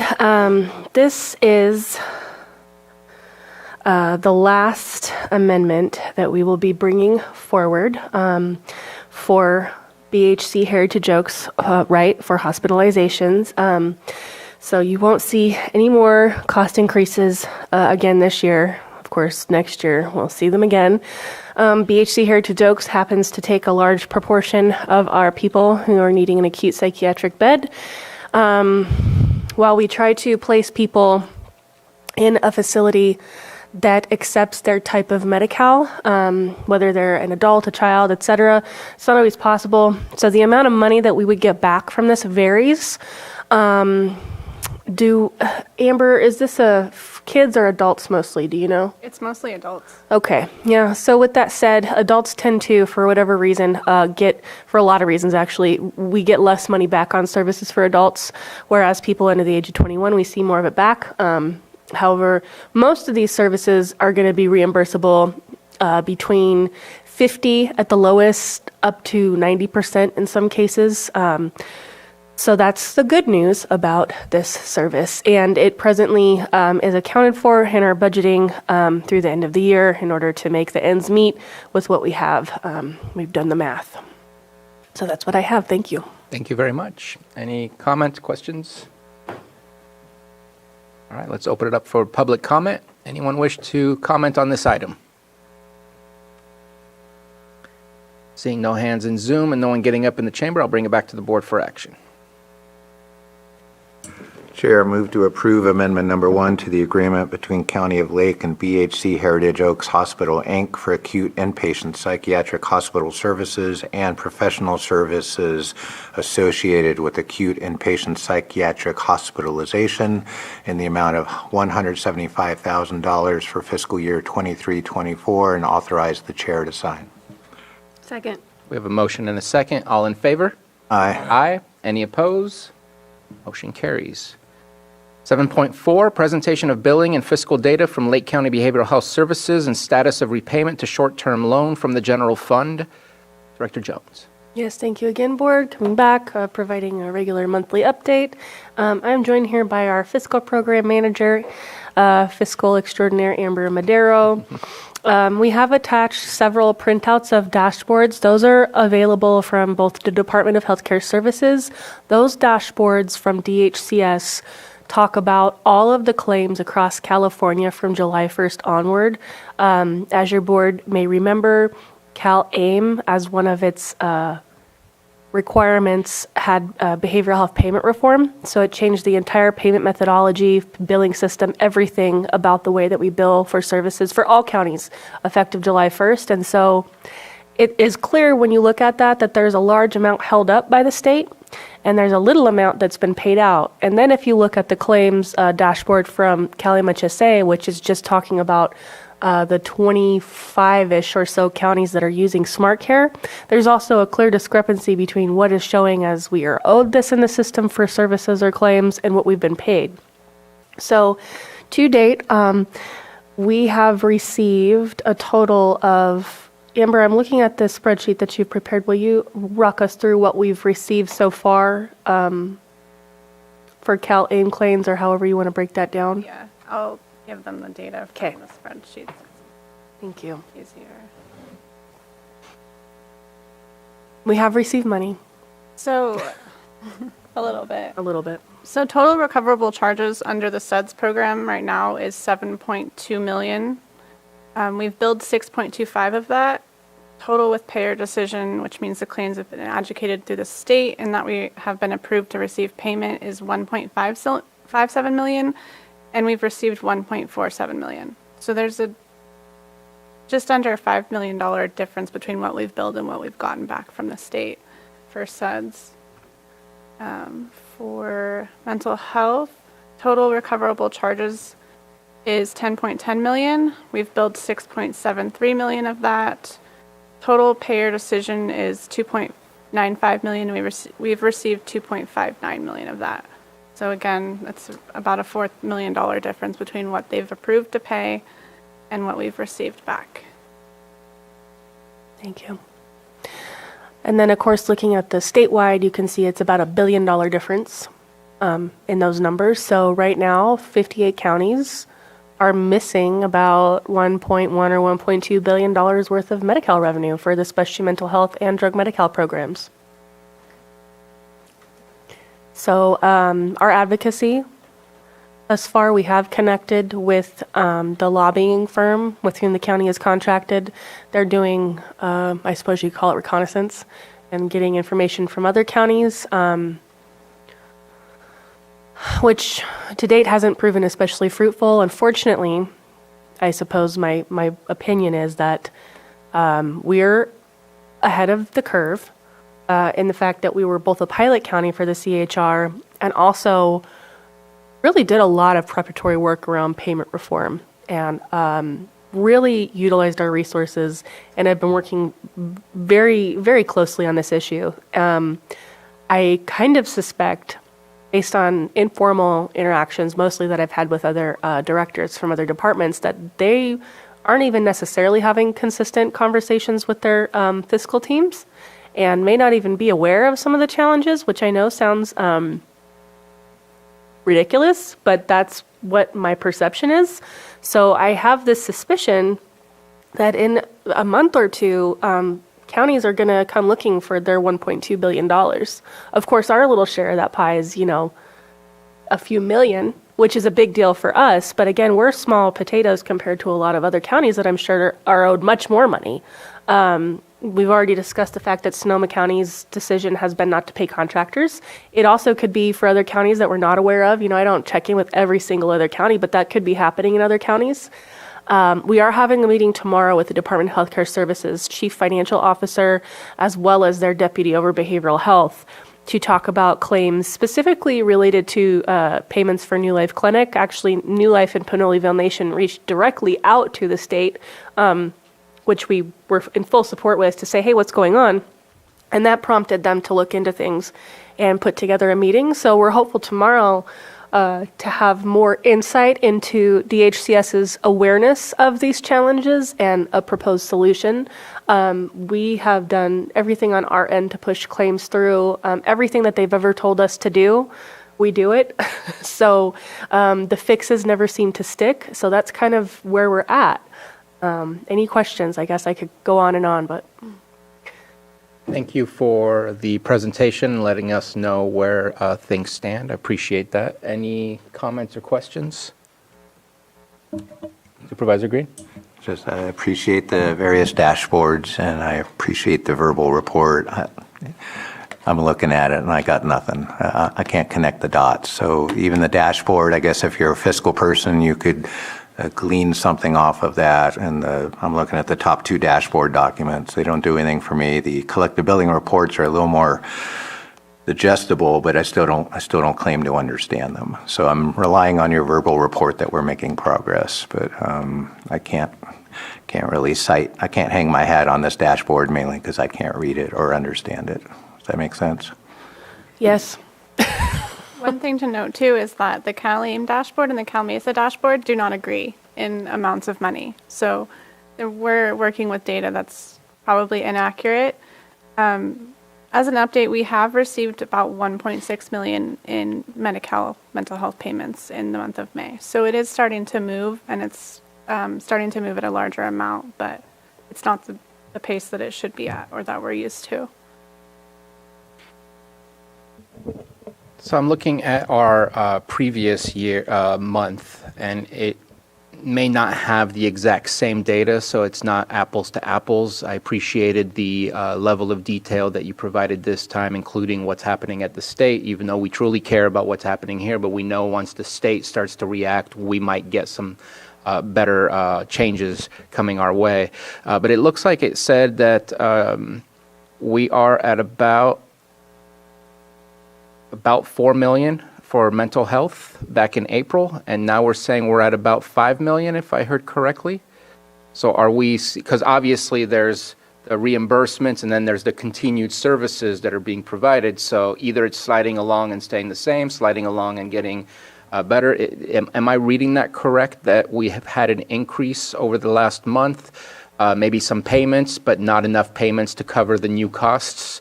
That's not going the right direction. Yeah.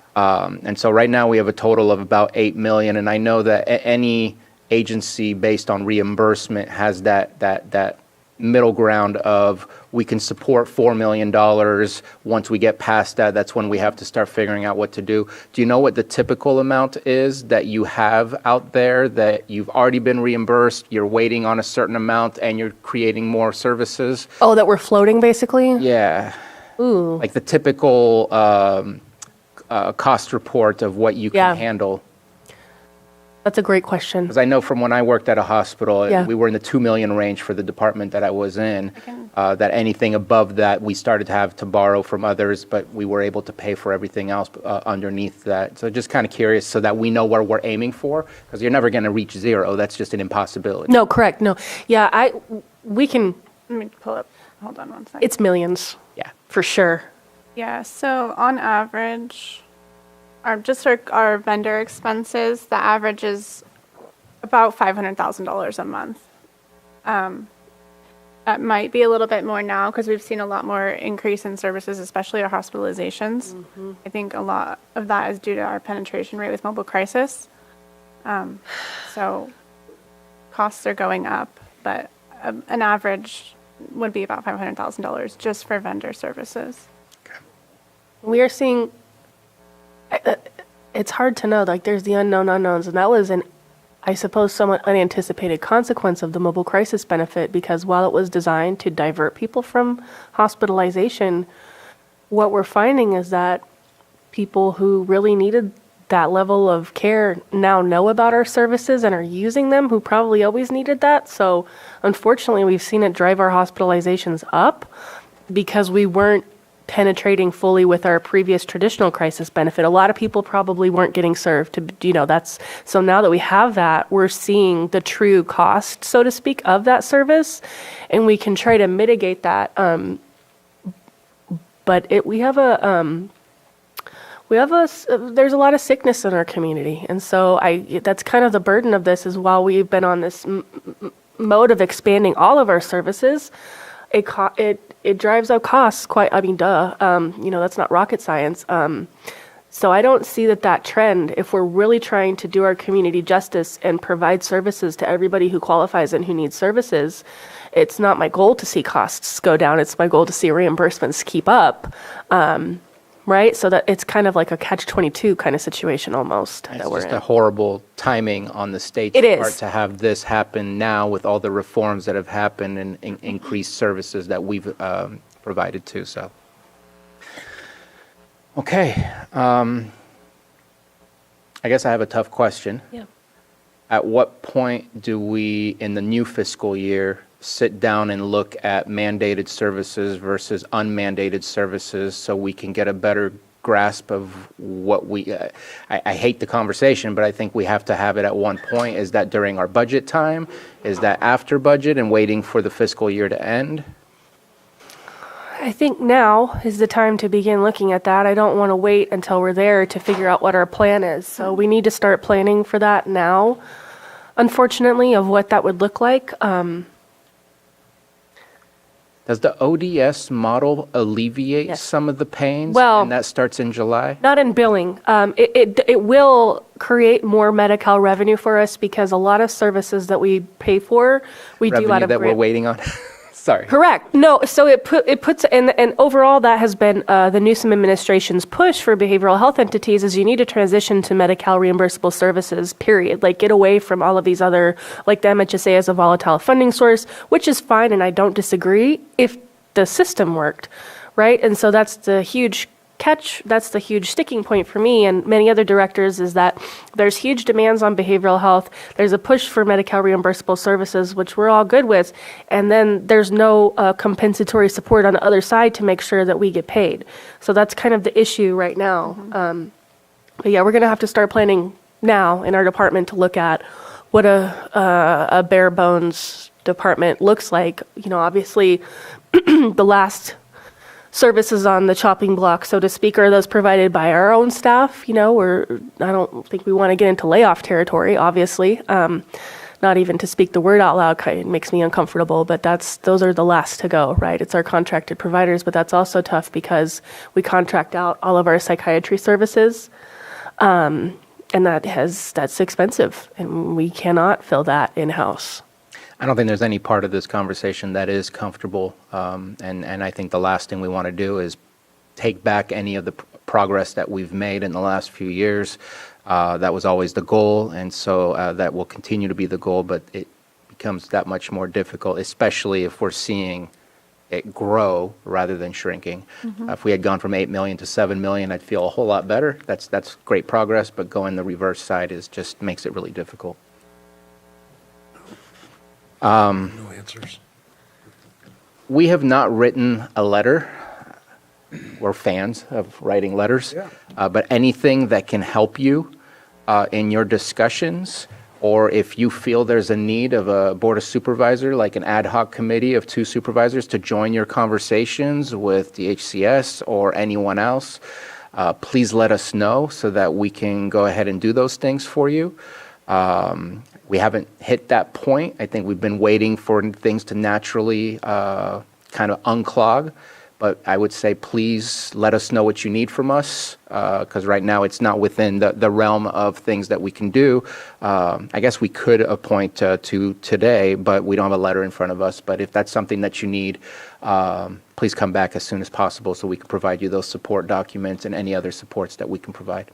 Thank you, Mr. Chair. I'll be consulting with CAO's office and following up with your lobbyists to see if they support anything like that. I know that I have been forwarding communications to California Behavioral Health Directors Association. Interestingly, I've gotten minimal responses from them, which I, again, find fascinating. And of course, we preferred the diplomatic options as opposed to nuclear ones, but this is a pretty nuclear situation. We can be kind. Would it not be worth it for me to reach out to Jolie again? Are you in continued conversations with her? I am not. I primarily, go through my CBHGA channels because it's so specific of it. It's very niche information, and so I'll touch bases with them today. Michelle Cabrera is the executive director of CBHDA, and I know that they're a subdivision of CSAC. So let me make that follow up today. Okay. Please let us know, and we want to support you in any way that we can. I know. I appreciate that. Just have one question, more curious question, anything. You said something that was very important about the psychiatrist, not being able to hire a psychiatrist in-house. Is there an opportunity to talk about that with the opioid settlement money? Because a lot of this stuff is tied together. I just bring it up here. I know it's a different conversation. I haven't sat in those, but I know how important that is to hire a psychiatrist. And we got some of those opioid settlement money, if it could be tied together, at least should be talked about or thought about. Because we get an in-house psychiatrist, that's worth its weight in gold as far as what's going on. As you said, we spend a lot of money outsourcing that stuff. And if there's an opportunity to make a big achievement here and get a in-house psychiatrist or a couple of them with the amount of, it's not open-ended funding, but there is funding there. So I just want to mention it. And if there's reimbursements, once there's reimbursements, then that could be something that can hold it into place. So appreciate something to think about. Appreciate Yeah, I the comment. appreciate creative ideas. Supervisor Green? Yeah, I definitely don't want to add any work, but again, the dashboards aren't helping me out a lot, and SMHS, and then DMC, and within those various major categories, there's still the 2 subcategories of FFP and SGF and IGT. So again, I confess my own ignorance, but for the public that wants to follow along too, I think they would be equally flummoxed. But you managed to parse some information out of here, and you were having a good conversation. So it could just be me, but without making work, is there a way to come back next time you report on this and give us billing and fiscal data that we can kind of understand the trend lines? Because I'm having a hard time reading this, and again, it may just be me, but. Do we have anything else?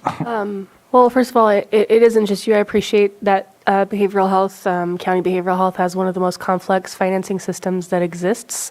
It's notoriously difficult to understand, so don't, FFP, Federal Financial Participation, and then State General Fund, SGF. And so, yes, we're happy to come back and provide like kind of more of a high-level overview actually about how money flows, but essentially counties put up money to draw down Fed money. The state also contributes some money, and counties get it all washed back clean. So that's what it is. And then you get that patient revenue to reinvest in care. And I would suggest, I think that if you spend 5 or 10 minutes with Director Jones, that she can really Yeah, help absolutely. you identify what's sure. in those attachments. I think that the conversation helps out to better understand everything. So obviously, it's on the agenda. We're going to have a discussion about it. It's not just a consent item where we just pass it on and the memo explains everything, because it's more complicated than a memo can explain. What I will say is I'm not surprised that New Life has reached out, because we have that specific arrangement that we do not pay them until we get paid. And I know I've been asking where are we at with that, and those numbers are large and separated from the issue that we have with the Medi-Cal reimbursement. And so that's on top of the $9 million is some more specifically to New Life, and appreciate the services that are rendered over there.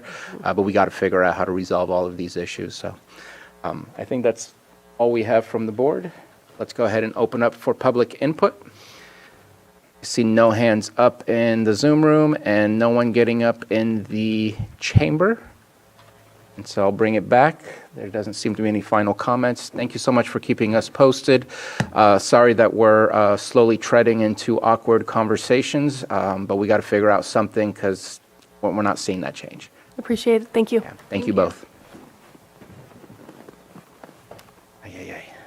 All right, 7.5, consideration of the following advisory board appointments. We have Lower Lake Waterworks District, 1 board of directors. Upper Lake Cemetery District, we have 1 for each. Are there any comments regarding either one of the applicants? Seeing none, let's go ahead and open up for public comment. I see no hands in Zoom, and people are up in the room, but they're not up for this. So let's go ahead and bring it back, and we'll do one at a time. Mr. Chair, I move to appoint Wesley Baker to the Lower Lake Waterworks District Board of Directors. Second. We have a motion and a second. All in favor? Aye. Any opposed? Motion carries. I did have a question about the cemetery board. The application looks a little different than the others. Just wanted to make sure, in case someone asks, like online and whatnot, or, if you see the application, you see it's like the way it's on here, it's a little different, that's all. Yeah, it could be. Yeah, it is. Oh, no, you don't have to. I just want to make sure that for the public to know, like. Switching them to laser. Okay. So it's easier to fill out you don't get cut off. Okay, perfect. I only want to just make sure people know that there's a difference, and then it's not something different or whatever the case may be. Switching them all instead of Adobe Sign. Okay. And I just want to make sure, in case nobody was able to hear that from the lack of microphone, we are switching our application over from the digital Adobe format into the Laserfiche format, so you will start seeing a different application to fill out, and when you see these items on the agenda, they will look a little bit different. Sorry. No, it's good. I didn't have the microphone in front of me. I was going like that. So I'll motion to appoint Landa Room to the Upper Lake Cemetery District. Second. We have a motion and a second. All in favor? Aye. Any opposed? Motion carries. All right, I believe that completes our agenda other than our calendars. Let's go ahead and start with Okay. We'll go ahead. Vice Chair. Thank you for volunteering. To start out, last week I went to the RCRC chair of the RCRC board's meeting. There's one usually in May where you go to the chair's county. We went to Monterey County, but this time we went to Salinas. I know I kept saying Monterey, but it's Salinas that we went to.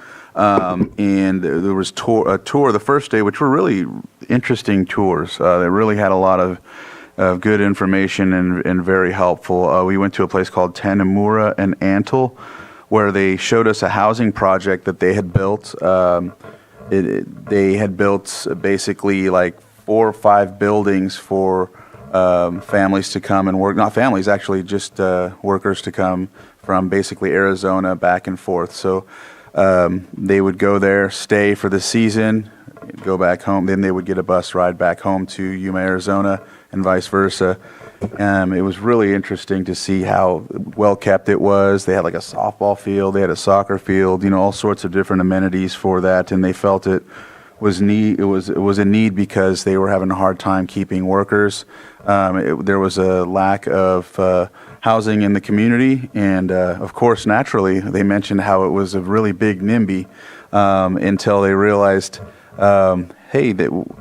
You ruined our neighborhood, and he said, when are they coming forward? He's like, they've lived here for 5 months already, and they didn't even notice it. So it was really cool to see. They're doing really big things there with that, and I know they're a long-standing company. Then we went over to where they did some crop. They showed us some crop examples, and they're using AI.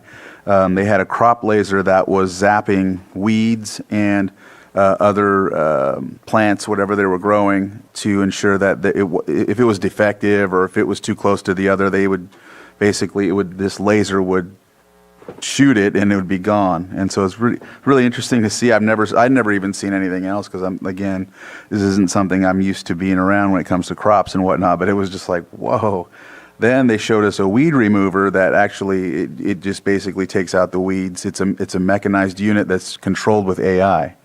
So it takes like 1 or 2 people to man this. And so they were showing us that. That was a really interesting deal. And a lot of the folks that were involved in farming and whatnot from different counties were really like excited. Well, not excited. They were like kind of skeptical, but then, they were like, wow, this can take off some serious time, but at the same time, then you got to think about jobs and things. So it's a balance. I don't know. It was good to see, but then again, who knows? We don't know. This is a new, what do they call that? It's treading new waters. But so that was part of that. We went to the USDA Crop Improvement Protection Research Center that they had. Basically, it's just showing us where the scientists study pests and bugs in the labs and the greenhouses, and then there were some specimens there and whatnot. So I honestly spaced a lot of that one because I was really more interested in the others, and I didn't understand it as well. But Rancho Cielo was really my favorite part of the trip.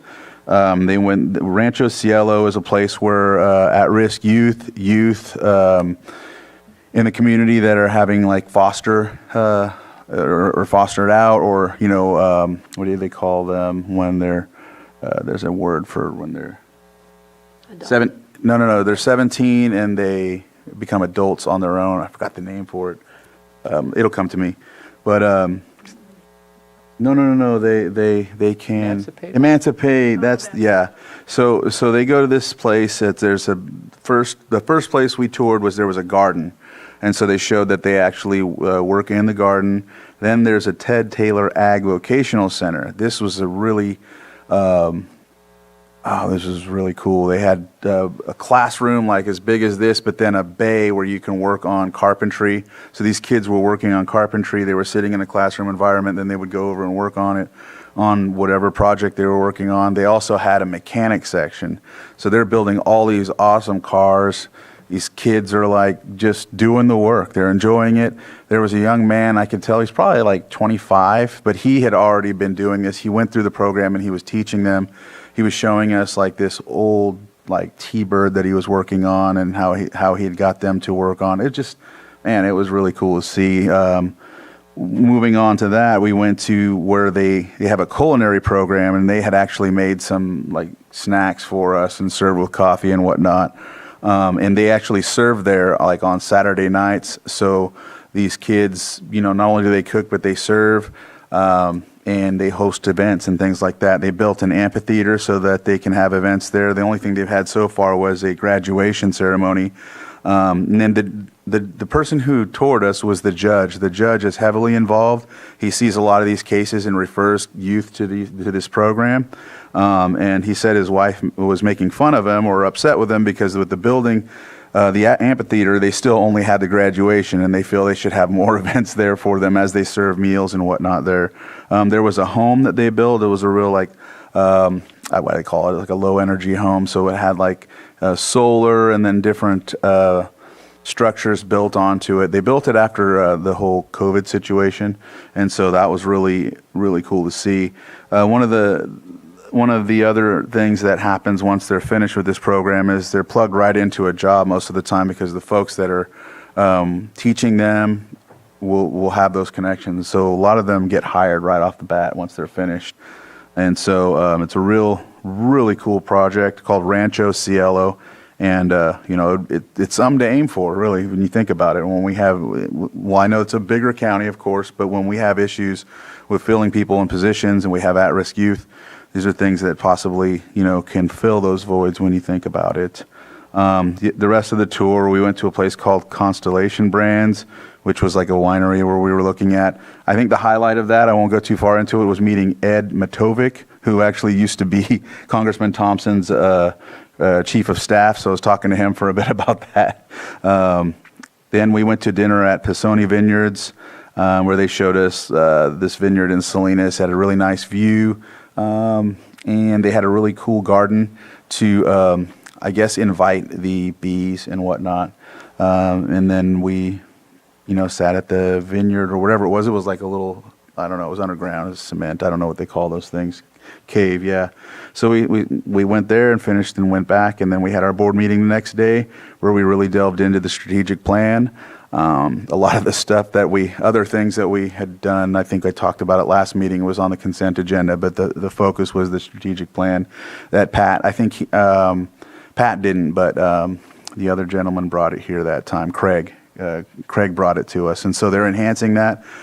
We put together some, comments and recommendations to move forward on that. So that was the whole deal there, the whole tour.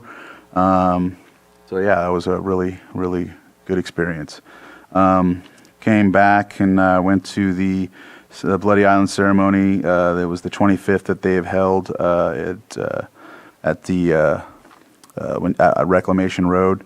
So that was an event. I seen a lot of familiar faces there, and so that was really cool to see a lot of different folks. This was probably the most in attendance. I always help because they're my uncles who run this, and there's been times when there's only been like a handful of people, and we actually had probably up to 100 to 150, and so that was really good to see. There was dancing all the way into the night, and usually we have like one set, whereas we had like 2.5 sets, if you will, and could have went further if we had more singers, but it was really good. And it wasn't good for me because I was up all night, but it's all right. That's what I do on that one. Let's see. Next week, this week I have a behavioral health meeting. I'm meeting with behavioral health, and then Thursday we have a AAA funding. Is that? And then aging service. Someone wants to interview us about aging, and so we'll be doing that. Next week I have the Farm, Ranch, and Rural Communities meeting or committees meeting. Thursday is the LCRA Parks meeting, and then Middle Creek Restoration on the Monday. Back here at the BOS on Tuesday. I know it's the Memorial Weekend as well. I think that's all I'll say. Thank you for your report, Supervisor Pyska. Tomorrow, I hopefully going to be able to do this webcast on building clean energy infrastructure, roadblocks, trade-offs, and solutions. But it is pretty long. I think Ben is not able to do it. Maybe Terry is. Yeah. So I thought I would try and cover it if they can't. NCO board meeting, science fair. Thursday is the build graduation. We have the AAA funding meeting. Then the CWA spring social. Friday, county leadership interview on aging services, meeting with a constituent. And then next week, I have an insurance working group that I just got, that's just starting up with CSAC. So we're starting to work on that with other supervisors from around the state. And then we have our rec agency meeting, and then on the 31st, Special Districts Rate Study Meeting, Canocti Neighbor Fest at Galilee Church, Motherwise Bingo at Chasewater, and it looks like a really full Friday. And then I'll be back here the 4th. Thank you. Supervisor Green? Yeah, thank you. Let's see. So last Thursday, I attended a Blue Ribbon committee here in Lakeport. A pretty brief meeting, but there was an information update for a previous funding cycle. There are several projects that haven't been contracted yet, and that I want to thank Chair Sklar for bringing that to the committee's attention. As I understand the issue, it involves an issue that comes up frequently, and that is the limited waiver of sovereign immunity that the state likes to get on contracts, and which can be not universally popular when it comes down to tribal government, and I totally get that, seen it in other applications. That said, to be this far along in the funding process and to kind of hit that little hiccup is concerning. So I did reach out very briefly to Chair McLeod of Big Valley. They have the biggest number of projects that are hitting that snag, and just offered general words of support and assistance. I know Supervisor Crandall was busy last week, but I'm sure he and Terry Logson have some familiarity with this issue. And if there's anything the county or the Watershed Protection District can do to help get these very important projects across the finish line, that would be super. But I don't know that we have to have any involvement yet. Also, there was one project, the smaller project by Scotts Valley, that I think Water Resources is looking to pick up. So I'm very glad you're back. It sounds like kind of a technical issue and a complicated issue, and if there's anything we can do, again, to get these Blue Ribbon projects across the finish line before June 30th, we certainly don't want that money to revert to the state. Saturday morning, I was attended the commemoration at Bloody Island. I have no words. It was very moving. We talk about our positions of leadership and how we're supposed to be trauma informed and apply principles of diversity, equity, and inclusion. And events like this are so important. It's really hard to be truly informed about the trauma unless you've spent some time out there and seen and felt that trauma, and so I'll be carrying that for probably the rest of my life. Coming up tomorrow, First Five Commission, I'm still hoping Chair Sabatier will be able to cover. I hope to be on the road up to Eureka. Thursday, I'm going to North Coast EMS. Might be a slightly longer meeting than normal because of a closed session item. And then I think that's it. Scotts Valley Community Advisory Council gets the month off because of the Memorial Day weekend. And looks like we'll be off on Tuesday. So that's my report. Thank you. Supervisor Satman. Finished the meeting up today. Kind of got an open calendar for a little while. Had Risk Reduction Authority yesterday. A couple meetings in the last couple of weeks. We had our marathon meeting last week with LTA, APC, and AVA all together. In 8 years, that's never happened, but it happened that day. So let's do it again. We're able to get through it. Yeah. Want to have a call this Friday with CAO, and then, like I said, holiday next week. I sent something that Congressman Thompson's coming to Clear Lake next week sometime. I know I got an invitation. I haven't replied back, but I'm seeing if I can get that done. Also have a couple other meetings that were asked to be set up on projects. On the 30th, I think I'll be meeting with someone from the Maha group, I think. Or at least they reached out. We'll see what they have to say. And then back here on the 4th for the meeting. Thank you very much. So this evening, I will be joining the Lakeport City Council to do my annual PEG presentation. I do it solely for the $2,000 stipend that we received to continue the operations, but also to inform them and let them know of what's available for them to utilize. We are still working to get the PEG station working in the city of Lakeport. For some reason, that's been a very arduous project, and hope to get that one accomplished sooner than later. Tomorrow, I will be starting off with a conversation with LG Sonic. Do want to share my appreciation to Terry Logsdon and also Water Resources Department for the work that they are doing with the CDBG MIT grant with the state, trying to get that squared up. Hopefully we'll get a final answer sooner than later. I'll be going to the first 5, as has been requested. Then joining in on the local Lake County Fire Protection District Board just to listen in and see what's going on. And at 6 p.m., I'm invited guest to present the work that we are attempting to get done in our Food Policy Council. I'll be doing a presentation to the Sierra Club about that. On Thursday, start off with the Judges' Breakfast. There's going to be a Hope Rising Governing Board meeting. We're working on our strategic plan, and so we hope to get that done soon. And then it's going to be a short strategic plan because we're doing the CHNA all over again. That's going to start 2025, and so we plan to have a strategic plan ready for 2025 as well. So right now it's just going to be a short-term strategic plan, but we need to get back into the collaborative meetings that we've had and start moving the needle on our health metrics.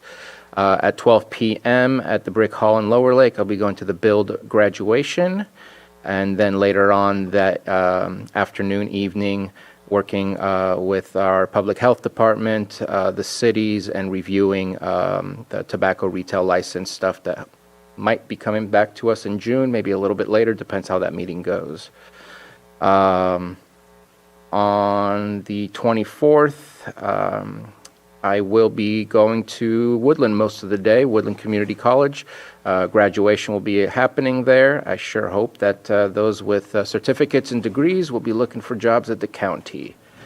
The next week, I will be meeting with the bus tour of Surprise. I'm not sure exactly what the bus tour comprises of, but that's with Congressman Thompson. Got that invitation, and since we don't have a meeting, I'll go ahead and join that. And looks like I'm pretty vacant on things for the following week. Do have a meeting with Canocti Gardens for special districts to take a look at what's going on with those apartments. I think things are moving along just fine at this moment in time, and that's what I have. And obviously, I don't want to steal your thunder, but I will be enjoying the weekend in between this Friday and Monday in Lower Lake as well for the Memorial Days Parade. I forgot about them. I'm going to be there. Going to be in it. Sorry. Get some good food, go find some good gifts, and enjoy community. That's definitely a highlight for the South Lake area for sure. It does. So with that, we go ahead and close our open session. We have 2 items in closed session. 8.1, public employee appointment pursuant to Government Code Section 54957B. 1, interviews for Water Resources Director, appointment of Water Resources Director. 8.2, public employee appointment pursuant to Government Code Section 54957B1. Interviews for Special Districts Administrator, appointment of Special Districts Administrator. And thank you for joining us today. We will now go into closed session. Welcome back. We are out of closed session. I'm going to check with Vice Chair Crandall. Is there any action that was taken out of closed session? Yes, there is. I would like to move to appoint Robin Bory as Special Districts Administrator effective July 8th, 2024 at $159,624 annually. Second. We have a motion and a second. All in favor? Aye. Any opposed? Motion carries. Robin, welcome to the team. And with that, we adjourn our meeting for the day. Thank you very much all for joining us.